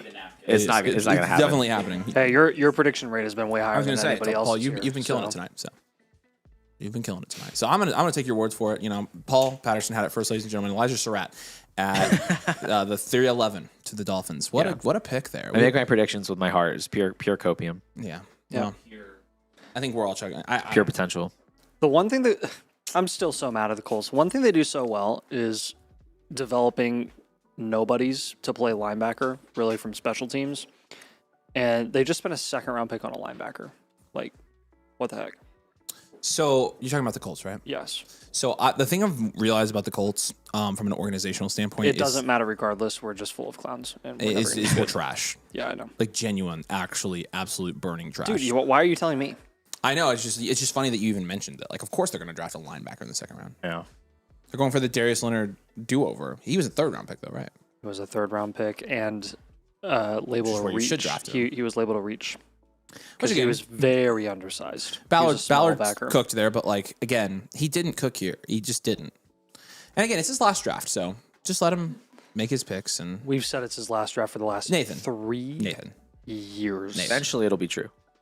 it's like again, eventually Denzel Boston's going to go off the board, right? Eventually, Ruben Baines is going to go off the board. Yeah. Yeah. At some point, we're going to be right. Yeah, Maybe once he we got retires, there. we'll be right. We got there. I love the little like kind of jazzy music playing in the background while we're all like watching the worst 2nd and 3rd round of all time unfold. It's kind of really funny. Yeah. Like that. Yeah. That's our all right. Picks in. Let's just see it. We're makes going last year's to second get and through third this round look as good. quickly as humanly. Douglas. Are you like actually serious? That's so good. I swear, Welcome I back, swear. Josh Palmer. I feel like you guys have been to the trolling us this NFL. entire time. Can you imagine if we Caleb just like finished this Douglas. whole day two all and right. they were like, "Yo, The This real is pick was so Surratt, funny, right? You're dude. screwed. it was actually Surratt, right?" This is so funny. Do you want to see the Twitter again? No, I don't. It's so funny. Obviously, I know the NFL has access to information that we don't have access to. But But it's so funny when they take these players that are like so clearly worse than the players that we think they should take. It's just weird to me. It is weird, and this is what I'm saying. Like, does the NFL not because have not like everybody uses analytics. any numbers in front of them? Like, because we're able to see these guys and like, okay, we know Malachi Fields is going to not hit. We know that Stribling's not going to hit. How does an NFL front office not know that? Genuinely, how did they not know that Jonathan Mingo was not going to suck? Like, that was so incredibly obvious. Hubris. What is the deal with this Hubris or guy? hubris? I'm just enunciating my syllables, man. I know. What horrific I'm tier right on does this this gentleman fall Okay, into? the same one as Dijon Stribling. Oh, nice. Okay, yeah, we're gonna rank Caleb But Douglas. you want to know what's crazy? Both of them are above Malachi Fields. That's incredible. Oh, great! I'll rank him over Malachi Fields. that is Caleb Douglas is the Dolphins' wide receiver 1. See, that's It's the thing. actually not. He's It's Malik not. Washington. Like, It's he's Malik not. Washington. That's the thing. He's so bad. He's not even going to be. No, Wide receiver 26. I love that. Dude, it's actually kind of wild. I feel like everybody just assumed that the Dolphins were going to draft a wide receiver of relevancy at some point, and they literally have not. Put him after Stribling. You have Which to rank is like, Stribling ahead of this guy. it's For whatever. sure. Like they're the most obvious tanking team this season. Yeah. So It's you do what you brutal. want to do, but like, it's just hilarious that like the people who took the shots on Malik Washington are actually like they do technically have the wide receiver 1 there, which is wild. Biggest winner of the draft. Malik Washington is day 2's Cam Scadaboo. It's very true. Very true. Where did my we end gosh. up putting Del? I was half paying attention After Beck. after back. Yep. Cool. Thank you. You're Yeah, you're welcome. I mean, I might just take After Sam Beck, Roosh but over ahead this of jabroni. Douglas. Not even kidding. you might do what? I might just take Sam Roosh over this guy. I don't even care. Oh, so would I. Yeah, no, I'll take absolutely Roosh over would. him. What is the Yeah. point of this I guy? absolutely would. This is an absolute freaking. Hey, you want to waste. tell us a little bit about Caleb Douglas and his production profile? Doing things. Fine, fine. World-renowned photographer. Is he actually? Caleb He's Douglas, a self-proclaimed Caleb Douglas is a- world-renowned Okay, hear me out on this. photographer. Hear me out on this. Dolphins, not a good franchise. Budget might be a little tight. They need. They might- He's a Might photographer. have drafted him to be a photographer. They could have. And- Yeah, they yeah, could have. Can we change his position, Becca, to photographer? photographer? please? Caleb Douglas. The pick's in. Here Picks we go. him for the Steelers. The Pittsburgh Steelers select Drew Aller. Nice. That's juicy, boys. That's a juicy is one. juicy. So I would rank him right by Carson Beck, Man, probably ahead. that's hard. You have 2 quarterbacks that definitely suck. Kyle. They go 11 picks apart. Kyle does not approve of that. The Nathan. Packers traded up. 11 picks apart. I'm Yeah. surprised with the Nussmeier fall, to be honest. I thought, Really? I mean, he was bad last year, but at least he had the injury, the weird, like, spinal issue that you could point to and be like, see, he was kind of good before, and now he was Yeah. hurt, and then maybe that rebounds his stock a little bit. You know how you can the biggest litmus test that you know the Steelers aren't a serious organization is whenever there's a semi-competent quarterback prospect that plays college football in the state of Pennsylvania, they have to draft them. Apparently. I mean, Yeah. like it is like so I didn't even put that connection together. It's and so you just said incredibly it. bad. And the Well- last time they did this was drafted a Kenny draft Pickett. quarterback. They did Will Howard, obviously. Their this year. scouting department is saving so Kenny much Pickett. gas money. It's exactly right. It's like they're on a budget. Yeah. I think it's them just trying to like atone for the fact that they didn't draft Dan Marino. I think they're actually like I think they're like saving face with their fans by like drafting a player that that their fans potentially latch onto if they're a Penn State fan there. But no, I mean this is pretty bad. I mean I would rank him. I think I would rank him juicy in the over sense that he Beck. could get if Rodgers is gone. This guy could absolutely beat out Will Howard. Right. However, Would you rank him over Beck because of that? I doubt it. No. I think at this point, Brissett and Rodgers are like basically like they're both equally as likely to be starters this year. Yeah. You know. I mean, at least one of them's on a team with a Right. contract. Exactly. I would think, yeah, exactly. that's That's why I think I gotta give count the for upper hand to something, Aller. so- Yeah, Aller's the younger player, right? He's younger So than Beck. I think his ceiling's higher too Yeah, because he's mobile. is he mobile at all? Yeah. Mm-hmm. Okay, He's, I'll take. he's physically capable of moving. Can He's- you change Caleb Douglas' sort of like position Herberty, to like to he's big and he's like athletic enough, you know. I mean, Maybe so not that athletic. so That's Sorry, freaking funny. what happened? Cole says he got Sintel, and that Caleb Douglas actually isn't a Oh photographer. no! That's freaking Caleb Douglas, not a photographer. Still change it. That's really funny. Wow. Where are we actually putting Aller here? Are we putting him ahead of Beck here? That's what I would do. I for think the you can mobility. argue- Bakery says yes. All right, let's do Rodgers it. is less likely to be there than Brissett. He's athletic enough, potentially could add some mobility. He's younger, maybe But not more ahead of room to grow. Antonio Williams. No. Okay. Carson I don't Beck, think we so. know what Carson Beck is. We've seen him play in college for a century at this point. Drew Aller, we've Right. seen him play for a while, but the The unrealized ceiling in theory is higher. the broad so. opinion on him is that he came into last season being like, if he takes all of the steps, he could be the first overall quarterback. And then he didn't take all the steps, and then he got injured. But And he's still still a player. young, and he still has every single trait you look for. Yeah. Like he's got a big arm and he is mobile. His archetype in the bakery is mobile passer, which is my favorite of the archetypes to land in.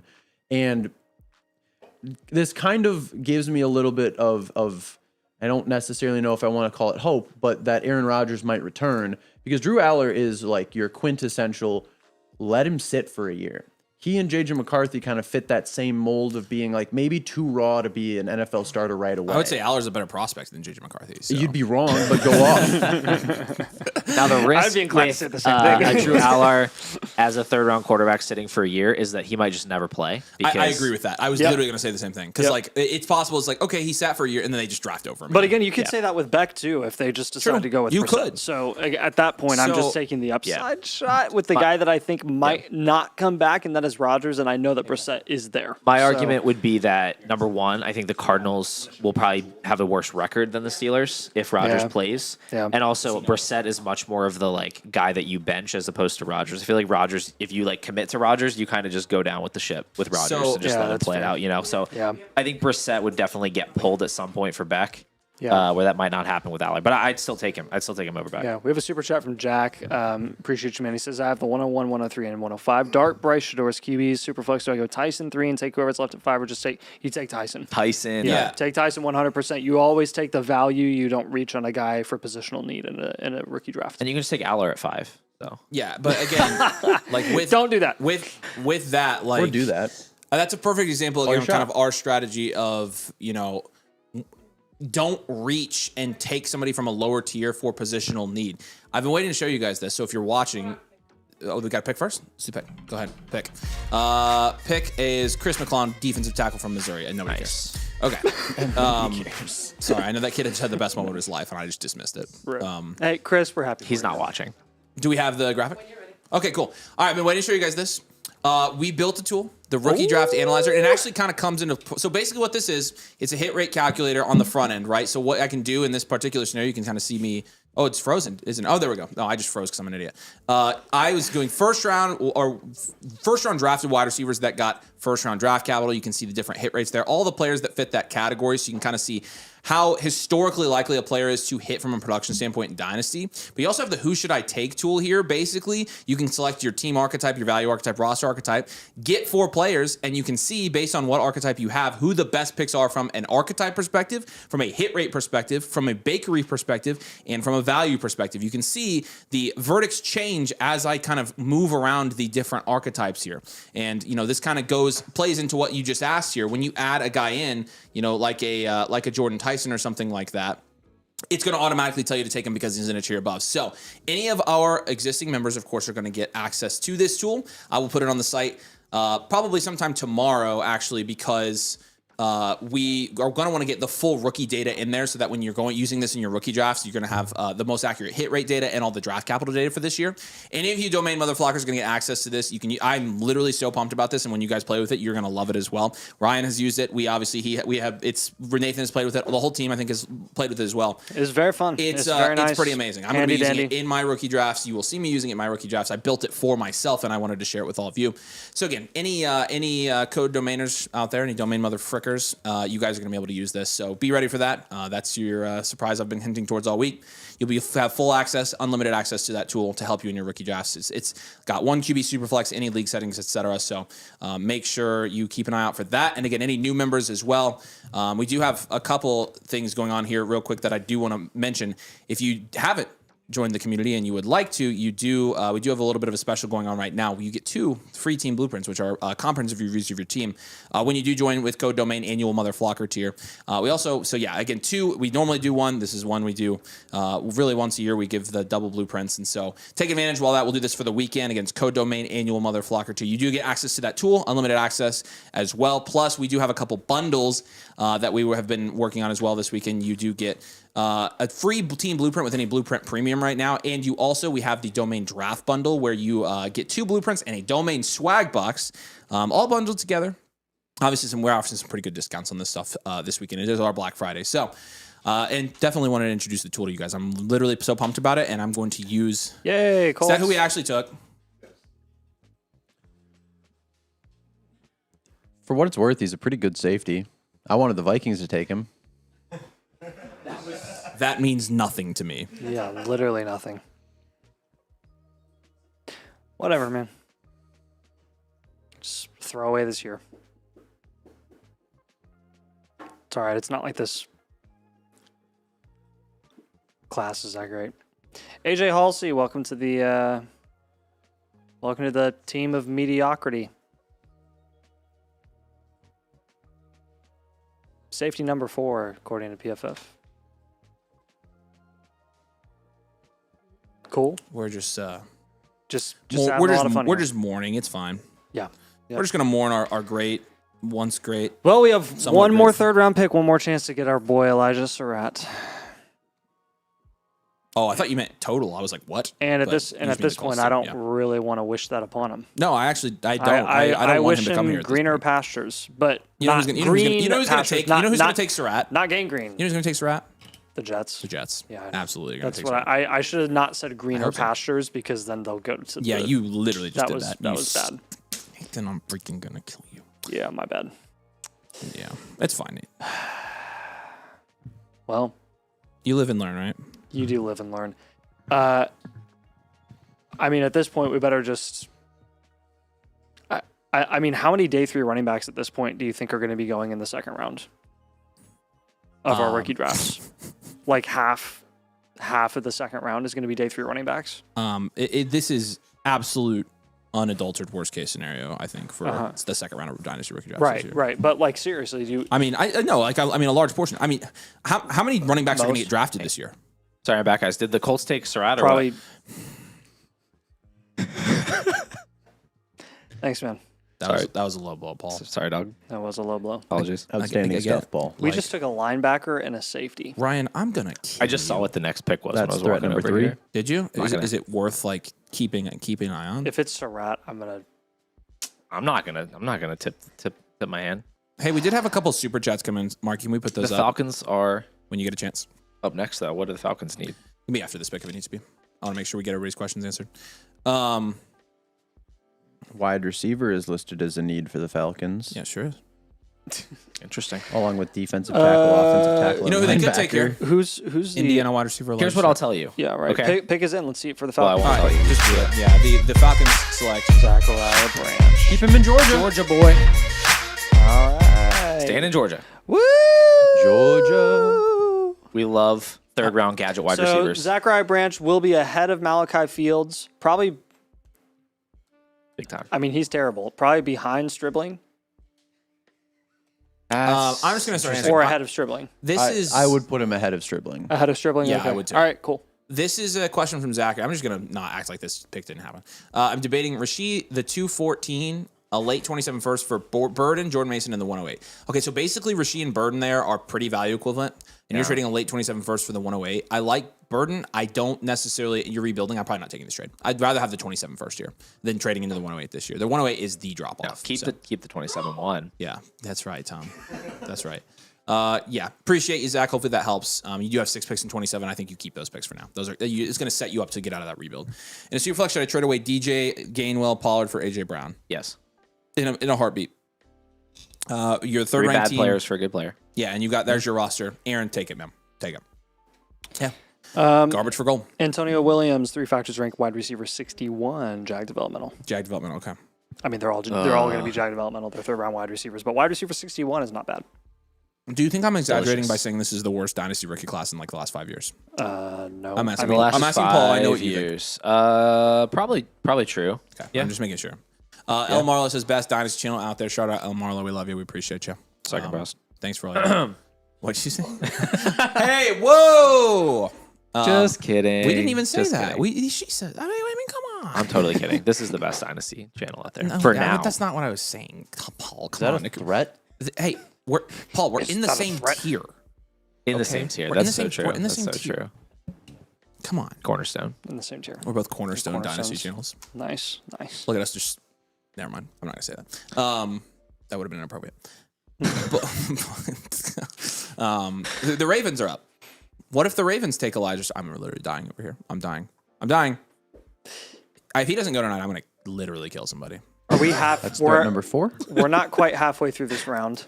If They you need- keep they counting need my to- threats, We're long past hey, Devon. They hold need on. to speed up their If you picks. keep counting my threats, I'm gonna literally take you outside and throw you off the deck. And number 5. Okay, all right, here we go. Let's go. Counting your what? Number 5 what? He's counting the amount of times. Threats? He's counting the threats. He's Oh, counting I the gotcha. amount of Okay, times cool. I've talked about Saucon. Gotcha. So That's all I was asking. It's like really, really silent there after I asked that. I was didn't understand confused the as to question. what joke you were trying to make. Oh no, I wasn't making a joke. no, this is his. This is him. No, I spaced what was my going on there. co-host. So It's my co-host. It's like it's what I yeah. Yeah. Well, He didn't go to Saucon. at least with some me. guys are getting drafted. It's actually crazy how long it's been since a running back was drafted. How long has it been? Price 45 picks. 44 picks? and Jadarian Price. No, 45 picks. 47 picks, actually. Yeah. I can't count. Sorry. Yeah, I mean, I don't know. We'll see. What? The The Ravens Jags are on the clock. Hey Tom, don't talk to the on-air personalities, please. I thought you were gonna flip me off. I'm just kidding. Oh man, I love screwing with Tom. Really? He's being intentionally disruptive. Yeah, he is being intentionally disruptive. That's got to be some kind of Insubordinate like and learning churlish. disability. All right, here we go. Picks in. Let's see what the Ravens did. The Ravens take. That's such a Ravens pick. I mean, Every wide receiver besides the one I like. Come on down. Miles Boykin. Devontae. Sorry, I mean Devontae Walker. This is officially. Sorry, again, I mean, who's the other one? Rashad Perriman. So Lane will be ahead of they did Branch draft him. and That's right. Stribling. Okay, guys, I'm gonna call it. Probably ahead of Antonio Williams. I'm gonna call it real quick. 2026. Behind. Can you shut up? Yeah. I'm gonna call it. 2026 Dynasty rookie drafts. Time of death. 10 p.m. April 24th. It's over. Yes. It was a good life that it lived. Yep. It struggled for a while. To be fair, this is just us like unplugging the cord, right? Like it was already. It was dead. was already It was on dead. life It's support been for dead, literally but- months. Yeah. But like Yeah. we've been sitting there looking at it, not doing anything, and we're like, okay, rank, and now it's just runs. Yeah, I mean, what's ventilator what's turned gonna off. there's no amount of third round wide receivers that are going to save this class because again, Okay, says can Paul do my blueprint? Hit rate Paul, to you our want to do free labor for us? I have no idea how to do a blueprint. You just basically tell people who to trade well. away and who to trade for, and Cool. yeah, Yeah. Tell them what's good and what's bad about their team. Yeah. Okay, Can, you can, can do that. Can they Yeah. tell the general populace where we're going to rank Jacoby Lane? I'm gonna rank him. probably I'm behind gonna rank him- Antonio Williams in the maybe in the same Definitely tier as behind Antonio him. I'm gonna rank Williams. him an undrafted free agent. in Jacoby Dynasty. Lane, Stinks. He is so bad, dude. I'm glad kid you somebody not, else sees this. I kid you not. We when all when you're see talking that. true film, I'm glad you see it and Ryan doesn't. I have never seen a wide receiver that has worse film than This Jacoby is a Lane. Like, uniform take that we've had. He simply does not separate. Guys, well, he doesn't try. He makes Elijah Surratt look Two like rounds. Antonio We Brown. got 2 rounds. We got He 2 does. rounds. It's crazy. we did it. Yeah, no, Jacoby Lane. I would have much rather had. Hey Elijah guys, Surratt we or filled it whatever. up with 24 We offensive did. I mean, players at least. Look at that. You're getting 24 Caleb players. Douglas in Let's the go. late second. Hey, Nice. can we break out the Oreos? I need something to cheer me up. Yeah. Hey, great idea. When his reception perception dropped, I genuinely was like astonished. I don't think there was a double-digit number on it. I mean, I'm pretty sure. I they think were. you should be shaking in your boots because this is the death of Zay Flowers right here.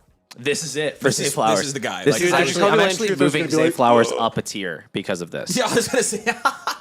A guy that's going to run drafted routes somebody that simply cannot earn an uncontested target. I mean, that is There bullish will for be Zay Flowers. no No, safeties you over know what top this is? for Zay Flowers. They're all crashing This is the the box. Ravens No, hoping. no, they got it. They got to chase down that guy. So true. He's gonna be running wind sprints out there. He runs fast. He's like a gazelle. He's gonna be running wind sprints. This is the Ravens hoping that they're not going to have to keep paying Rashad Bateman. Cheers, y'all. That's what this is. Rashad Bateman's separation They're score is paying him like consistently $10 good. million a year. They can afford that in perpetuity. I know can they afford could it. pay like $1 million instead. That's what they're hoping. Though I think Bateman's better than Jacoby Lane. Definitely. Hot take there, Nate. Yeah. Interestingly, though, Jacoby Lane has truthers out there. Like last night, we were doing the mocks. He was like 205 every time. 204, 205, 206 every single time.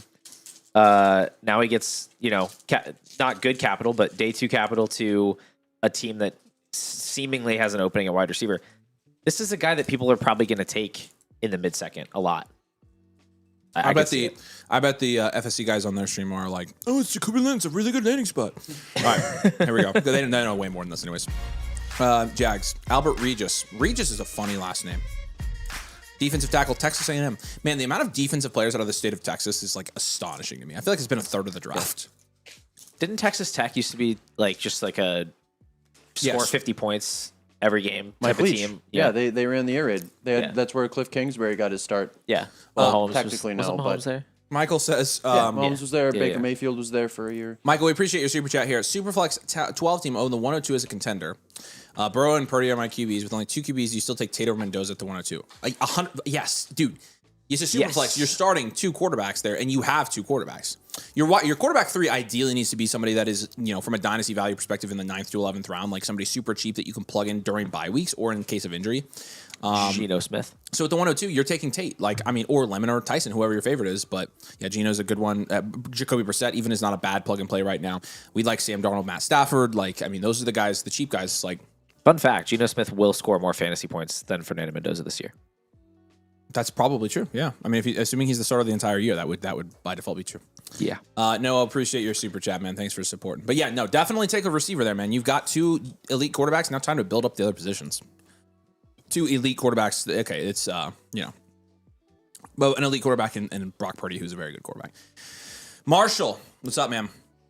I got offered my 27, a 108, 109 for Lamar. I'm currently rebuilding. Yes. You'd be getting which Jeremiah Smith I'm not and 108, 109? No, hold on. I'm not sure which side he's getting here. Got offered those for Lamar. Right. If you're rebuilding, here's the thing though. Depending on his team, it might not be Jeremiah Smith, but regardless, it's not bad. If he knows how to rebuild. Sure, yeah.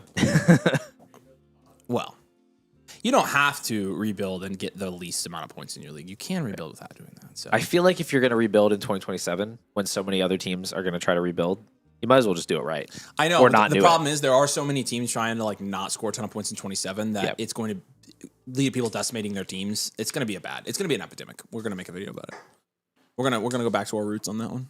We made a video when we first started Jeremiah doing Smith is ruining Dynasty. YouTube content about how people were legitimately destroying their dynasty teams so they get their points 4 down for Bijan and basically to draft Bijan, and how they were putting themselves into a multi-year rebuild even when they have Bijan. Right. I think you're going to see a very similar thing happen if people who don't know how to correctly rebuild for Jeremiah Smith. I agree. Yeah, you can do it effectively, but you're going to have a lot more competition to try to get the 101 this year than you normally would, because any team that's not even hesitant about contending is going to try to do that. So it'd be interesting. I don't know. But then you're looking at that and your mindset kind of shifts like, oh, I'm scoring points. Like some of my guys are breaking out. Some of my upside shots are starting to hit. That's bad. I have to trade them because I need love. Like, and then, or Smith, like, no. So that's, yeah. But hopefully that is a high first. And then in that case, sure, you're a rebuilding team, whatever. So 108, 109 stuff. Gibbs in the 202 or the 101 and the 103? 101. Probably 101 and 103 there, yeah. Because I think Gibbs to love is a drop, but I don't think the 103 easily bridges that. It's Tyson. That is Tyson. Yes, sir. Mike Tyson. Drafted in the NFL. Crazy, isn't it? Ryan, what do you think? Oh, so it's just on Stribling's. I'm working uncle. on finding your Z scores so far for this class to figure out how bad the top 24 I was going to say, because we can upgrade, we can update the comparisons by year, can't we, and see where it ranks for the last even 10, 12 years. That's what I'm doing. The You are the Vikings. The man. Vikings are going to take Joe Coleman in 2 picks and absolutely make our day.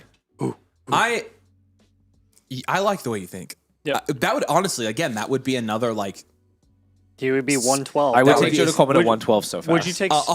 111? Would you take Stowers or Coleman if he? I would If take- I Coleman would went in the take third Coleman. I would round, take would you Coleman. take Coleman or Stowers? I would take Coleman. over I think Stowers. I'd go Coleman as well. That's why I haven't done my flock thing yet. Just kidding. They're going to take Katron Allen. I'm hoping instead. that Coleman goes in the third. Ruin our lives. no, because here's the thing: like if they had drafted a running back, Tom wouldn't be looking back down at his computer a bunch. He would just know the player. So if they had drafted a skill position player, he would know. Dang. So, I'm not, dude. I'm just telling you. I know all your UQs at this point. We're in the third round. Yeah, me too. I know. Maybe you should stop looking at him. It's so hard to not look at him. I mean, it's just Wow. so tough. Tom, why don't you come back over here and Avery do can't keep the, his do the eyes Caleb off Tom. Lomu dance for us one more time? yeah, No, bring no, on. we're good. What? You don't like it? I just said no. We're Hey, good. Tom, come right here and do it. Well, that's the issue that I have. Is it was like right in front of my face. I figured you'd be into that. Not as much as you are, clearly. I mean, I didn't get anywhere near it, and it was a safe social distancing situation for me. So, I got you. Yeah, that's fair. do we I have a can't pick? believe all the reports. that Kyle, the I don't know what Jaguars you're were rolling your gonna eyes draft a about, dude. running This is back peak content right didn't here. turn out to be true. This is peak content. Who's what's up? Can't believe the reports of the Jaguars wanting to find the running back for their team that weren't true. I can't believe it. Fake rumor. That was a fake rumor. you mean- because the people are saying they were going to trade up and get Price if he was in 80% the of the second. noise that we got pre-draft. But is then again, irrelevant. that still may have been true. Oh, We just- thank goodness the pick is in. that may still have been true. And we Let's just never know see. because look at that. Oh, Big dude, citrus. dude, it's big citrus. It's Dominique big citrus. Nice. Not nice. Hey, That was another not a defensive running tackle. back. Ryan's not a running thrilled back. about big citrus. His nickname is Big Citrus. Yeah, that's awesome. I love that. It's going to be marketed all over the place. You're going to see him on social media. It's a good nickname, but not a good pick. Yeah, For- hopefully. for our I mean, purposes. he's better than the other NFL player who was adjacently related to oranges and orange juice. Yes. Well, actually, that guy was pretty good. Better football player than human. By far. One of the biggest gaps we've ever seen. You're not talking about the guy who killed his wife, right? Yep. Okay. that guy. Allegedly. He's dead. Who cares? Yeah, dead guy. That's true. You're spitting. Is he? Wait, this is OJ? who? Yeah, he is. Yeah. Oh, Yeah, OJ Simpson. I'm yes. sorry. We're gonna put you down easy here, Paul. That's right. He's gone. I just forgot. I know you're a big Forgot. fan. Yeah. This is hard for you to hear. Obviously. I've heard you say on your channel that he's one of your role models. So, No. oh, it's good to just set the record straight. What was the picture of the OJ memorabilia collection that you sent in Discord earlier today? I sent that to you in confidence. And what was the OJ? I shrine? was looking for a private appraisal of value, and the fact that you are putting me on blast here in I front mean, of I figured when you pull up in the white Ford Bronco. 1,391 people is I know. actually it's- kind of the- disrespectful. you're not really beating the allegations here. Yeah, and there's a glove in your front seat. I was like, okay, Oh, that just gave it away. He's doing the dance. Tom, do it over here, dude. We do it. Panthers- We'll probably I lose 400. I might have viewers. Panthers Yeah, have a losing chance. my wallet. The Panthers are back with another chance to complete the prophecy and draft Chris Bell. Just saying. Come on, Panthers. Man, the fact that honestly, like Surratt has been falling, but Chris Bell and Chris Brazel, like, Yeah. I mean, this is Dead. pretty nuts to me. Like, Dead. Hey, Brazel- at least one Brazel of our is takes done. came true with Brazel. He is We're like, Brazel's another not in a long legit. line of Tennessee Do it. Set it. volunteers. Who we got? oh yes. There he goes. There All he right, we is. go. Brazel. Speak of the devil. I was like, oh, we were just Oh talking man, about that. my TET shares That's are so up hilarious. right now. Yes, they sure are. Love that. Yeah, no, it was Oh, about time he went. It was Brazel. about time he went. That was 19. Okay, so we got, 17 more picks, and so we got Surratt and Bell to go. And Honestly, again, I just want Surratt because he's an Indiana guy, and I don't want him to go in the 4th. So, Yep. And Jonah Coleman. We can get a Jonah Coleman here. You know what this pick means? Bucky Irving replacement. What? It means that Dave Canales knows that he needs to move Tedero McMillan around the formation more and use him like Drake London. So he needs a fast wide receiver on the outside that can absorb like that, sacrificial Paul. X wide receiver snaps. Yes. Bullish signal for Tedero McMillan. Gibbs, Love, Tootin, Amon-Ra, Chase, Caleb Williams, Omar Cooper, Penix and Njoku. My best depth has that Emmett Johnson. What should I do? That's honestly really hard to answer just without seeing the context of your league and your league settings and all that, my friend Landry Knight. But looking at your starting lineup here, I don't know. It depends on really your strong. It depends on your league settings. But your starting lineup, you have some top 50 guys. It's a super deep league. You might want to be looking at some down tiers. If this is a shallow league, you might actually be in good shape. Would be Biggest need QB2. If it's I don't even know if it's a super flex. Yeah, again, it's hard to say. But generally, again, when you are struggling with depth, and you have multiple guys that are first round picks. Here I see 4.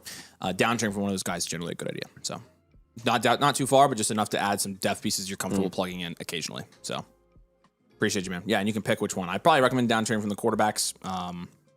If it's super flex, I like holding elite wide receivers. So I would rather not trade Amon-Ra and Chase if I had the choice.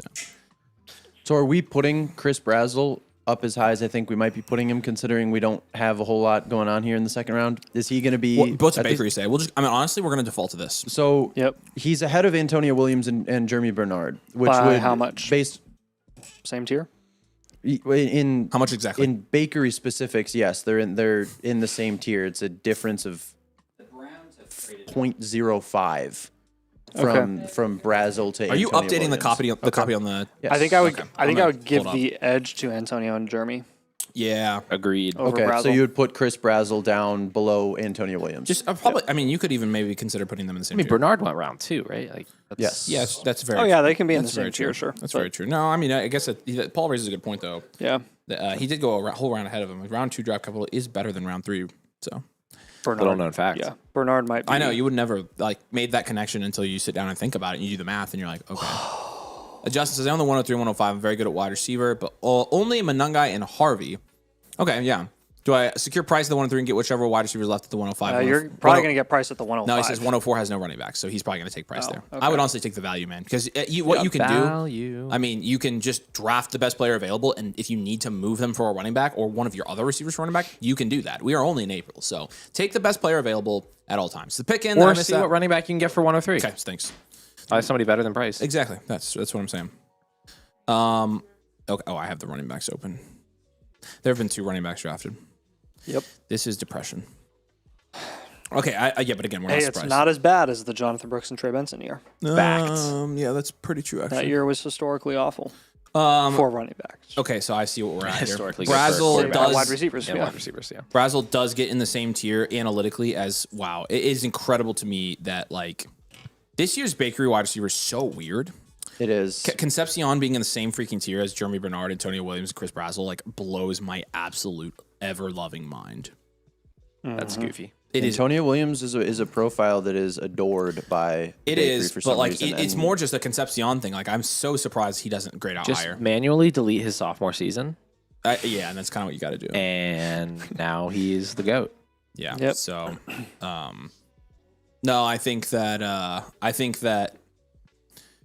this is what we're gonna have to basically spend all day doing tomorrow. So basically, what we'll do tomorrow, you won't be here. We'll miss you, obviously.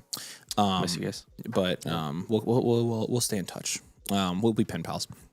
What we will do tomorrow is we will basically sit during the last rounds of the draft, and the 3 of us will kill ourselves trying to figure out how we want to rank these guys. And honestly, this year, Not a threat. No, not a threat. Thank you. This year, I feel like it's not going to be. It's not actually. There's a lot less it's actually pressure to get not the gonna later. be as hard. I think I think this is a weird. But again, you're talking about, do you want to take a terrible pick or an awful pick in the second? Right. So Tough call.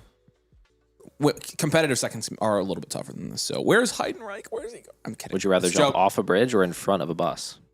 Off a bridge? Okay. Fair enough. Because if I'm going to die, I want to do something exciting first. Cool. All right, picks in. Here we go. The Tampa Bay Buccaneers. Ted Hurst. I actually kind of forgot that he hadn't been picked yet. Yeah, me too. I think this should put to bed any of the Ted Hurst is actually a first round wide receiver prospect rumors. Did not hear those. Because he didn't go in the Actually, first. yeah. So to quote the exact rumors, if he was playing at a Power 5 school, he would have been a first round pick. That's what actual reporters in NFL, evidently NFL scouts were saying that. I don't believe that for a second, but whatever. If he was just as good against much better players than he was against terrible players. Wow. Sure. Fascinating. So this is gonna be fun when the Steelers take Surratt. Oh wait, they took Bernard. Okay, Frick. so Ted Hurst to the Buccaneers. The Buccaneers love to have a super crowded, indecipherable wide receiver room. I think it's decipherable though. To be fair, they had 3 slot receivers and no outside receivers. Yeah. They now have an outside receiver. True. They do. Baker likes to throw deep sometimes. I don't know. You're an idiot. All right, there's a rookie board. People are getting pushed off the end now. Here we go. Falling off the cliff. Who do we put in? We put in Brazel at 16. And we still probably got to add Hurst in here somewhere. Of course. I would put him Yeah. over. So I think what we'll do after this, and Tom, I'll make sure to send you the link to this, but they put the camera on Caleb Douglas. that's awesome. Did Love very well that. done, graphics team. Check out Beautiful. Caleb Douglas. Photographer. That's my. You heard it here first. Cole Goodyear reports that he is a professional photographer. He's my photographer 1 in this class. Yeah, he is definitely. I mean, he's up there. He's in the He's in the S tier for photographer. So that's pretty good. So where are we putting? Way to check your sources Where are we there, putting Bob. Ted Hurst? You did absolutely. Where are we going to rank Ted Hurst? You tell us.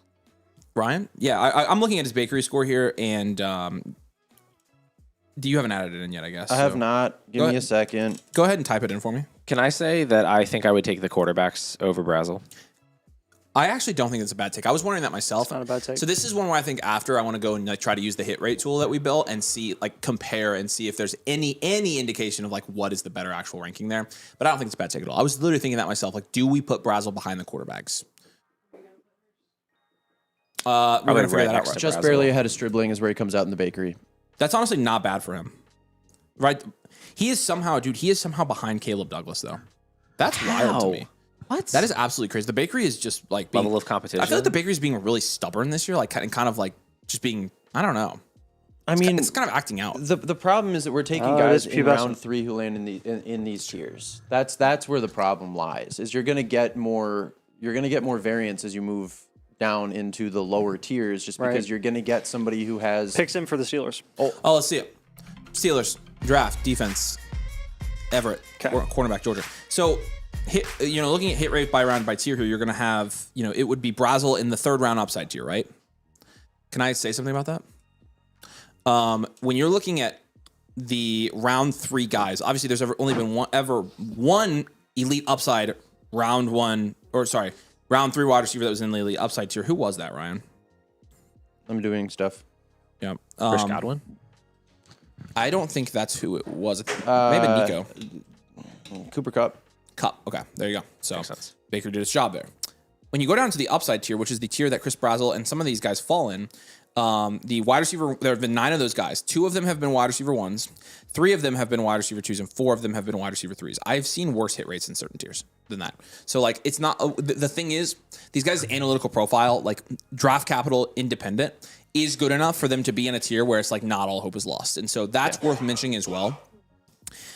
It is also still worth mentioning that it's very, very bleak. You get down to 2 tiers below that, and there's literally no guy that's ever hit. So, upside light tier, you've got 27 guys in that tier, and we've had 6 of them have wide receiver 3 or better seasons, and 5 of them have wide receiver 1 seasons. So, that's where most of those guys we were talking about earlier. But Chris Brazel's quarterback is Bryce Young. Former Heisman, first overall pick. Yeah. Yeah, Stud. absolute. Formerly benched for Andy Dalton. Sometimes you have to go backwards to go forwards. Yeah, we talk about And this. he with did the- go- Still waiting did for go the second forward, part of so that. All right, here we but go. Yeah. You guys ready? Browns. Yep, Brownies. Intake, defense, Barber. Austin Oh, wait, that's Barber, offensive tackle. Love his haircut. Yeah, it's pretty fun. And Barber. He needs one. Oh yeah, nice. He does kind of. Yeah.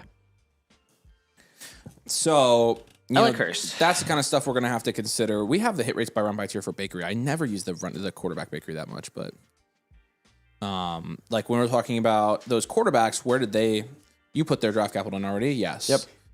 Yep. Third round in that tier there. That is what's the name of that tier? Upside tier? Upside light? Upside light.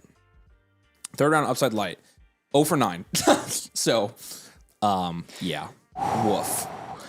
And again, that's a hit from a production standpoint, right? Yeah. So we're not considering a value win. Is Lane in a different tier than Hurst? No. Because subjectively, I'd rather have Hurst. We need Cole Payton to go here. But Yep. We had Ritter, value win. Milrow, you could argue. Milrow now. Malik Willis, value win.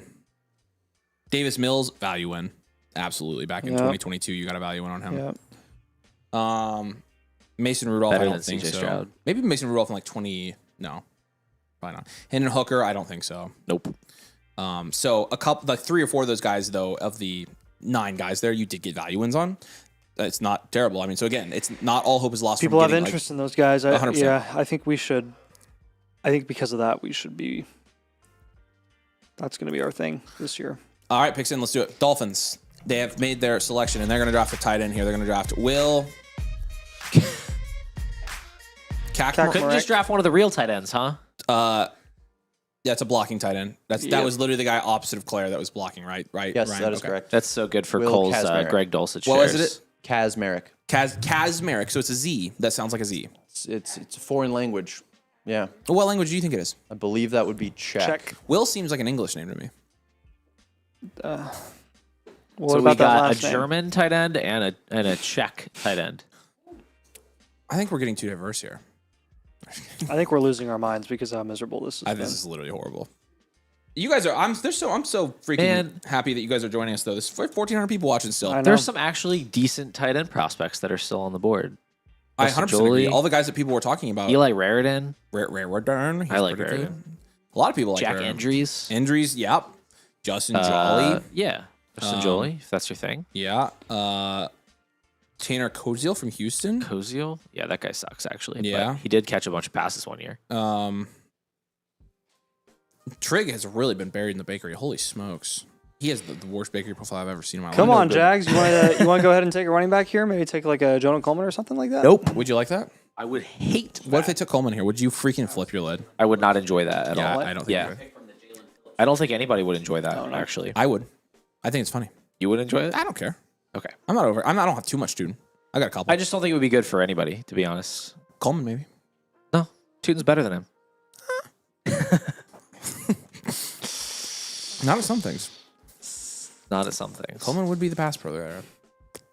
But So far, he's better at getting drafted, but we'll see if that holds. that is actually not yet because Base Tootin needs to go up to the beginning of the 4th round. So far. So far. So far. But the other thing about Tootin, we were very, very high on Tootin and Scatterby last year. They were the 2 highest graded 4th round running back prospects in the bakery we've ever seen. So Pick is in. Let's see so it. Jaguars, the Jaguars. I don't like people who say Jaguar. Pregnon. Emmanuel Preganinet. I was thinking about that. Pregnant? was literally thinking about that. Wow. Does being Am I pregnant pregnant? hurt baby Am I top of head? Progog? Pegnat? Is my girlfriend Pegnat? Pregnant? Preganinet? And this is the brain rot. The people section that of don't know what that is stream. are so They're confused like, right now. I'm watching something else. Nanorit. Yeah. Am I pregnant? We'll give him his due, Emmanuel Pregnon. All right, now back to our Okay, sure. back to our regularly scheduled Okay, content. yeah. Am I pregnon? Wait, we got this one already. Yeah, we already Yeah, we did this one. You're good. Thank you, sir.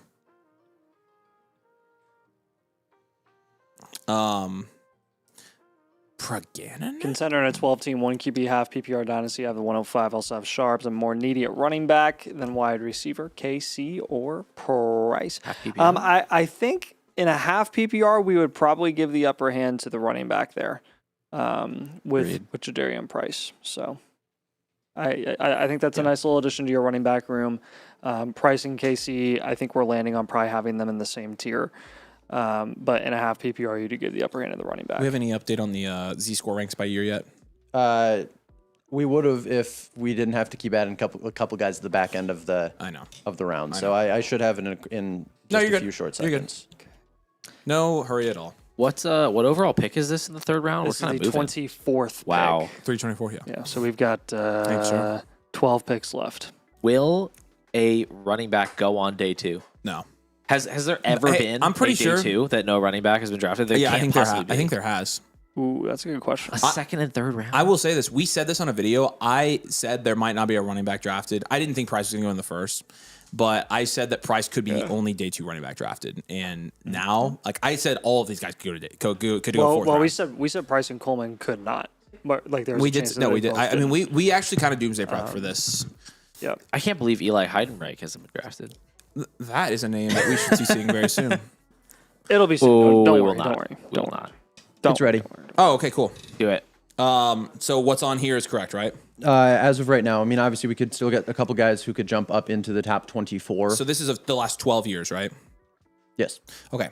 So Well, just a little bit no. of update on the overall historical rank of the class. We do have some really good news, guys.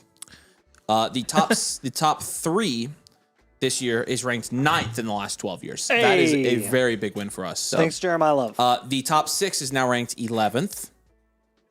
The top 12 is ranked 8th, which is very surprising to me that top 12 was higher than top 6 there. Weird. The top 24, 10th, top 36, 10th so far. So, like, I mean, again, Better so than it's basically 12. exactly the same. I mean, I don't think anything's moved there, right? It's moved from 9 to 10 to 11.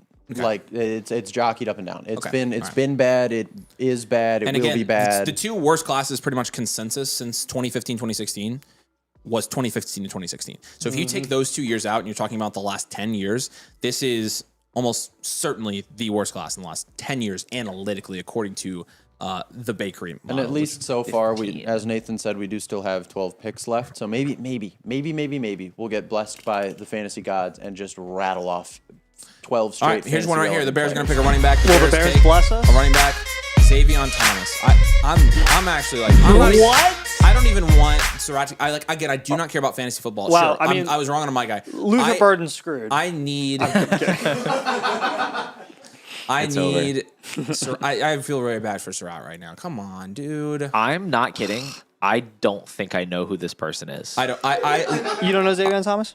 I do not. I mean, come on, man. I do not know Xavier Thomas. This is my Josh have never Palmer seen moment. this guy's name in my life. Wait, are you serious? The whole internet had to Google who You Josh are lying, Palmer was when Avery. he got You have drafted. and absolutely seen this I man's Yeah, name. you've don't know seen who this guy. is. There are 2 LSU wide receivers. Who's the other guy? What? There's 2 LSU wide receivers. And who's the other guy? Aaron Brennan Anderson. Thompson, right? Terrace Marshall. No, Brandon Thompson. I know him. He's Mississippi State. Aaron Anderson is one. Thank the you. other one is Barryon Brown. Thank Oh, you. you know what? That's I serious. do know. Yeah, I Yeah, do. Xavier Wait, Thomas they was both the other have one. I do know who this is. like alliteration names. What's this guy's problem? Ask his parents, Should be not me. Tavion Z Thomas. last names are a curse. So they Well, changed. that's a first name, so. No, I'm saying that's why it's not alliterative. Is because they didn't want to have a Z last name. So Are they? Yeah. Right. Zach Center? no, I'm lying. For what it's worth, Xavier Thomas, his grade now is higher than that of Ted Hurst. So What? you might want to go do some research. I don't. I guess this is my fault. I genuinely don't know who this person is. He's also a rat. What does rat stand for again? Really Athletic and tall. tiny. Tall. Tiny. Oh, tiny. And he has a poor target earner. 5'10", 190. And he's tiny, and he primarily played out wide at LSU. Am I correct about that? Is that what you're reading? His alignment data, yeah. Let me double check the statistics. So do we put him in the first? 79%. So can you just majority? as a bakery novice here, can you walk me through like what is it about him that would lead to him having a better Are bakery you asking score him to give than away Ted his Hurst? secrets? Well, he No, I'm not. Of course, I would never ask the best how thing the about bread his gets made. the best thing about his profile is he ran a 4.28. Yeah. So he's a true like speedster. Negative correlation. And he's not. He says tiny in Negative his profile. correlation, but you should We got the pick him for Sam. get Okay, on your let's go, San soapbox Fran. and tell that to the NFL because Just they forget about it. Oh, this is a terrible pick, but it's great. We should have. Let's go. I almost picked him as my fourth my guy. It would have been so clutch. Oh, this is classic San Francisco. Okay, well, Kalon Black. I literally Third round. What is Dude, what is he that? was a huge sleeper for us. The That is such a 49ers huge win. taking weird running backs in the third round. What is that about? He is 25 years old. 25 years old. I mean, we love Kalon Black. We're IU homers. absolutely should not have been taken Welcome here. back, That is Tyrion a Davis-Price. terrible pick for the Niners, but it's an amazing pick. Can I just say? So I'm just saying. Can I just? Let's go. I actually don't think this is that terrible of a pick for what he's going to do in that offense. Yeah, he'll be good What for does them. he do? But CMC is going to be CMC. Yeah. So He will. He is interesting because obviously he split that backfield 50-50 with Roman Hemby, right? What you mentioned, really the biggest differences between him and Hemby, Kalen Black ran a lot lower. He's a lot more physical than Roman Hemby. You watch him in the playoff and especially in the national championship game, and you saw him absolutely just his trucking contact over balance guys. is better than Hemby's. And that's probably his biggest strength. So I think he's just somebody that, in an offense where you have a Christian McCaffrey who's going to play most of the snaps, he's somebody that can come in and get reliable touches. He's also a very good pass protector. Oh, nice. He is a dog in pass pro. From not getting invited to the combine And to we being said drafted this. in round 3. That is unbelievable. I Super think weird. that's the biggest jump I've probably ever seen for a Super weird. non-combine invited I mean, guy. seriously though, like this is I'm very happy about this because when he didn't get invited to the combine, we were livid Yeah. because we said Yeah. he is far and away the better back. Like there. he's draftable. Now, would I have he's- ranked him he's over very- General Coleman? Probably not. Probably not. Jordan James Hive is in shambles right now. Oh for yeah. real. No, he is unbelievably old. Like Congratulations, he's, Kalon. Is he I'm older so than happy. CMC? He's 25 years old. Okay. So like by the time he's looking at a He's second really contract, old. he'll be 29. Pretty So yeah, pretty crazy. He's definitely going to be a role player in that offense. I have not seen him with Like third round Avery draft said. capital in the bakery. So, But from a fantasy perspective, He's in there now. dude, that's not bad, Nate. That's not bad. the pink tier. Pink tier third round.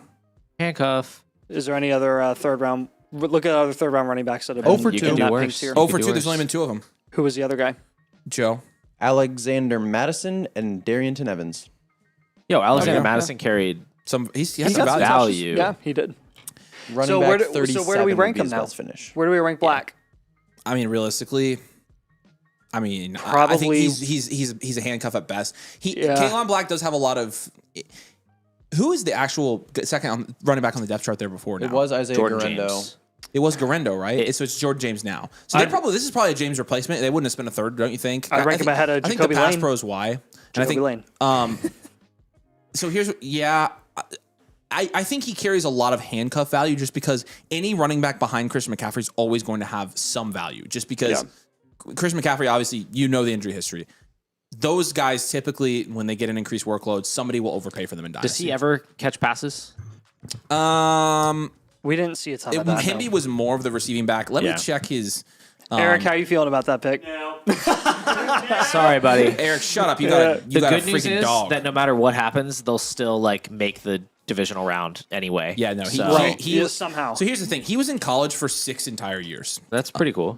He This year's RJ. had a year where he had 27 receptions for 254 yards. So he had actually 9.4 good. yards. He did. you go. That was in 23. At IU, he wasn't used that way. He had 4 receptions this year. Hemby was the receiving. What back are his there. career yards per reception? Every year he's been 18, 10, 9, 9. So it's not. Oh, YouTube that's channel good. told me that That's was good. a good thing, like a good metric. Did you see that one? Yep. Yeah. That's like one we started doing when we were super small, and we just do it every year as a tradition. Like it's Yeah. it's one of those things where it's like people mistake that for being like we're saying if they hit this they're gonna hit, and if they Right. don't, it's just not. It's just making an observation. Right. But he obviously played at JMU for Kurt Signetti, so he was used as the receiving back there. He had a 1,000-yard season though this year at IU. So again, pass pro, it's his specialty. He's Not gonna be, the that was a nice little bright spot for us. not the Indiana guy you wanted, but there no. he is. I'm perfectly happy with this. Again, we have gone on record. They're back. Wait, they're literally back. They could do it. This is it. They could do it. They This have is to it. do it. How can they not do it? It's not it, is it? I'm so invested at this point. I just want them to do it. Once a team refuses to time after time after time take a player, then they're just not going to. Listen, If you the love Ravens drafted Hayden Hurst over Lamar Jackson. They drafted Hayden Hurst and then they drafted Lamar Jackson. It could happen. All right. What a fun pick. I'm serious, guys. Outside of obviously Coleman grading out much higher than him for me. I think there are guys that have higher upside as a standalone, but at the same time, when you're looking at these backs across the board this year, I really don't think any of these guys have a ton of standalone value. I don't think. Yeah, they're- I'm going to be honest though. Like just because of the situation that he's falling into, like you're going to have multiple day 3 running backs that we're going to rank over Kalen Black. I mean, yes. I think you're saying the 26 class is saved, actually. No. no, I actually disagree. Like if Emmett Johnson goes to a situation, I literally don't care about like any of these guys. So that's kind of Picks him for the Raiders. my point here. Yeah, no, frick. Trey Zune the third. Nice. Oof. Come on, Elijah. I mean, if an early day 3 running back Brutal. goes into a situation that's way more wide open than Christian McCaffrey, like, Sure, but I Come mean, on. these guys, we're not talking about Cam Scadaboo here, though. Like, these guys are analytically legitimately awful. So, like, yeah, I know they all are. they're going to be in the but same like tier. the reason Kalen Black isn't even in the gray tier anymore is because he got 3rd round draft capital. Yeah. And that like literally elevated him into that range. Whereas the other guys that are in that tier or in that range have projected draft capital that's way later and they're already up there. Again, as You a know what I'm CMC, got to move him up in the substation, attack CMC. We do have to do that later. That's a good point. Again, I think I think he holds a similar amount of value just because He holds he's- insurance just value. because he's Chris McCaffrey's handcuffs. So Yeah, I, which is like Jordan I'm not- James and whoever was before him, Elijah Mitchell. Like it's And again, like at which this is point in the 3rd round draft, talking value. about this year's 4th round running backs, comparing them to Jordan James. I mean, what are we actually looking for here? These guys are not going to be starters in the NFL. So like, Yeah, they're all terrible, At this point, when I'm drafting, my point is when I'm drafting running backs, I actually will take guys that have value upside instead of like upside to be a lead back because none of them will be. Zero. well, none of them will be a lead back, but it's. I think Kalen is going to have as much value upside as some of these guys. What does the community believe will be the lead backs? Because I get what you're agree, none of them will saying. I be get what lead you're backs. saying. Nobody's So- going to look at Kalen Black and say, yeah, he's going to be the lead back. The big value, I You feel know? like the big value hits that you get from these later running backs are the ones that landed in ambiguous situations. Is the thing like Bucky Yeah. Irving? Exactly. Bucky Right. Irving lands on a team with Rashad White. It's ambiguous. He's a Exactly. movable object. Like you want to see these guys land on teams where people can sell themselves on how does this guy actually become a starter Yes. for a stretch. If Mike so that's what Washington- I agree with Nate there. If Mike Washington goes day 3 in the 4th round to the Washington Commanders alongside Rashad White, it's not even a question. Yeah, for me. I don't Like, even. I think even like you're you not know. understanding like how much worse of a prospect even these guys were compared to Bucky. Bucky was analytically a better prospect. I never absolutely said he any was. of them. So, were like- But I lucky, don't think but that it's matters what as does much the community to think? the Let them dynasty talk. community, like selling themselves on the story. I think is the big Right. part. Like it's the story. I get that. I'd have to I do think get of that. some However, examples, but there are some like Darwin Thompson. Okay, Pick, let's see remember it. Darwin Thompson? the Cowboys take Jay Sean Barr. Jay Sean Barr. No, I don't remember that, but Darwin Thompson. It's kind of a throwback, but he was drafted to the Chiefs as a 6th round pick. Terrible prospect. Like there's literally nothing to like about him. He was like kind of athletic. This dude's hype cycle in the offseason was just ridiculous. It was like 2019, Pacheco-esque. 2018, 2019. This dude literally never did anything, but it was just like, hey, he could play because they don't really have anybody. It was like after Damian Williams, I think, before Clyde Edwards-Helaire, if that is the right timeline. I don't know. But yeah, these guys that are on open depth charts, potentially on good offenses, people don't really care if they're good prospects. Again, like whether or not the dynasty Woody community, Marks, terrible prospect. Yeah, he was bad. Whether or not the dynasty community agrees with me or not, I see just as much value upside in a guy like Kalen Black, just because he is literally Chris McCaffrey's handcuff. Yeah, Like, but again, if you want value flexibility when you're holding on to one of those guys and looking to shop them once the hype cycle comes around in and August. again, I like, also think you're not giving enough credit to Kalen Black. Like Kalen Black he looked very good throughout the year. but it doesn't matter. The market will view him as Christian McCaffrey's insurance play. Nathan, we're talking You know? about picking in the worst 2nd and 3rd round we've ever seen, and you're talking about the market. Like these picks are worthless. Take the know. guys that actually have value upside. It doesn't matter. Like Exactly. all And bets are the off. guys that have value upside are the ones we that the have to market take the think worst, have the worst day 3 running backs of all the time upside. over Kalen Black. No, you actually don't. I'll just take who I like and who I think actually has value upside. And I don't think that's a hot take because these guys all suck, no question. So I do not think this is a hot take at all. Like, I mean, we are talking about picking in the actual dumpster right now, and these guys that go tomorrow are not going to have good profiles. If the either. Vikings draft any running back When in did the 4th I ever round, say they have good profiles? I will take him. I don't know. You're Well, you're the missing. Vikings have 2 picks here coming up back to back In the third? In the third, Oh, so you please. might be. Oh, might be please, rescued. All right, Vikings, got it. please. Send it. Just like the Yes. Seahawks last night. All right, the Rams take Keegan Tross. I mean, we're like making like a legitimate dynasty like theory market argument over guys that are going to go so late in this draft class that they are going to be actually irrelevant. Well, people that, have well that's these the thing picks. is But they're people have not these going to go picks. late in this draft class. Like these running backs are going to be going in the 2nd round. That means You know? nothing, Nathan. Nothing, dude. I know in the grand scheme of things it means nothing, but for it is technically early in this rookie class, the 2nd round. Okay, again, You know? the Like, point is they're You're going to be talking about undrafted guys going in the 4th round. You know? So like you are proving my point. like the day 3 running backs are going to be pushed into the 2nd. Like we all agree that. We all agree about that. I know, and I'm saying I don't think Kalen Black is a significant. I don't think the day 2 running back Kalen Black is a significantly worse pick than any day 3 running back, just because he's Christian McCaffrey's handcuff. I think there's value upside to a handcuff like that. I don't think. Yeah, because if McCaffrey gets injured, then Exactly. yes. Like, yeah, sure. Ambiguous situations are something that you want to buy into. Yeah. But also handcuffs Right. behind guys who are injury prone, also very good Well, value. those are great plays before the season starts because Christian McCaffrey's healthy to start the season. But if you want to make the market play before I'm August shell starts, shocked. Like, of then- all the hills, like, this is the hill. I mean, this is Well, like, no, these it's- picks are so bad. I'm If not we're even talking about dying on the first hill. round- You're saying that I'm saying something that I'm not saying at all. Like you're saying that I think one of these guys is actually going to be Bucky Irving. Like that's not true. just traded the 101 in Brooks for Gibbs. Yeah, I would take Gibbs. Nice there. job. Oh my Yeah, gosh. that's Nice job. That's Yeah, you crushed. that's a free upgrade. You absolutely crushed. Congrats. Yeah, that's a free upgrade. That's a good move. Here's what I'll tell you. And this is my point. I will take Kalen Black over some of the guys that go day 4 tomorrow, day 3 tomorrow, and I do not think that's a terrible choice. When No, did I ever definitely. say I would take every single day 3 running back over Kalen Black? Yeah, I think there is a legitimate chance that some of these guys, Emmett Johnson, Nick Singleton, Katron Allen, Jonah Coleman, land in a more ambiguous situation like the Vikings. That would be I think that probably off the top of my head would be the number 1 spot, maybe the Commanders. If one of those prospects that you can kind of paint a picture, like they catch passes or they were decent rushers in college, if they land on one of those backfields, I think that's an easy call over the guy that's just at best is going to be RB2 on the depth chart behind a 400 touch running back.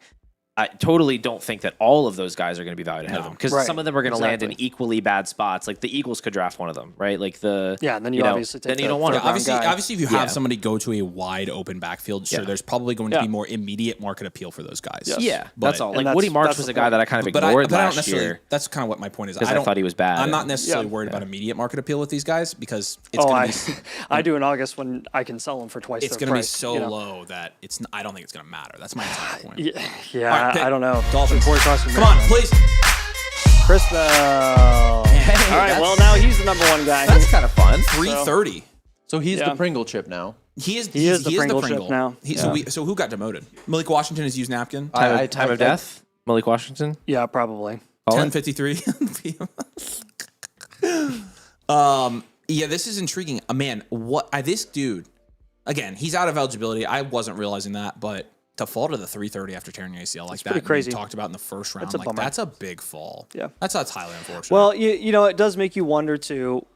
Was the first round buzz in the early offseason actually legitimate, or would he just have been a second round pick if he had not torn his ACL to begin with? It may have don't been know. somewhere in between. I don't know. So, I just you know, Super serious question, guys. I mean, did you like Boston? Chris Bell or Caleb Douglas? Chris Bell. Chris Bell. I'm just kidding. That's Yeah. that's easy for You me. can go about unless- 7 more spots up the unless board before I start thinking It's about like it. a wedding or a special event. Yeah. Then I feel like you get more versatility out of Caleb Douglas with the photography background. sure.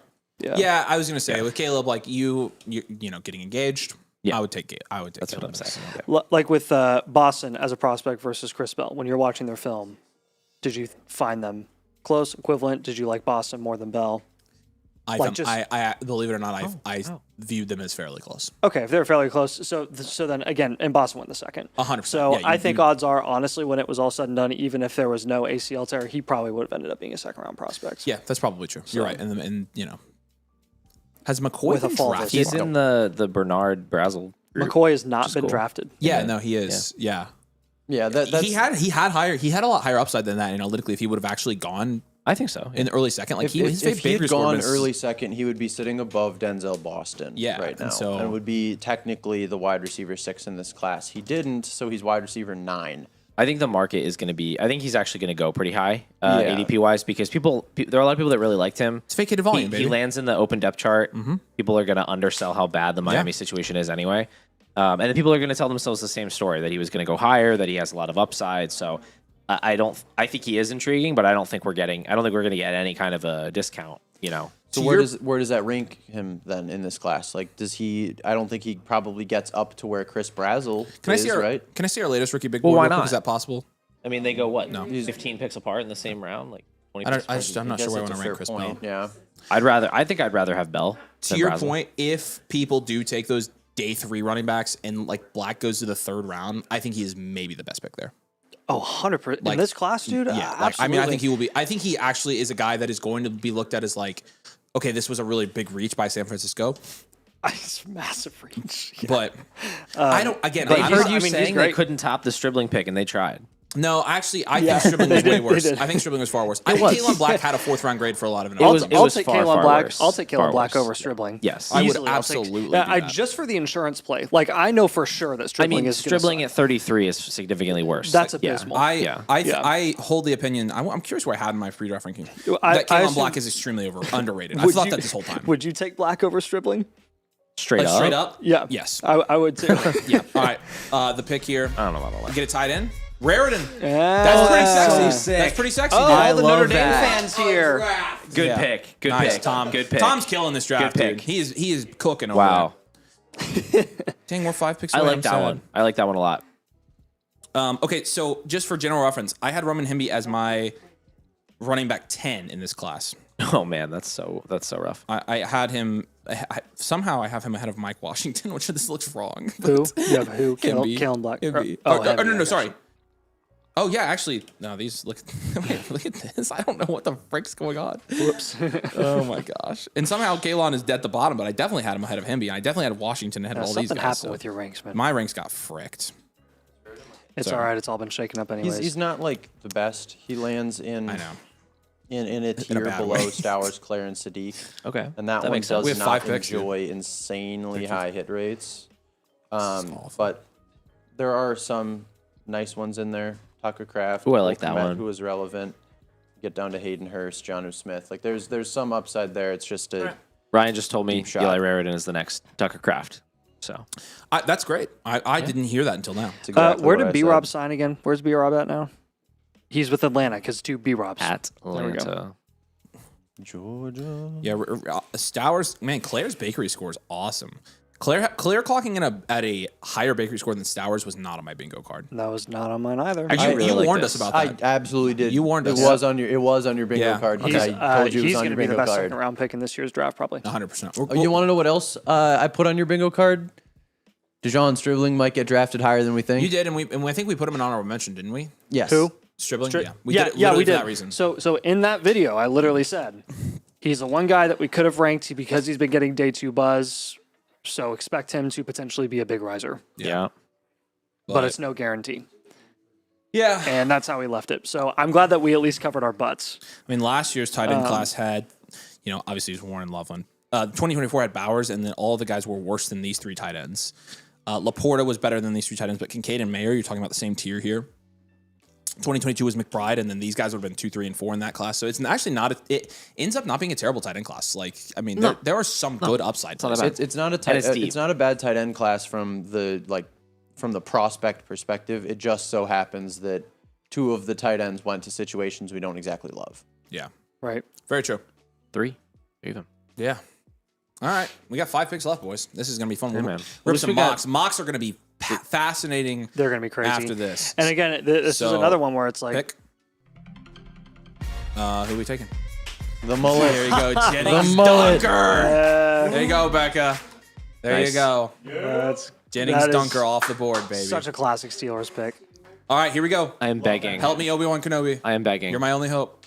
begging. Vikings, please. All right, should we manifest Jonah Coleman? Please do it. Please. Manifest I will it. take any running back. Any running back. Even Mike Washington. I would take Mike Washington. Because at this point. I'm not gonna pick Mike Washington, but he's gonna make the 111 slightly more valuable. So Yep. mocks are gonna be crazy after this. Come on, you know what I running think? back. You know what I think is gonna happen with as ugly as it's been today. I think we're gonna do mock drafts after this, Stribling's and I gonna think go they're in the gonna look first. exactly like they did before. I think people are just not gonna change their mind on Yeah, anything. no, because everybody's going to wait for the day 3 running I know. backs. And they have no idea what to do. Whether I they should don't or think, shouldn't. like, what do you even do with this? Nothing. You take the tight ends. Dude, I'm going to draft the heck out of these guys. Yeah. You take Max Clare. I think we have to bump Chris Bell up from 26. Oh, yeah. Big Oh, time. 100. yeah. Yes, Yep. we have behind Cool. Xavier Thomas. And Eli Raritan, I think I would also have up in the Delp range. Probably ahead of Delp. Let's put 100%. Chris Bell. Where do you think Chris Bell? I love I'm that. thinking I- around 16, honestly, I think 17, you put 18. Delp Raritan Brazel? at 19, 20. Brazel. And just push everybody down. Yeah, let's put. We let's just message put, Becca the changes on Discord. put Bell there right by Brazel. Ryan's got you. We're gonna message you to you. Again, we're to the point now. We got 5 picks left. The next time you'll see us, we're going to be doing rankings. Your Vikings are up. Landing spot matters. So, Are they? 3 picks left. Yeah.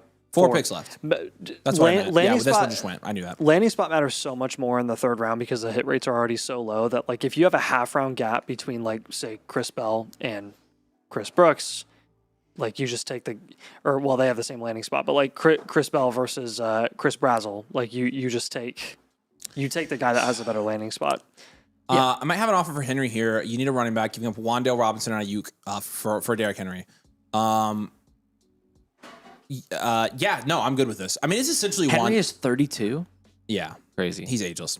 I would take Henry here. You guys cool with that? Like, I mean, it's Wan'Dale's could be good, but like, and Ayuk is a wild card. But fine like, with it. if you're contending, who cares? I don't really care. Who cares? It's fine. Sure. You put Henry in your flex spots. He averaged 15 this year. Like, you're Wando gonna was productive last year. yeah, Wan'Dale was pretty good. And he's in a good situation It was too. pretty good. Pretty good. Pretty good. I'm excited to see Cam Ward with some actual like wide receivers. Yeah. Wandale and Tate, man. Yeah. They're actually very complementary pieces. Wait and Tondale. All right. Remember, if they don't take a running back here, we do get another chance. They have 2 picks. That's true. They have 2 picks here. Ooh. Don't the Hey, Colts have one more Ryan, pick? can you call your like connections here? What? and- Do you think there's any chance they actually take a running back? I hate the I Colts. absolutely think there's a chance they take a running back. They I have- think They're there's not going there's a higher chance they take a day 3 running back. There's still some safeties on the board. There's still some corners on the Surratt. board and Jermon McCoy. Rip. But the value NFL faller right brutal. now is The NFL probably agree the with us. running back Can't position. separate. So They agreed. I would love if they drafted a running back. I'm just sad for him, man. Yeah. I'm very sad. The NFL agreed with us that he can't separate. It's all right. I thought they would value go the back tomorrow. shoulders a little bit more. I'm surprised we haven't seen a couple more. I'm surprised we haven't seen Lewis Moore off the board. I'm surprised we haven't seen Aiden Fisher off the board. I guess the whole like national championship thing didn't really mean anything. So It did for the Niners clearly. did for Black. Again, I'm telling you, I think Black is a sneaky good pick. I have thought he has been underrated all season. I remember in the national championship game, we were screaming to get him in the game. We were like, please. for Yeah, the because love of every God, take him. time Hemby touched the Hemby- ball, he fell down. And Hemby was getting I was like, literally what happened- pancaked. What happened to your contact balance, bro? Hemby was getting pancaked in pass pro too. It was bad. Yeah, it At was the first bad. couple series. He I was got like, worked. and you put Black in, and Black Kalen took was- trucking dudes. Kalen was good. I love Kalen Black. I flipped. I Again, flipped midway through the season because shamelessly, I'm going to rank him higher than everybody else. I do not. at care. least in the first half of the year, don't care. I liked Hemby more, and then he just wasn't like he kind of was more towards the end of the year. So stick around a little bit, guys. We're going to. Oh, I need to send you, Tom, the link to the tool here. It's a tool because we'll use the tool at least. I want to see it. I was eating cake when you guys were talking about it. It's honestly it's not going to work perfect yet because I only have the grades for the like 10 prospects that went last night in. You know what I could do while we're sitting here? We could do a couple mocks and I could load in the data from tonight and try to get it up to date. But that would require me updating my rankings. We can demonstrate it and just do the first round, guys, because that's really like all I've got it dialed in for. It's pretty cool though. It's pretty cool. Nice. Yeah, I think it's useful. Like I personally will use it myself. Like actually, so I categorize it as a tool I created for myself that I'm gonna basically just share with everybody. So picks in for the Vikes. See what they do. oh shoot, Boring. Caleb. Womp. Sorry, you're not boring, Caleb. made a Congrats pick. on getting Yep, drafted. I know. all right. The good news is the Northwestern. Vikings are up next.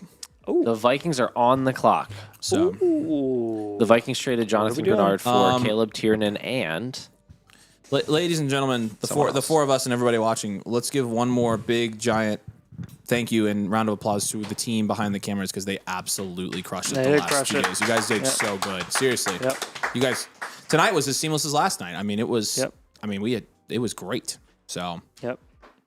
shout out to everybody who's helped. Shout out to Eric over there grinding out 3-factor grades for us. Shout out to Sherry for exporting those Mogerts about as fast as they can export. Shout out to Becca for making everything look better than just about every other network, including the Pat McAfee Show's awful fonts.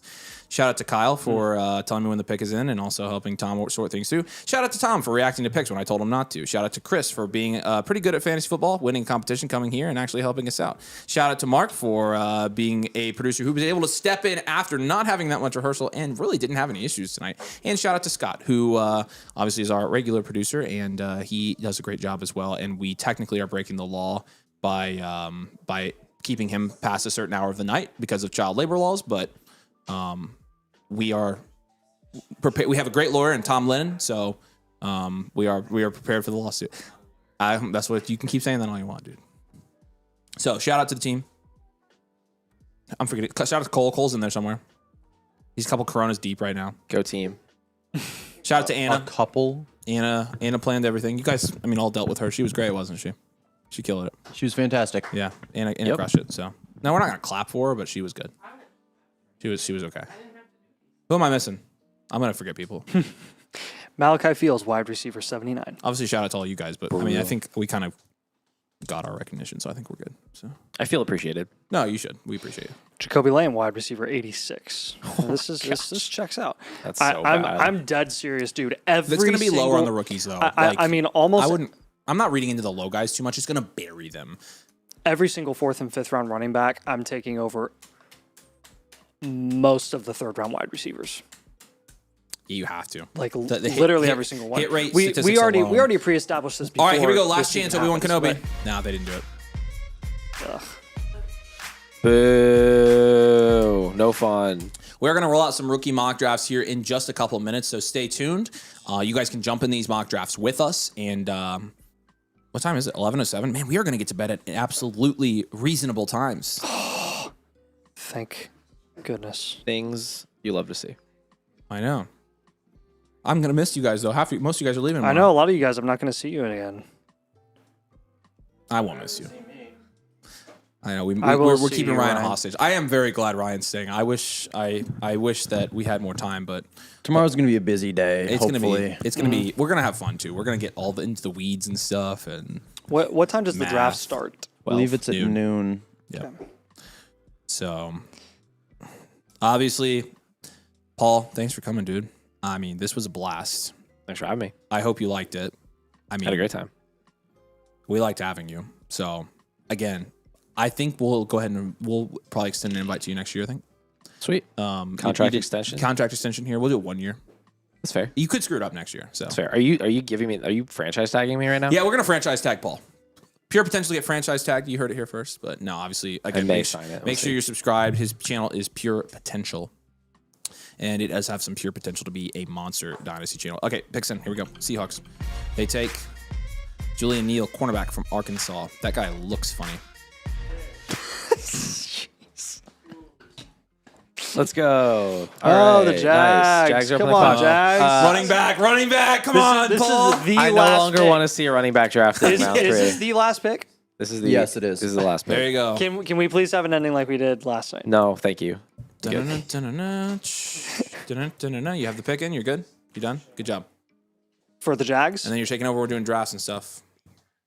I'm gonna send you. Hey, Tommy boy, I'm gonna send you the link to the tool, and you're gonna have to pull it up on that computer back. You're gonna have to toolie. probably help him get it up on the computer, just on a browser that we can kind of toggle back and forth in the draft and that. So I'm proud of you guys. You guys crushed it this year, Yep. and we had a lot of viewers this year, pretty consistently. So tonight was not near as busy as last year's day 2, and I think I know why. I think It might be you guys telling Oh, yeah, everyone no, the it's- picks are we've been worthless sitting- for 6 months. well, it worked. Well, now we last are time dropping. we were fine. Kyle, the initial view duration right now is 26 I think people just minutes. realized that the class was That's awful, crazy. and they were like, Because it was lower than that last night. Like you told me this morning was I'm high. actually super excited. I can't wait. I can't wait for rookie drafts. It's All right, gonna be super here we go, ladies interesting. and gentlemen. Pick us Our in, the last last live pick here on the show is a defensive player, Jalen Husky from Maryland. Well, all right, Kalen congrats, Black Jalen is Husky. our exciting one. We will pick this back up tomorrow. Of course, we will not be live. Nathan and I will be busy making content, but we're not done, ladies and gentlemen. We Busy are going bee. to hashtag do some mock drafts. Sparky, thank you. You crushed it. It was Thanks, very Mark. good, very smooth. Appreciate it. No audio Shout out. hiccups, so that's great. All right. Taking the years out now. Yeah, we're chilling. Yeah, it's time for chill hour with Domain. We're gonna chill out. I'm probably gonna take my shoes off. Like it's a thing. Keep the socks on, please. No, knees will stay caged. We don't do knees here. Tom sprinted to put on pants when he came up here. That was very funny. I appreciate I like that he changed back into the shorts afterwards. Yeah, I thought that was it's pretty hot funny. out. Yep, Eric, we'll call it. You know, that's what did you say? I said Eric, we'll call it for the 3 factors Oh, yeah. for the grades right now. Yeah. I was going to say something. I don't remember what I was going to say. What do you mean? Real NFL. Gotta go to Patriots. Go Birds. They actually did have a good draft. I don't know. I have to look. I don't remember all the picks for each team right now, but Giants did really well. yeah. They went. Yeah, Giants did have a good draft, didn't they? They Yeah. ended up with Colton Hood. Who do you guys think, chat? We'll try to put some more chats on the screen as well as we get And closer. so McCoy and Surratt never went. McCoy's cooked. His knee must be absolutely fricked. It's gotta And be Surratt must not be able to separate worth a darn. Which, So, well, we Bummer, knew that. dude. Yeah. We knew. Please do not keep the socks. That's funny. Maybe later. Maybe like past midnight. We'll take them off. I'm just kidding. That's gross. But, wow. I'm gonna grab my laptop. Okay. Yeah, get your laptop. Chat, we made it. We did make it. I'm not gonna lie, guys. That was The- that was a rough day too.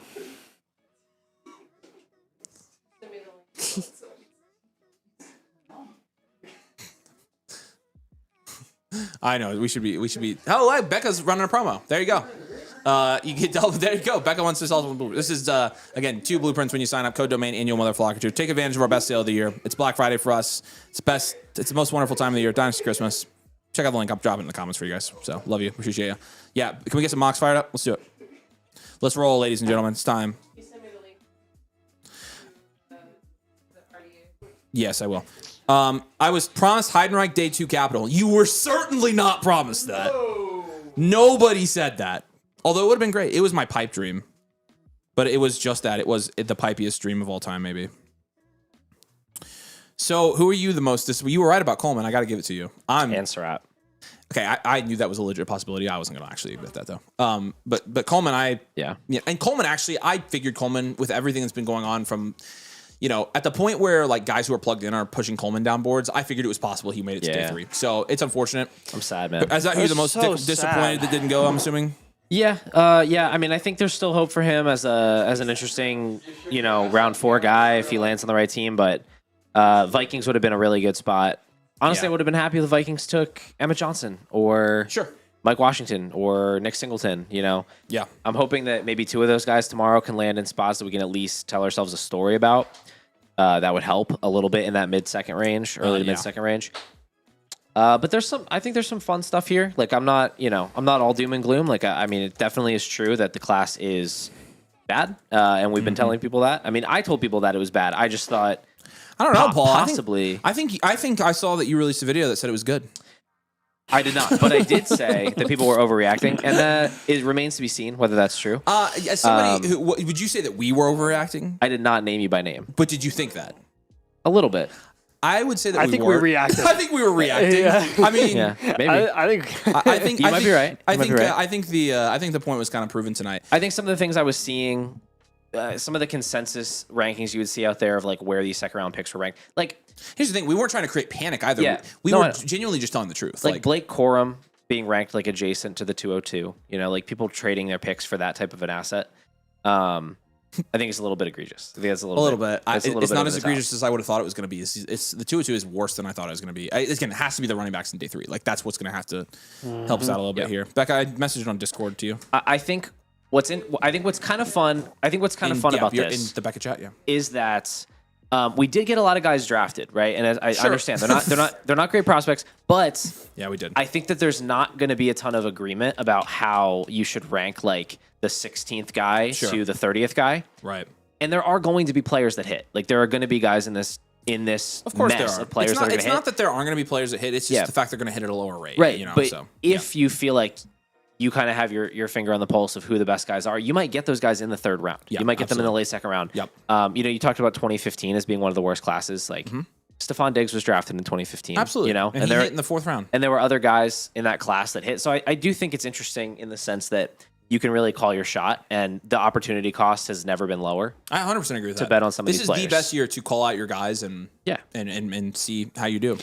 Yeah, you may as well. Yeah, I mean, unless there's a day 4 running back. And I also think Day because four? there's so Day much 3 running variance, back. you're gonna have might as well guys, be day 4 this year. people are gonna like certain prospects more than like other people in their league, and Yeah. you might actually get like when you have a pick, you don't need You don't need everyone in your league to agree about a player being worth more. You just need one of your league mates to like one prospect that's available more than you do to trade a pick away. So Yeah, and you might have those chances. You know, I think there are some things like I think the 107 ended up being better than we thought it was going to be. For sure, yeah. I moved it I think up. the 108 ended up being worse than we thought it was going to be, but so there's trade off there. But there are times where it's like, 105, 106, 107 are okay. Like they ended up being okay. The price pick really helped. Yeah. The Concepcion pick really helped. It's just, it really was always the late mid first were kind of the question mark. The late first and seconds were where we were just like absolutely horrible this year. And I think to that is, I think we're pretty locked on that unless we get some really good juicy landing spots tomorrow. So for the running backs, do we have a mock draft yet, Becca? Oh, okay. All right, we're getting to be ready for the link here. I want to get in I'm one of not these kidding, mock dude. drafts tonight. Just Oh, you definitely should. Would love just to. voicing pre-ranking tiers. What the frick are you guys doing? If you hit the camera, I'm gonna.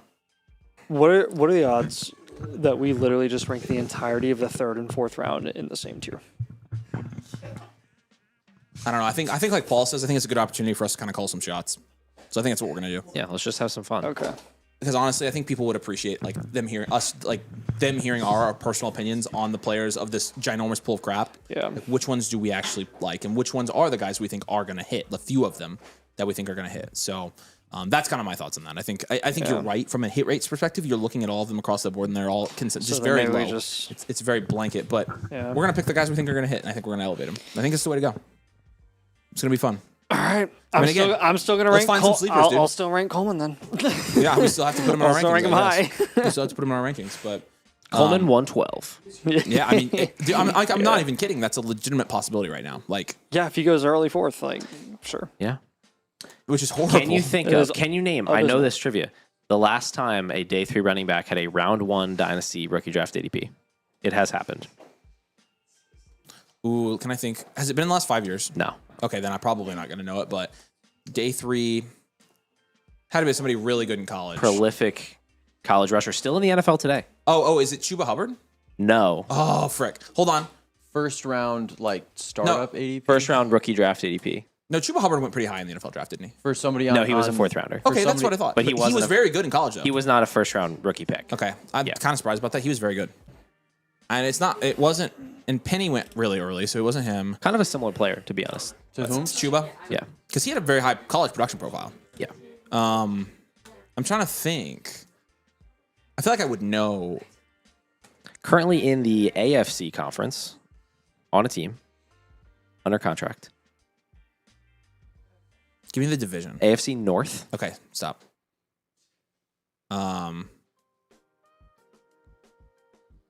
Oh. Anybody? No. Anybody? Bueller. No. Chase Brown. No. Great team. Who's Samaje Perine. Samaje Perine. That That was was first round rookie ADP. What year was that? As a 4th round pick. 2018. Really? Yep.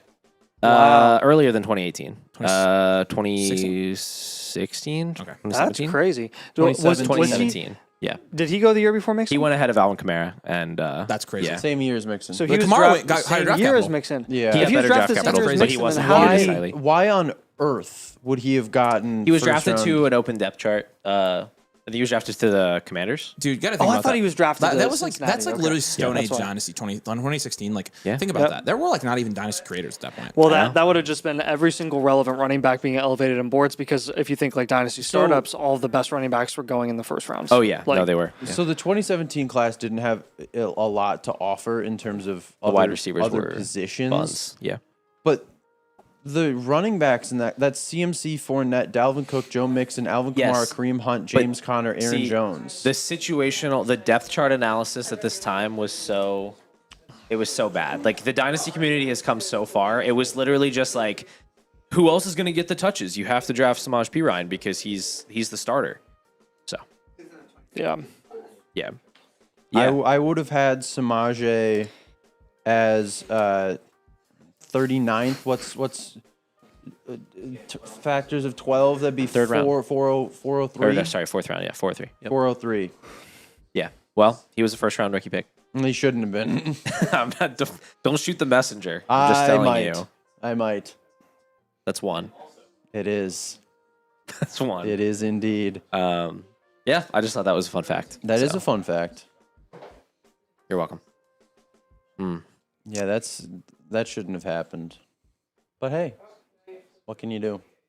Nothing. Just laugh about it. Live and learn, I guess. I didn't and play then Dynasty Do it then. again when there's another class like this and take a fourth round running back in the first. First rookie class I ever participated in was 2019. Nice. So do we want to play a fun The game? Nicole Hardman class. Oh, man. Yeah. Where did he go? Pretty high. He was drafted to the Chiefs. Second rounder to the Chiefs. Yeah. Third rounder to the Second Chiefs. One of the rounder? two. Okay. That was a weird year. AJ Brown, N'Keal Harry, DK. David Montgomery, Miles Sanders, AJ Josh Brown had to have Jacobs, been a Hollywood. unique case. He was Hollywood, Paris Campbell. AJ Brown. I think is the highest graded analytical wide receiver that went in the second round. I think for us in the bakery. Is that right, Yeah, Ryan? he was really good. But it was a weird, like, again, Dynasty was such a wild west then. There was no content. Like, people were taking Hardman and Paris Campbell, and it was weird. Yeah. Yeah. That is crazy. Oh, JJ Arcega-Whiteside? Oh, nice, nice. All right, Eric is the architect of the three factors. Eric, you want to give us some hope, or not any hope at all? So I have no hope to give. Do you have any initial grades on Kalen Black with the third round DC? So the short answer is no. Okay. I would say that he has little to no hope. He is graded as a three-factor grade of 67, Running back 62nd, okay. Or 67, yeah. as are many other draft prospects. Most of the other guys that have gone into the third. It's not hopeful, as Yeah. you guys have kind of suggested. So Yeah. Yeah, I did like where Stowers ended up landing. That's nice. Yeah. That's a nice little safe shot that you can take for, again, I feel like you have the longest leash for tight ends who go around where guys like Stowers have gone, because you know they're going to be pass catching tight ends. You know it takes some time for them to develop. So if they show any signs of production whatsoever, it doesn't really matter what the sample size is in the rookie season, they're going to maintain their value at least. You saw this with like Loveland at the end of the year. He didn't do anything. He never really lost value. He just kind of maintained it. He scored points, and then he actually shot up like crazy. With Stowers, you're probably going to see him playing behind Goddard. Goddard will probably get injured like he does every year. He'll get some chances, snap share go up, maybe have a productive game. People will be like, oh, that's what we could see from him, and he'll probably maintain for like at least a year. So as an upside shot. yeah. So With regard to the three factors, it's pretty much like with tight end. It's like production is so key to insulation, and insulation and production are both three-factor scores. So it's like they're essentially interchangeable. very much interchangeable. Yeah, So, there's some bleed over there for sure. and, Stowers is tight end 15 in three factors. Like it's fantastic. It's not that bad of a landing spot. It is not a great landing spot, but compared to this draft, it's not that bad. So Yeah. you got Max Clare. Sorry, posing. You got Max Clare. Oh my gosh. Off to you, buddy. Nah, you already have Max. You're gonna like that one. Oh my gosh. Other guys like Carson Beck, doesn't matter. There's so many people that don't matter in this draft, which is unfortunate because, if you had traded for a late first, like we had not told you to do, you're really in shambles right now. Well, Paul told you to do it. Subscribe to Pure Potential. That's awesome. Oh man. So Yeah, no, it's and again, I mean, we kind of talked about this, and maybe you touched on this, and if you did, you can just tell me I'm repeating what you said. The three factors database, I think one of the main things we noticed with three factors is, guys, it doesn't necessarily capture upside. It's very hard to quantify upside, like situational or talent upside. So there are going to be guys who have some hypothetical upside that are going to be lower in three factors because their situation's not good. They haven't produced yet, and it's, even though in the Dynasty community they may be ranked like, in the 12th round, three factors is burying them because, again, you can't quantify that upside that's So actually like just perceived. it's like the case of Luther Burton. Like Yeah, because wasn't Burton Burton's pretty low in three factors, right? he's very low. Which I honestly don't think there's the fish. Look, she's swimming at the Coke can. I don't think that like three She wants factors the is coke. my like go-to gospel for Luther Burden, for example, because while I'm not like Luther Burden is the wide receiver one in Dynasty Fantasy Football like Paul, He's also not the wide receiver, 40. 35. Yeah, or no, like wherever not a he chance. is, yeah, So is it crazy I'm drafting Bell at the 108? Yes, probably crazy. Again, 108's bad, and it does open up at the 108, but you've got a lot better options there than Bell. Yeah. I think honestly, the So- time where you start considering Chris Bell is like, Let's at talk- least right now, probably early This is what I want. mid-second. This is what I want to use the tool for. So, who's are you really? Are you, you really doing this? This is what I I, don't know want to who that use the is, tool. actually. So, where did Chris Bell get drafted tonight? The late third, right? Yes. So, hey, 330. Tommy, will you switch over to the tool for me, please? You're probably looking at Bell let's do- mid-second, early mid-second. So, second round, actually, just do any dynasty rookie pick. Filter it down to wide receivers, and then nope, other way. No, that's nobody. There you go. Third round, NFL draft capital. Dude, this is sick. Lord Tom. Did you vibe code this thing? Yes, and then the source code to it is awful. It's so bad. Cole's disgusted. Okay, so these are third round wide receivers. Let's do first and second round, or actually click first round, Tom, and then it'll let you do first and second round. You just drag that other dot. David Bell. So that's the nope. Take that off. Top one, dynasty rookie pick. To David Bell. Rest The in peace, slider. goat. Yep. Blast from Do first the round, He's not and then dead. I drag just that mean, second you part of know, that slider. Do he was really 212. bad. Dude, Take people back were to so 212. into There you go. David Bell. All right, so these are the guys here. Forgot about that. As you can see, one of Pretty 8 of these legend. guys have ever been even startable, which means they've had. Hey, the definitions are up there at the top, Tom. Show outcome definitions right there They'll at the probably be top. elevated just because. Just press that, drop it down. It's like Yeah. nope, down, clear. The show outcome definitions. It says it right below that. Okay, so for wide receiver, startable is a wide receiver finished higher than 36. So of the 8 guys who were drafted in the third round that were taken in the top 24 picks of rookie drafts in the last 6 years, approximately one of them has had a top 36 wide receiver season. You can see the list here: David Bell, Josh Downs, Jalen Noel, Roman Wilson, De'Ami Brown, Brian Edwards, Amari Rodgers, Jalen Tolbert, and Malachi Corley. So going back to the draft here, we're asking about Chris Bell at the 108. This is a clear-cut example of why that tool is helpful. It tells you that there is essentially no chance. Now, context is important, right? And it doesn't necessarily mean from a value standpoint that Chris Bell can't hit. And I think that's important to distinguish, right? This is production hits. What are value hits? Okay, value hits are you can draft Chris Bell. He's in a wide-open wide receiver room, okay? And he might get pushed up boards because of the consensus on, what his role might be in that offense. Yeah. That could be a value hit. From a production hit, it's not happening. Again, Took Heidenreich at the 112. I was looking at that too. I didn't even say anything. is it crazy to take Price over Lemon or even Tyson? I say I would. Are you leaving? Good job. See you, Seriously, Becca. you Thank crushed you. it. I'll see you tomorrow.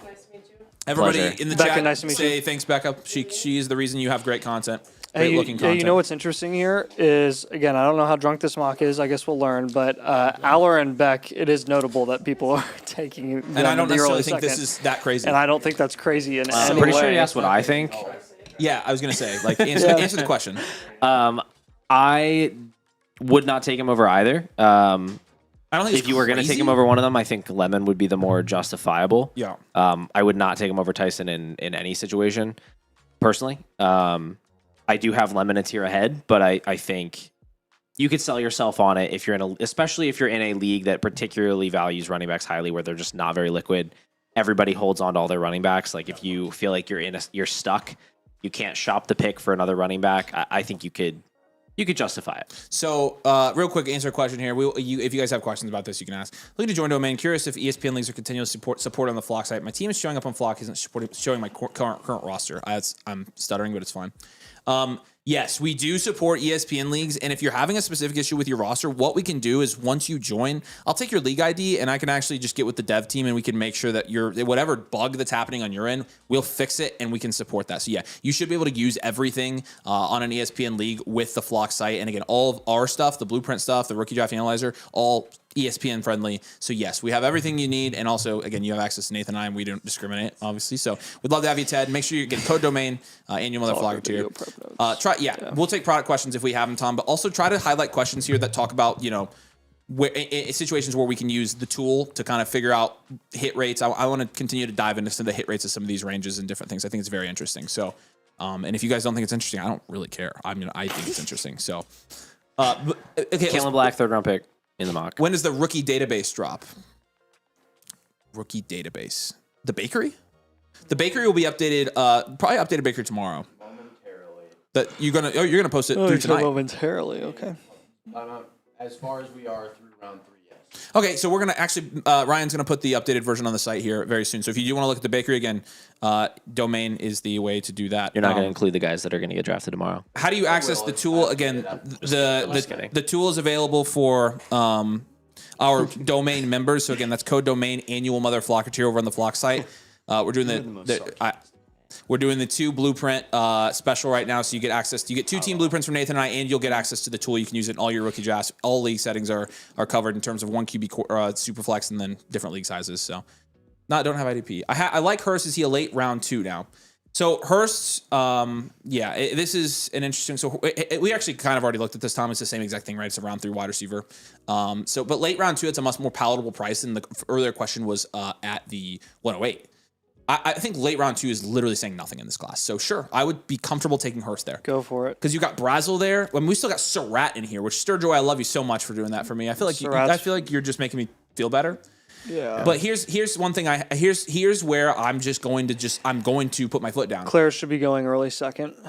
100%. But Black should have gone ahead of Surratt. Like 100%. I mean, you've got to. You take Black over every single. I would take him over most every third round wide single receiver that hasn't gone yet, and you take him over every crazy? single third round wide receiver. What do you think of that? Because the hit rates on third round wide receivers are legitimately. You may as well You take take the Black Claire early shot. second. He's talking about Black. I'm talking about Black. I'm saying I would take Claire Black and over the Black. third round wide receivers. Now, I'm going to pick and choose the guys that I kind of like, and probably would take them over. But like, I would take him over Lane. I would take him over, probably Brazel. We'll see. Yeah. But not like definitely over like Xavier Thomas. Probably over Branch. Bell and Williams, you'll take. I might take Bell just because like I think there's value. Like I don't actually think I'm going to get no, Bell in a single that's rookie fair. draft because I That's think fair. he's going to go higher than I would take him. But Yeah. if I could take him, I think there's value upside there. Yeah, I think in this particular mock, I think he should have fallen. And in the I do second kind of like Antonio Williams. Yeah. I think I would take him. early second. I think when you're talking like of the guys that have gone so far, and you start to look at the early second here, you have Aller and Beck. If you want to argue taking Aller and Beck, I guess that's fine, but I'd rather take the running back. So it really is like Boston and Bernard, the 2 second round wide receivers. I would take over Black, and then any third round wide receiver, I'm probably just taking Black. Okay. I'm unsure if Casey is the best shot. What's up, Zcass? At 107. I've got a pretty stacked wide receiver room as a juggernaut, but wonder if it's better to take Simpson there. Please, for the love of God, take Casey. Every team Yeah. in Dynasty needs wide receivers. Yeah, take it. The positional need. Again, I know that you have a stacked wide receiver room. You will never, they are the most liquid asset in Dynasty. You will never have a problem selling a young, high-end, high-profile wide receiver in Dynasty Fantasy Football. Also, Ever. that boy nice. And that boy nice is the other thing. So, are we able to use a mulligan on this year's draft? Unfortunately, you can if you trade away all your picks. We tried. We did try. We tried to warn We you did try. guys.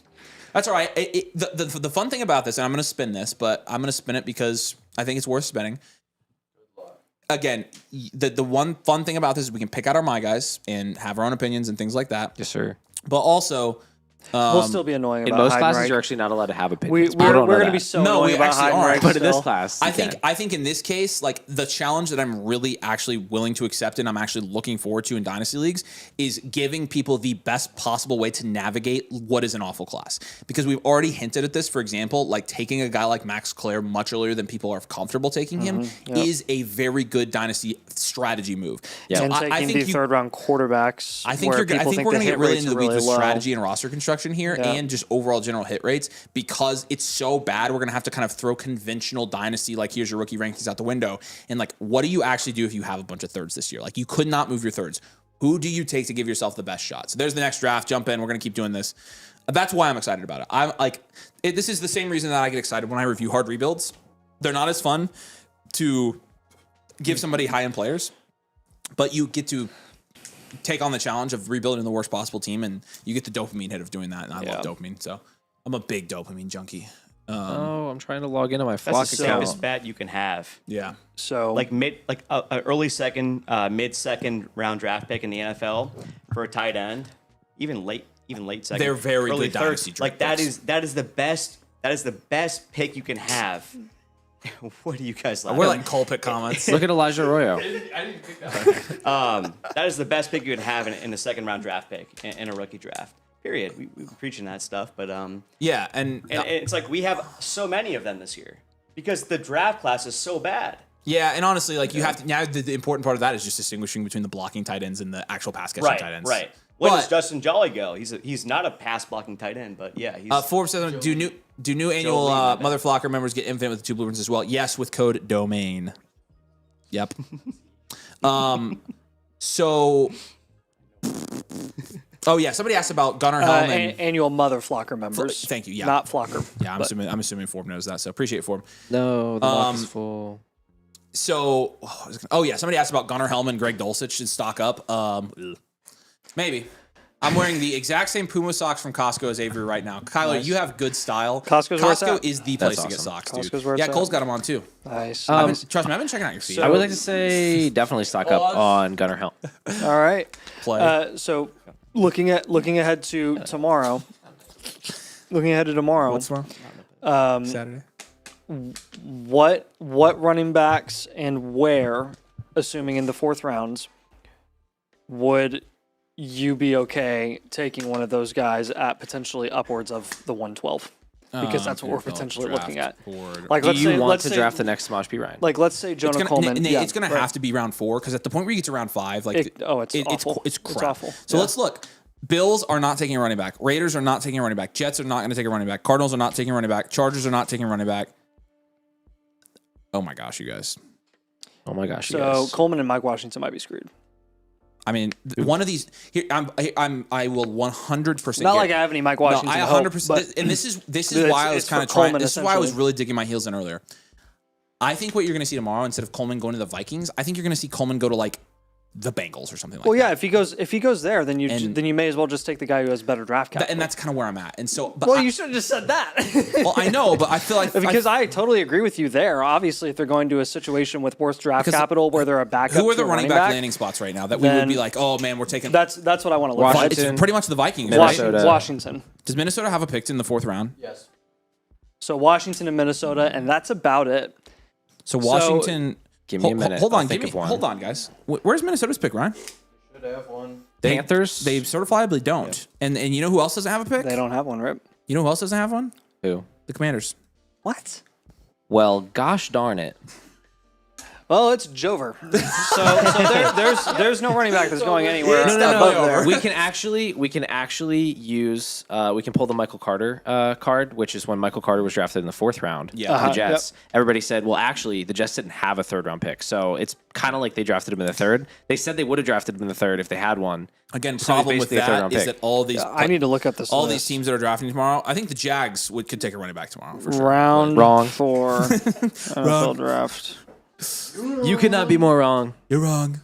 Wrong. Never be more wrong. But the way this draft is going, Arizona's selecting another running back. So You know who I Sure. want to draft a running back? they would. The Ravens. Okay, the Ravens That could would be draft a nice running landing back. spot, yeah, for sure. And they could draft heir one apparent. as early as the 15th pick, the 115 of the NFL draft. Cool. I mean, I Titans. guess in theory, Carolina. Titans? Carolina? The Titans are a very good one. In theory, Carolina, but Carolina does have a pick tomorrow. that is I would. The probably Titans not are bet probably on the that. 3rd best spot here, and they don't have a pick. So even with those recommendations, we're we're literally cooked, talking, dude. dude. We are talking two. We're talking like two possible The teams. Vikings, Commanders, and Titans have no All right, guys. fourth. We're give up. talking two teams. I know. It's over. Otherwise, they're gonna have to trade it into the fourth. give up. It's we're done. Every man. remaining There's running back no in this way. class is now DJ Giddens. They've all been DJ Giddens. Yeah, so- I loved DJ Giddens, so- dude. That's so Me too. unfortunate. So the I day- loved his tape, man. I thought he was so. I think he moved so well laterally. I was like, oh, he was agile. The day 3 ambiguous situations are just irrelevant. Then Didn't at work. that point, if none of them go to an ambiguous situation, so it just means Jonah Coleman's dead. The Lions, yeah, and If Jonah Coleman went to the Lions, that would be interesting. I mean, But Pacheco's already severely there. caps. He gives him no ceiling, in my opinion. But Well, it gives him a money ceiling, I guess maybe, which is a startable asset. and that's what you're so- taking it. Yeah, I don't know. Krosky Merritt's a league winner, says Ken. He's not a league winner, but he is definitely a big winner. He's going to be. I will die on this hill. Rashad White is not the starting running back for the Washington Commanders. He is a horrible rusher. He got literally no money. He got less money than Emmanuel Wilson. He got less money than literally name a running back that signed in free agency. They got more money than Rashad White, every single one. He was signed to be a long down and distance specialist for the Commanders. Bill Krosky-Merritt is going to be the primary early down rusher and goal line back for the Washington Commanders.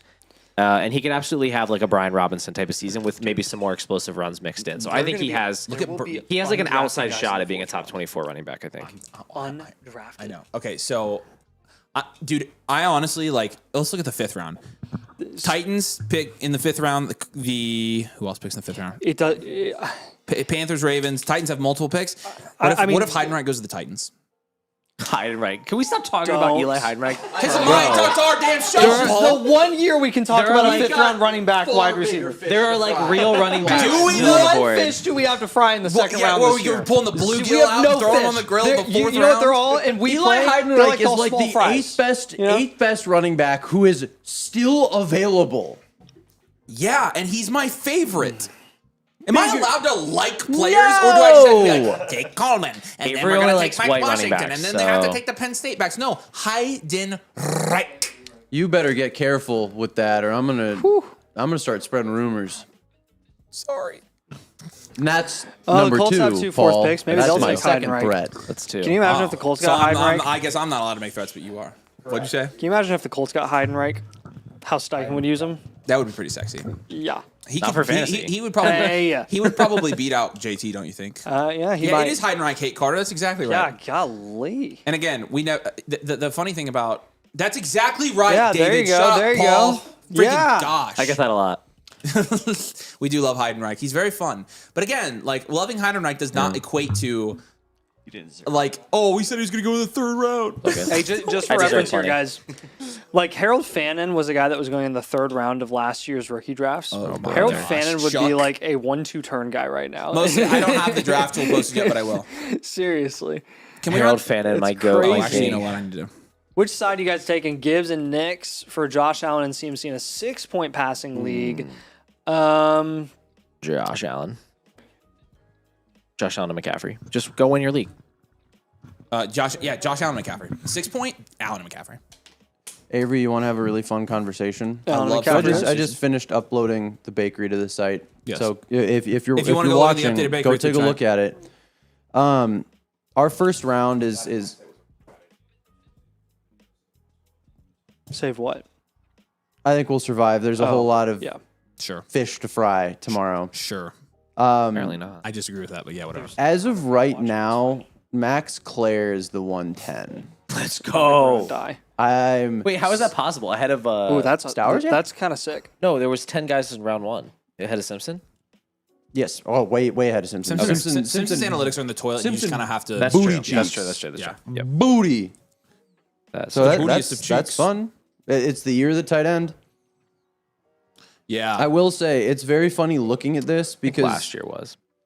as of right now, Kalen Black is the running back 3. And I just realized that all of the running back numbers are messed up right now. He is going off the board. All of these numbers are messed up. I'll have to fix that. 31, 32, 33, 34. He's the 34th best prospect, so the entire second round is wide receiver, running back, and tight end. Let's go. Did you get in? I'm in this mock. Let's go. Let's go. 107. We're the best gonna, pick in the draft. You freaking propaganda pusher, you. I know It you're doing. is very wild. So what do you? Wait, Kalen Black is 34th right now. Yes. Yo, can you pull Yes. up that rookie board? Yes. I'm gonna forget everything. Wait. Yes. Well, yes. Yes. Here you go. Yes. No, he's not. Shut up. Yes. How is that even possible, dude? Zoom Nobody else in. has draft Boom. capital yet. Got you. None of the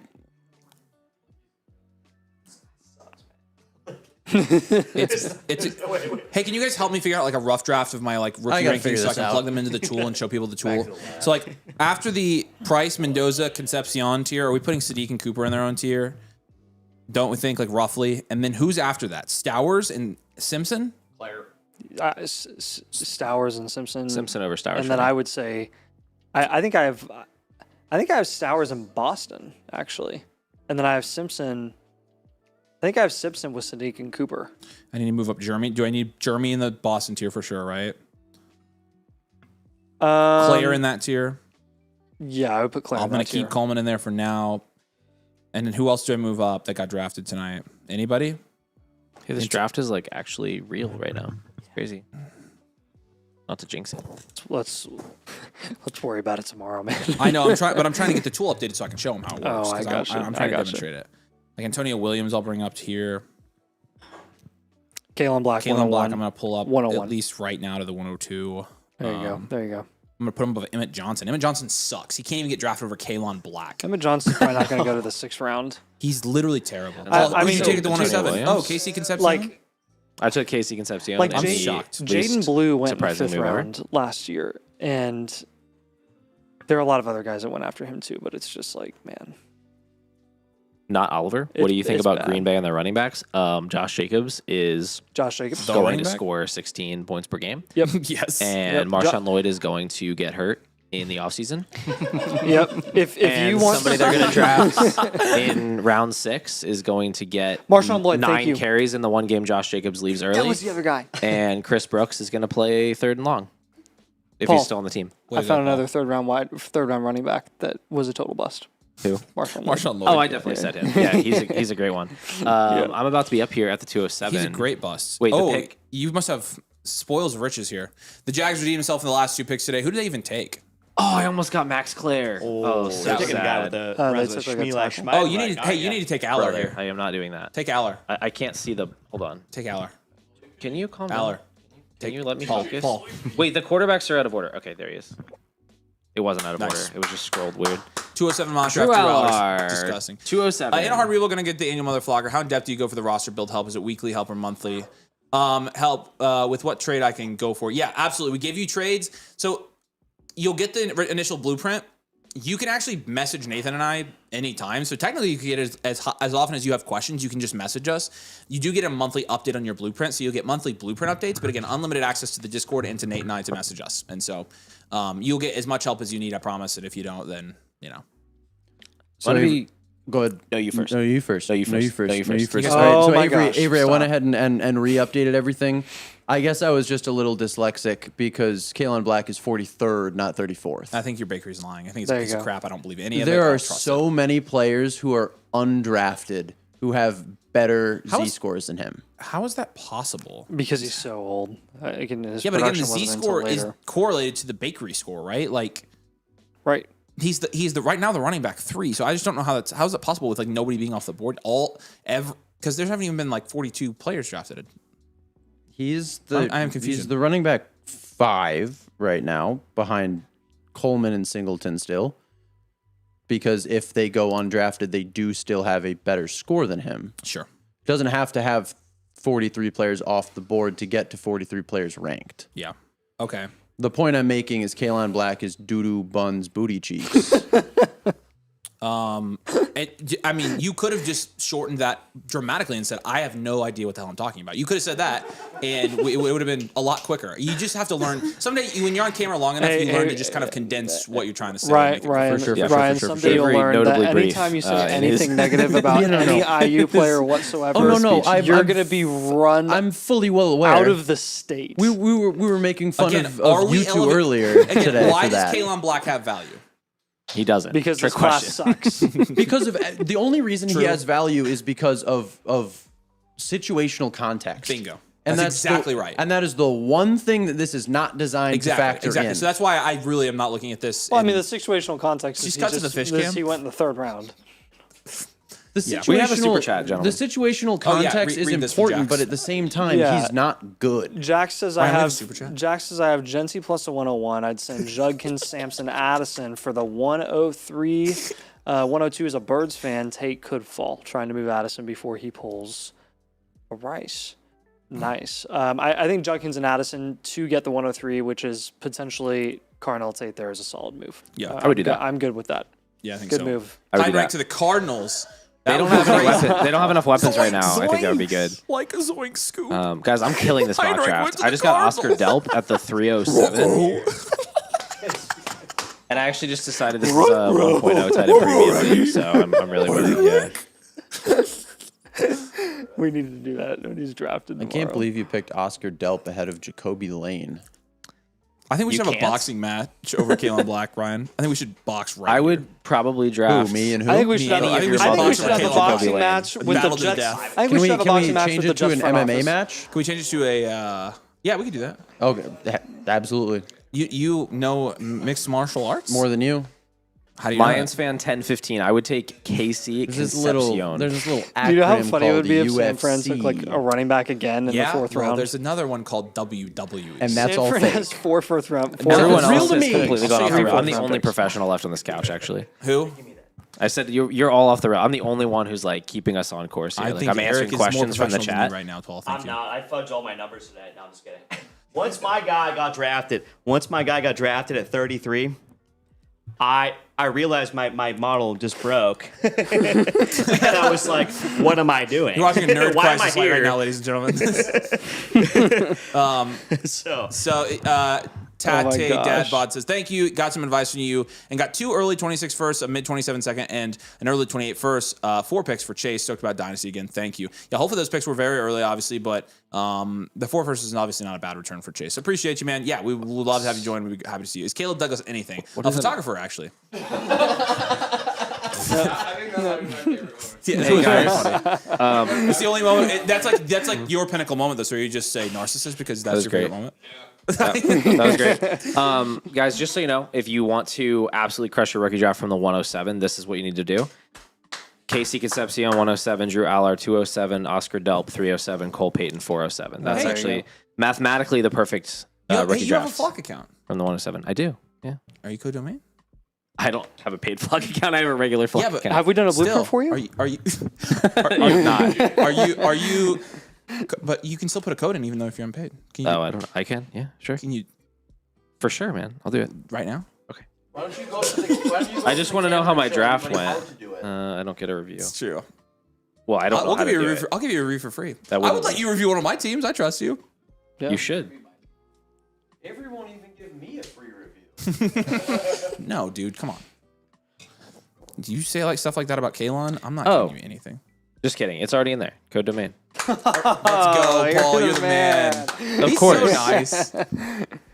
Are you an annual mother flocker? I am not. Oh, okay. He's been like undercover, like just figuring everything out. And he's like, "What are these frickers doing?" in here?" Are any of you dating? Oh my okay, gosh. all right, stop. No, none of us are actually. What is that word? I work Avery at the does zoo. I'm a zookeeper. Avery does some analytical analysis. I work with the red on pandas at the zoo. analytics. If I just pull up Paul's team, we could. What team? We'll get audited, Paul. I have many teams, guys. You don't understand how many dynasty leagues I'm in. I don't think. Let's see what we're looking at in the fifth Like round. these guys, these casual dynasty players over here, they don't understand how many dynasty leagues I'm in. How many are you actually in? 34. What the hell? That's outrageous. that Paul. is. how are you able to like? How do you manage? How do you do that? Here's the thing. Like, I'm not even. I'm like not even. I cannot we could- mentally we handle. literally I could can't not. mentally handle 12. I can't do 12. Nobody said I was mentally stable, but no, I don't know. I don't know. That's genuinely impressive. I kind how do of you- streamline. Like you have an idea of like you want to buy player, you want to sell player. Like you send out similar trades in lots of leagues. Honestly, the biggest issue is that the sleeper app is like really laggy lately for no reason.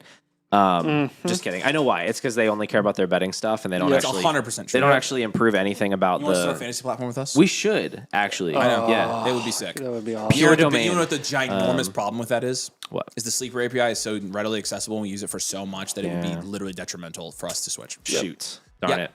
Why don't we just get someone to like infiltrate sleeper as an employee and then fix everything? That's So a great idea. What we would have to do. Why don't we just buy sleeper? I nominate Chris. How should I just flock ranks to apply for half point tight end premium? Actually, Nathan and I's rankings are half point tight end premium.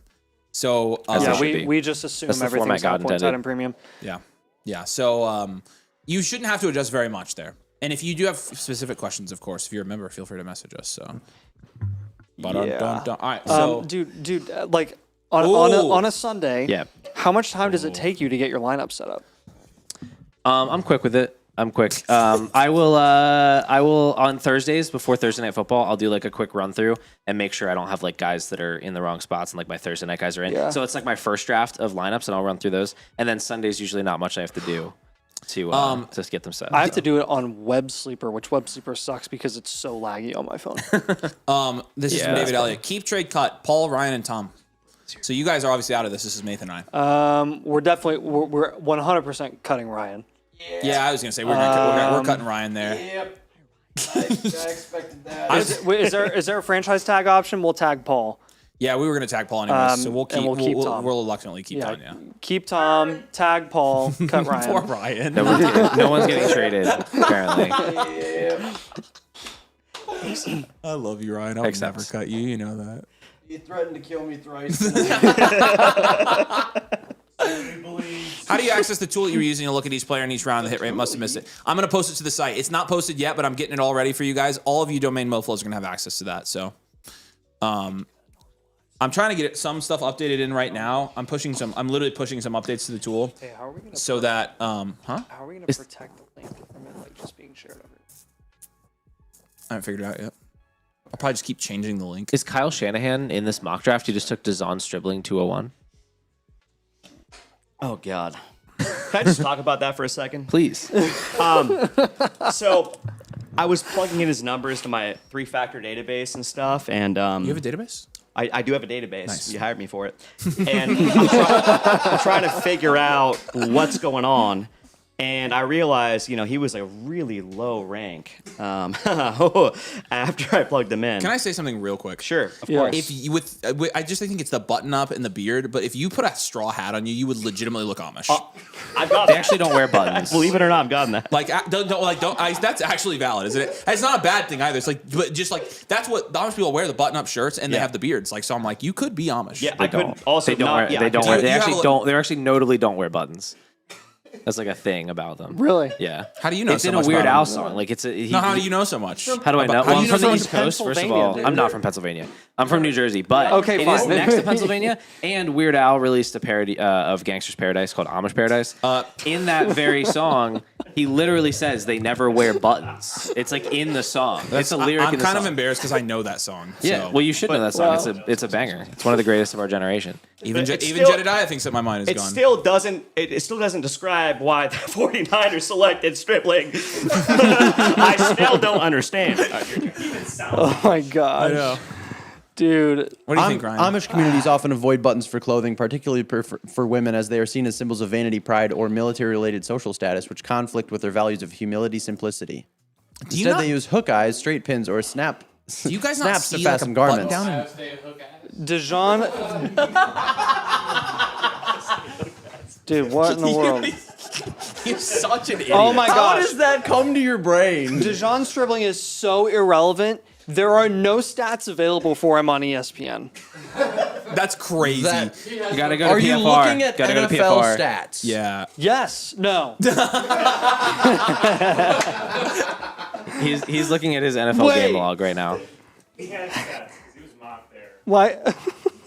Okay, I found them. College. Sorry, just on.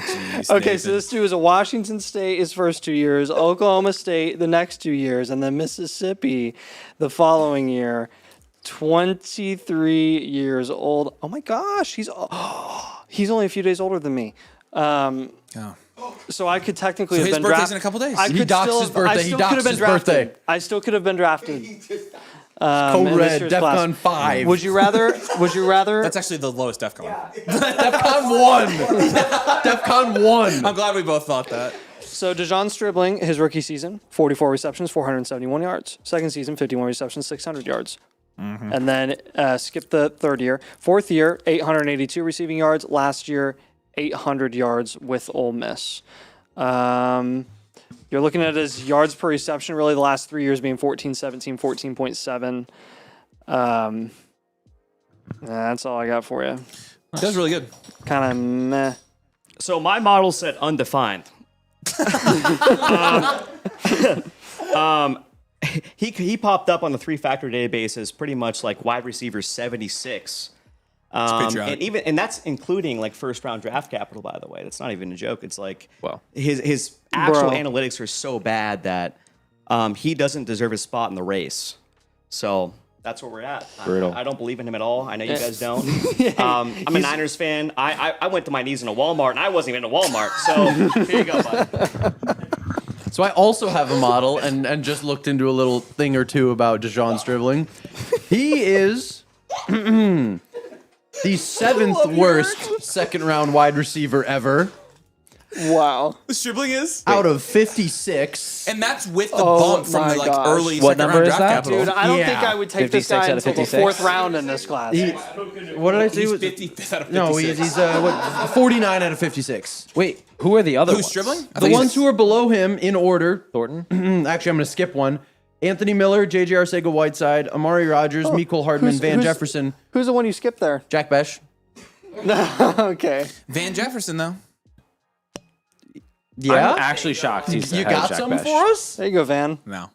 Cool.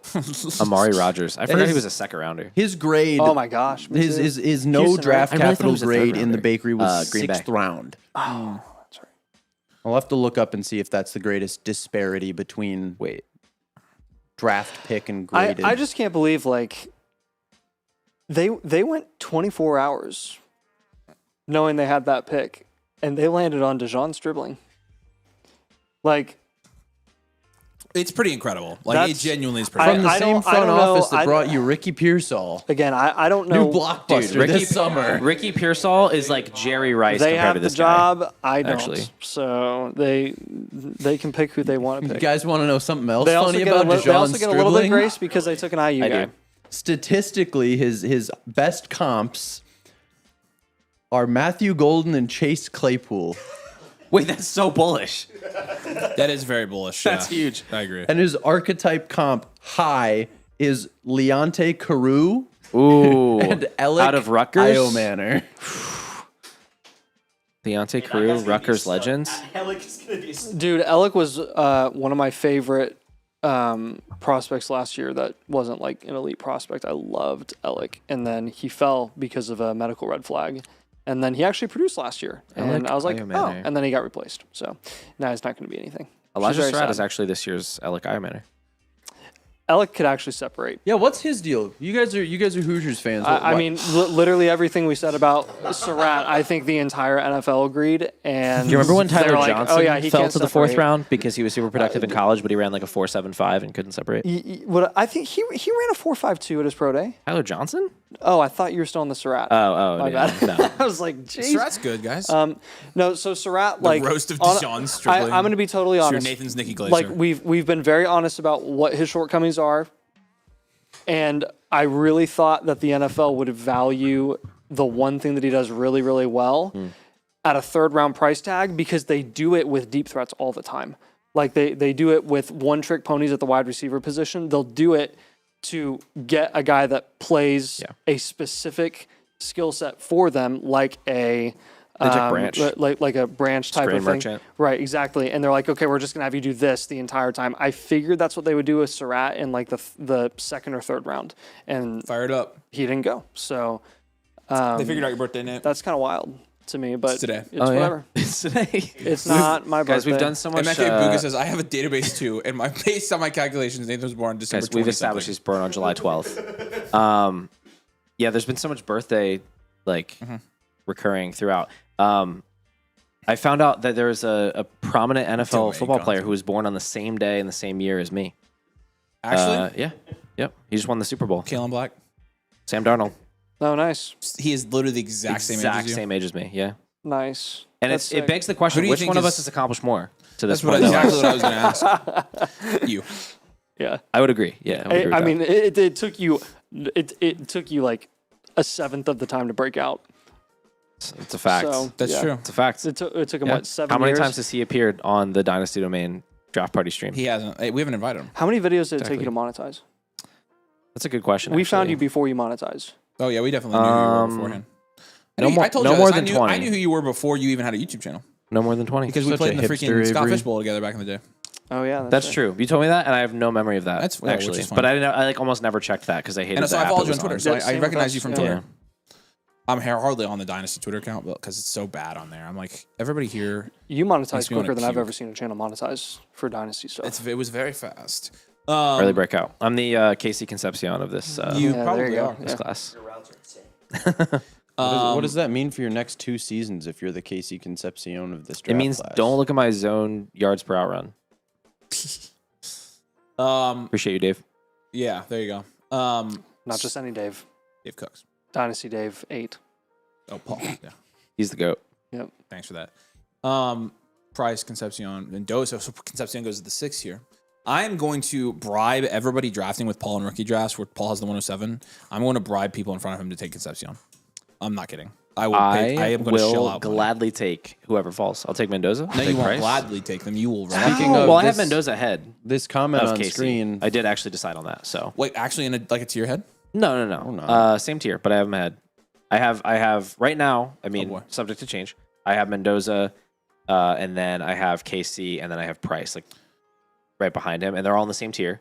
In my overall ranks, I have a bigger gap between Mendoza and Concepcion than I do between Concepcion and Price. Interesting. Okay. Personally, So I'm still going to do it. Somebody just posted that in the lobby chat. That was definitely when Cooper went to the Giants. So Coleman, well, obviously, this is kind of an interesting projection here. The first round, the first 11 picks, I think are like what they are right now. Claire goes 201, so I think that's accurate. Boston up there early. But like you saw, they're still projecting Jonah Coleman to end up somewhere up there, which is not impossible, but it's still taking Surratt second round. yeah, which is incredible to me. But it honestly still could happen. It's what's funny. Like It shouldn't though. yeah, I mean, it just depends. Like, I guess we're probably got enough guys here now where Aller and Beck. So maybe now he's almost a guaranteed third round. It doesn't depend to me. Where is I'm Nathan not doing ranked it. in the bakery? That's a Ryan question. Tell you what, after Dijon Stribling, I'll tell you what, I'll tell you that much. Darn, man. It's Wow, crazy. that's rude. I would definitely be like a super undersized tiny slot. So 210 is 2027. Dude, that's not this year, right? Sorry. No. I was laughing at Nathan saying he was a super tiny slot. Slot wide receiver. Oh, okay, gotcha. What do you think I was saying? Pause? I just got new annual motherflag with code domain. I only see one team review voucher. Yeah, G Snail, we'll get you on that. The man who assigns your extra voucher for the deal is sitting in the chair running the mock drafts. So he'll do that in the morning for you. So we have to manually assign them, so we'll get that done for you. You'll get it within 24 hours. We appreciate you. Well, You in this one, Chris? I gotta say this is the first time that we've Yeah, done so this. if you're a new member, never signed up before, then you will get that extra voucher. There is so much parity in the few drafts that we've done. It is insane. Yeah, this is the first time I've seen really last year when we did the mocks after day 2, we were really getting help trying to figure out where these guys should be going, and this like year this it's just guy. total chaos. Nobody knows. You think this is really a Emeka Egbuka? Because this guy's hilarious. How are there 800 people watching? Whatever, man. Time is it? Come It's on. midnight, and we are all of us, I think, are slap happy right now. Yeah, we are. I don't buy the. Well, you're just buzzed, but I don't buy the Max. I don't buy the Max Claire hype. How's he going to carve out starting time in we're that not crowded happy. room? He may not. This was a point that I was going to make multiple hours ago at this point. Actually, it was before the coverage even started of the draft tonight. Was we always talk about betting on talent in Dynasty, and it's worked out more times. Well, it's worked out a bunch. Omar Cooper is I'm going to bet on talent. Max Claire, I'm going to bet on talent. Sure. He's the most talented tight end in the entire tight end room for the Rams today. Yep. At some point, the bill comes due, and if he can make the transition to actually being a capable NFL tight end, the Rams are not going to be like, well, yeah, you're still a rookie, so we're just going to keep you on the bench. They're not in the business of doing that. They're in the business of putting the best 11 on the field they can. Sure. I'm going to bet on talent. That's the Max Claire hype, So Terrence Ferguson, basically. except better. Yeah. Like a the lot. The 106. That was very well said, by the way. The 106 and Piers for Olave. I'm spitting. Olave. Probably Olave. Olave still, and it's super it's a 10 team and is a full point PPR. I'll take Olave. Yeah. Yep. Appreciate I like Andrew. Pierce, but I don't like Pierce that much. You're probably getting Mendoza 106 in a Dynasty. 10-teamer, and that's not very exciting to me. In a 10-teamer. Probably Price and KC would go before him in a 10 team. You think? Yeah. Yeah. I guess one of those guys would have to be there at 6. Yeah. So I probably think back. KC. I looked it up, by the way. Oh, in my model, Nathan is my number one ranked videos. tiny slot. Wow, I didn't know you had a Nathan model. That's pretty I impressive. think it took us like 50. That's pretty funny. Nice. Yeah. We also had no idea what we were doing for the first 6 months. And then we changed stuff up, but Oh my gosh. What the frick is going on here, guys? I'm You- trying to you good update there, this. Willis? I'm trying to update this tool. I'm not gonna freaking try. okay. We still got 750 watching. Let's fire up another one, Tommy boy. All right, Prometheus. I'm trying to get the freaking tool updated, and my brain is gone. So I'll get it. We'll try it out more tomorrow. The Thule. I'll show you guys one good use case for this. While we're filling this up, Tom, go over there to the tool. It's a tool. It's a tool. Okay, go to the who should I take portion of this sucker. So I don't think we showed Paul this part. Boop. And then, so for example, 105 with this tier. Go ahead and do Price, Mendoza, KC, and Sadiq. And I know what it's going to say. It's going to say Sadiq is the hit. KC and, yeah, the bottom. There you go. And then standard value, well-rounded, super flex, analyze. So this is KC's the pick. KC is the archetype pick Ball knower tool. because of your team that you input. It's a standard value, well-rounded. It also is the Bakery Z-score pick, so he has the highest Bakery Z-score of any of these guys we selected here. The hit rate pick is Kenyon Sadiq because, again, the problem is the sample size is so small there. We could add a sample size multiplier. It's n equals 2, so like you've only seen a couple of those guys, and this was a weaker class, so Sadiq in a normal class would probably be going a little bit lower than this. But he is technically the hit rate guy. There's no value follower here as well. So KC Concepcion, we would recommend this is the same tier, but for this particular team, we're going to recommend KC Concepcion. I will say, for what it's worth, and I know this is a little bit outdated data in there, the Bakery would tilt to Kenyon Sadiq just because he got the addition of Claire and Stowers behind him as high-level prospects. It upped his Z-score. So Sadiq would be the Bakery. Chris Bowers doing his 1.51 to post-draft press 1.5. conference. What is it? 1.51 to 1.5. I kind of don't like that. They Because slot then it would recommend Sadiq here. They're tools. But again, if we rank Sadiq, which this is something I need to change and it's not changed, when Sadiq is in a lower tier, it will not recommend Sadiq. It's going to always be tier based. Click on Lemon and put Lemon in here so you can see how the tiers. Nathan reminds me of Cole Beasley. That's a compliment, man. I appreciate it. When does your mixtape drop? So you put Lemon in there. Since Lemon is the only guy left in that tier, we're always gonna recommend taking the guy that is the value follower. So Value. if we move KC in the tier above, which I need to, and I just haven't updated this, Kenyon Sadiq a tier down and KC in the tier above him, then Casey would be the pick regardless of the Bakery. Yes, So we'll value follow there. that's good to know. Okay, we'll go back to the draft here. Just demonstrating the tool. It's a tool. the Thule. Yeah, Ballard's doing his post-draft press I think conference there's right now. I think there's 1 million other things I'd rather listen to than Chris Ballard talk about his.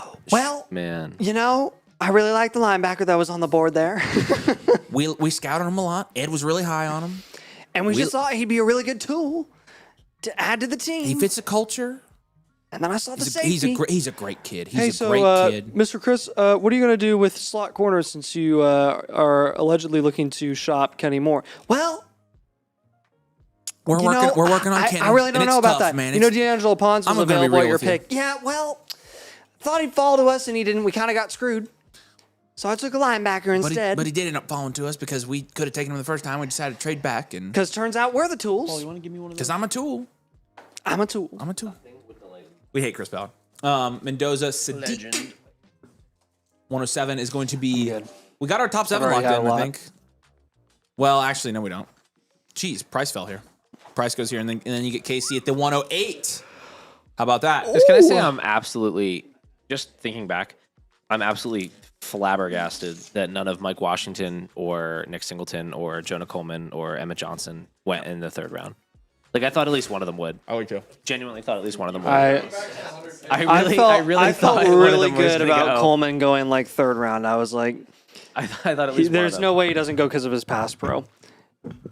And here we are. Apparently not. Apparently not.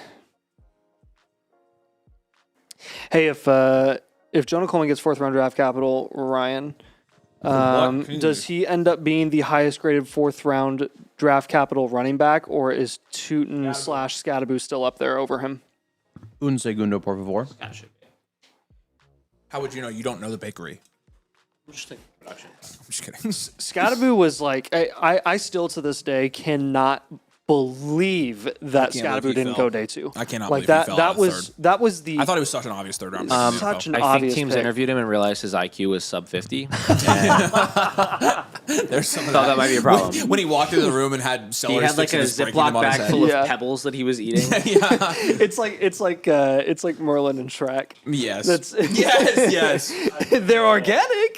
His teeth are all like broken into a million this pieces. Tool available to every domain as of right now. Not as of right now, but by the time the rookie draft finishes up tomorrow, I'll have this to you guys by Sunday morning. I've got to make sure it's completely accurate with data so that when you're plugging in your teams and stuff and trying to make the best picks, it's giving you the correct results. I'm tweaking it. I got to make sure I get the final draft results in. Avery's tweaking. I'll tag you guys in Discord when it's up. It's going to be ready for all you guys. Nathan, I have an answer for you. Yes. He ends up as the 5th highest graded 4th rounder behind Scatterboo, Braylon Allen, Bucky Irving, and Bashal Tootin. That's not so bad valid. company to be in. No, it's not. Yeah. There is still hope out there. Yeah. Did you guys know Braylon Allen is actually still 17 years old? I would expect. He's only like I would expect you to keep 22. tabs of 17-year-old boys. So like that kind of. You did not take it there at good all, one. actually. That's been pure potential. That was funny. That was your joke. That was great. Oh my god. That was really funny. That's why you call it that. That's why you named your channel Pure Potential. You're scouting underage boys. I'm not signing the tag. Wait, no, please. I'm holding out. Does that mean? does that mean I get kept? Please. All right, we'll keep riding. You get kept. Yeah. Nice. You say one bad thing about Kalen Black and you're gone. He sucks. Bye. You're back. cut. I'm still holding out, but you sure. Reenacting the tag. We'll give you some more money. We'll give you $1 instead of 0.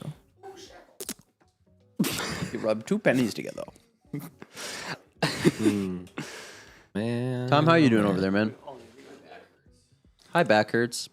People Ryan. refuse to give up on Jonah Coleman. It's really admirable, honestly. It's very funny, man. Hi, Just back keep hurts. taking him.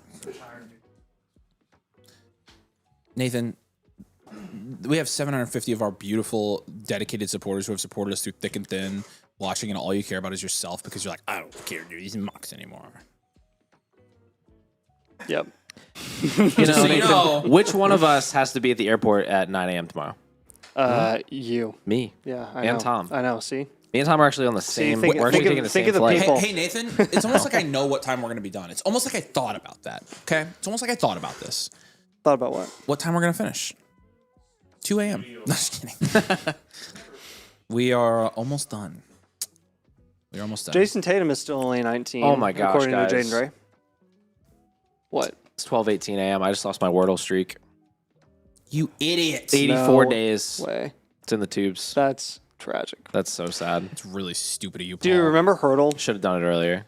Laney Racing says, got to be up for my daughter's track meet in 6 hours, but here and we're doing mocks as dynasties. That's exactly right. Like, and Nathan's like, A little stunned this evening. what was that one you put up, Tom? The Niner fan is pretty optimistic in the mid rounds for our draft. I'm a little stunned this evening. Well, I think your other Niners fan on the couch here is right there with you. Yeah, I'm not gonna lie. If Kalen Black was on any team not called Indiana, we would have been like, So it's not true. Jake says you guys would finish at the same time. Pause. I don't think we would know Kalen Black as well as we do if he was not on Indiana. Therefore, we would have been like, like if they had taken Seth McGowan. I forgot Skylar Bell. That would have been existed, really funny. Actually, That's Yeah, Skylar Bell. sometimes you Yeah. don't acknowledge the existence of Skylar Bell, but Yeah, sometimes you just I never have to again. He's not a day 2 wide receiver. no, he's not. facts. Now, Elijah Surratt, you better acknowledge the existence of when he goes day 3. You might as well draft Tom out of UConn to play wide receiver if you're You gonna might draft as well Tyler take Elijah Bell. Surratt 112 when he goes day 3. Just kidding. I might as well die because that. I'm so happy. I'm so mad that he did not go today. How does Ryan feel? I'm just about bummed. on passing. I'm bummed for him.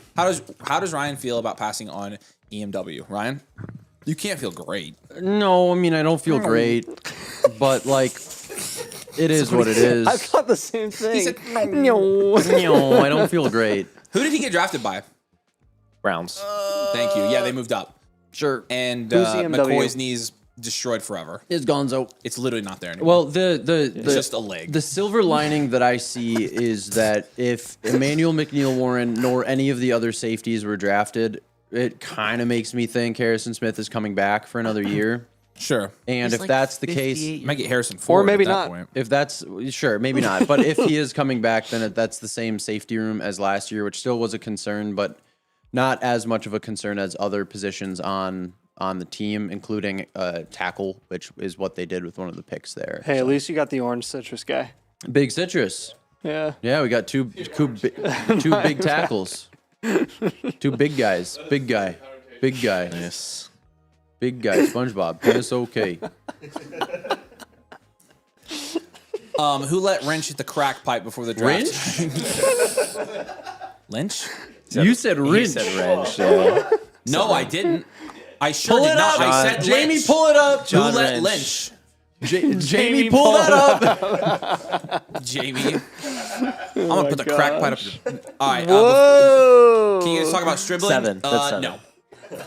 We won't, actually. I know nothing about him. Hey, We actually did talk about it. If you go back him about like 25 like minutes, 69 minutes. Nathan thought he didn't have any stats on Mackay, Little ESPN, Citrus NFL stats. Little citrus, lemon. yeah. Oh my gosh. No, I should make my clip about Stowers. All right, ladies and gentlemen.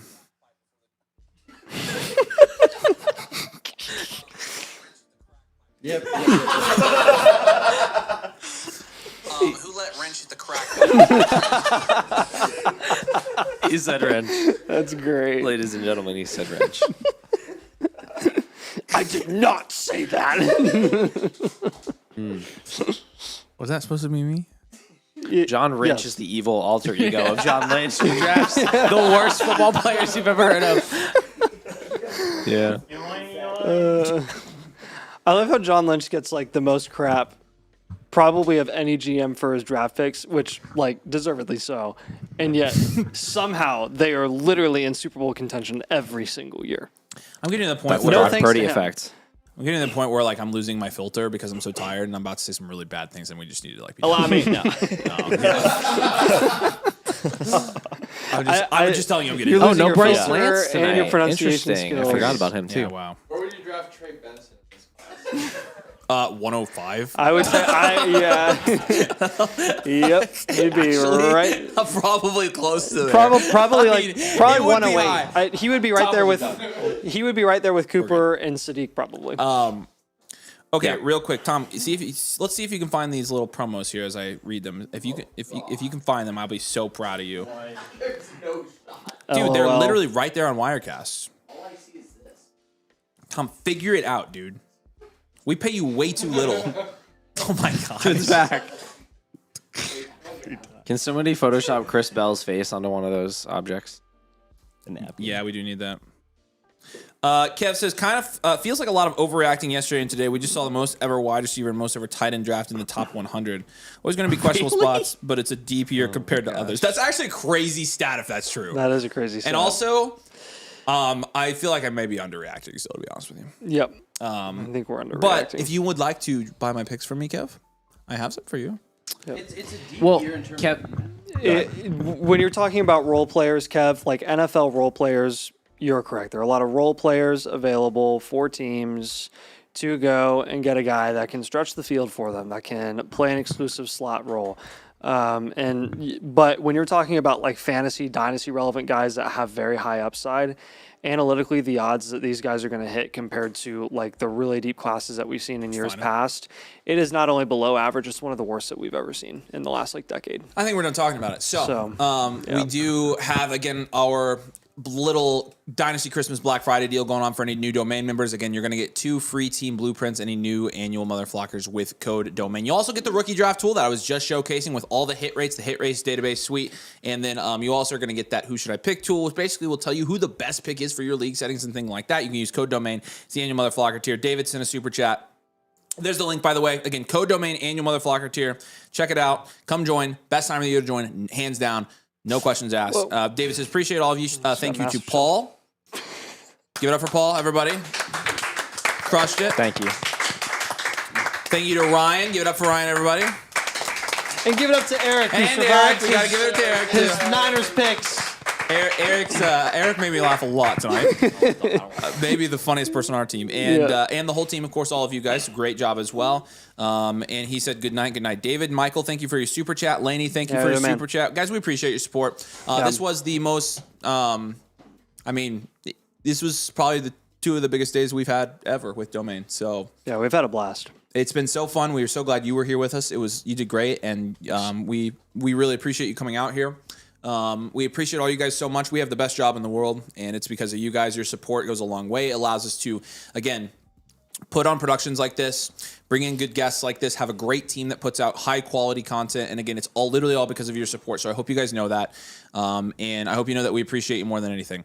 You will see us, these motherfrickers, tomorrow on a video. We're going to rank these rookies. We're going to wait for one more day of the NFL draft, get these last 4 rounds in, and then we'll be ranking them, and we're going to figure out how to navigate these troubled waters that we have found ourselves in. So, again, thank you to our entire team, including the people who are not here. Paul, hopefully we can get you back in here next year. Thank you a ton for coming out here. Obviously, subscribe to Pure Potential, Paul's Dynasty channel.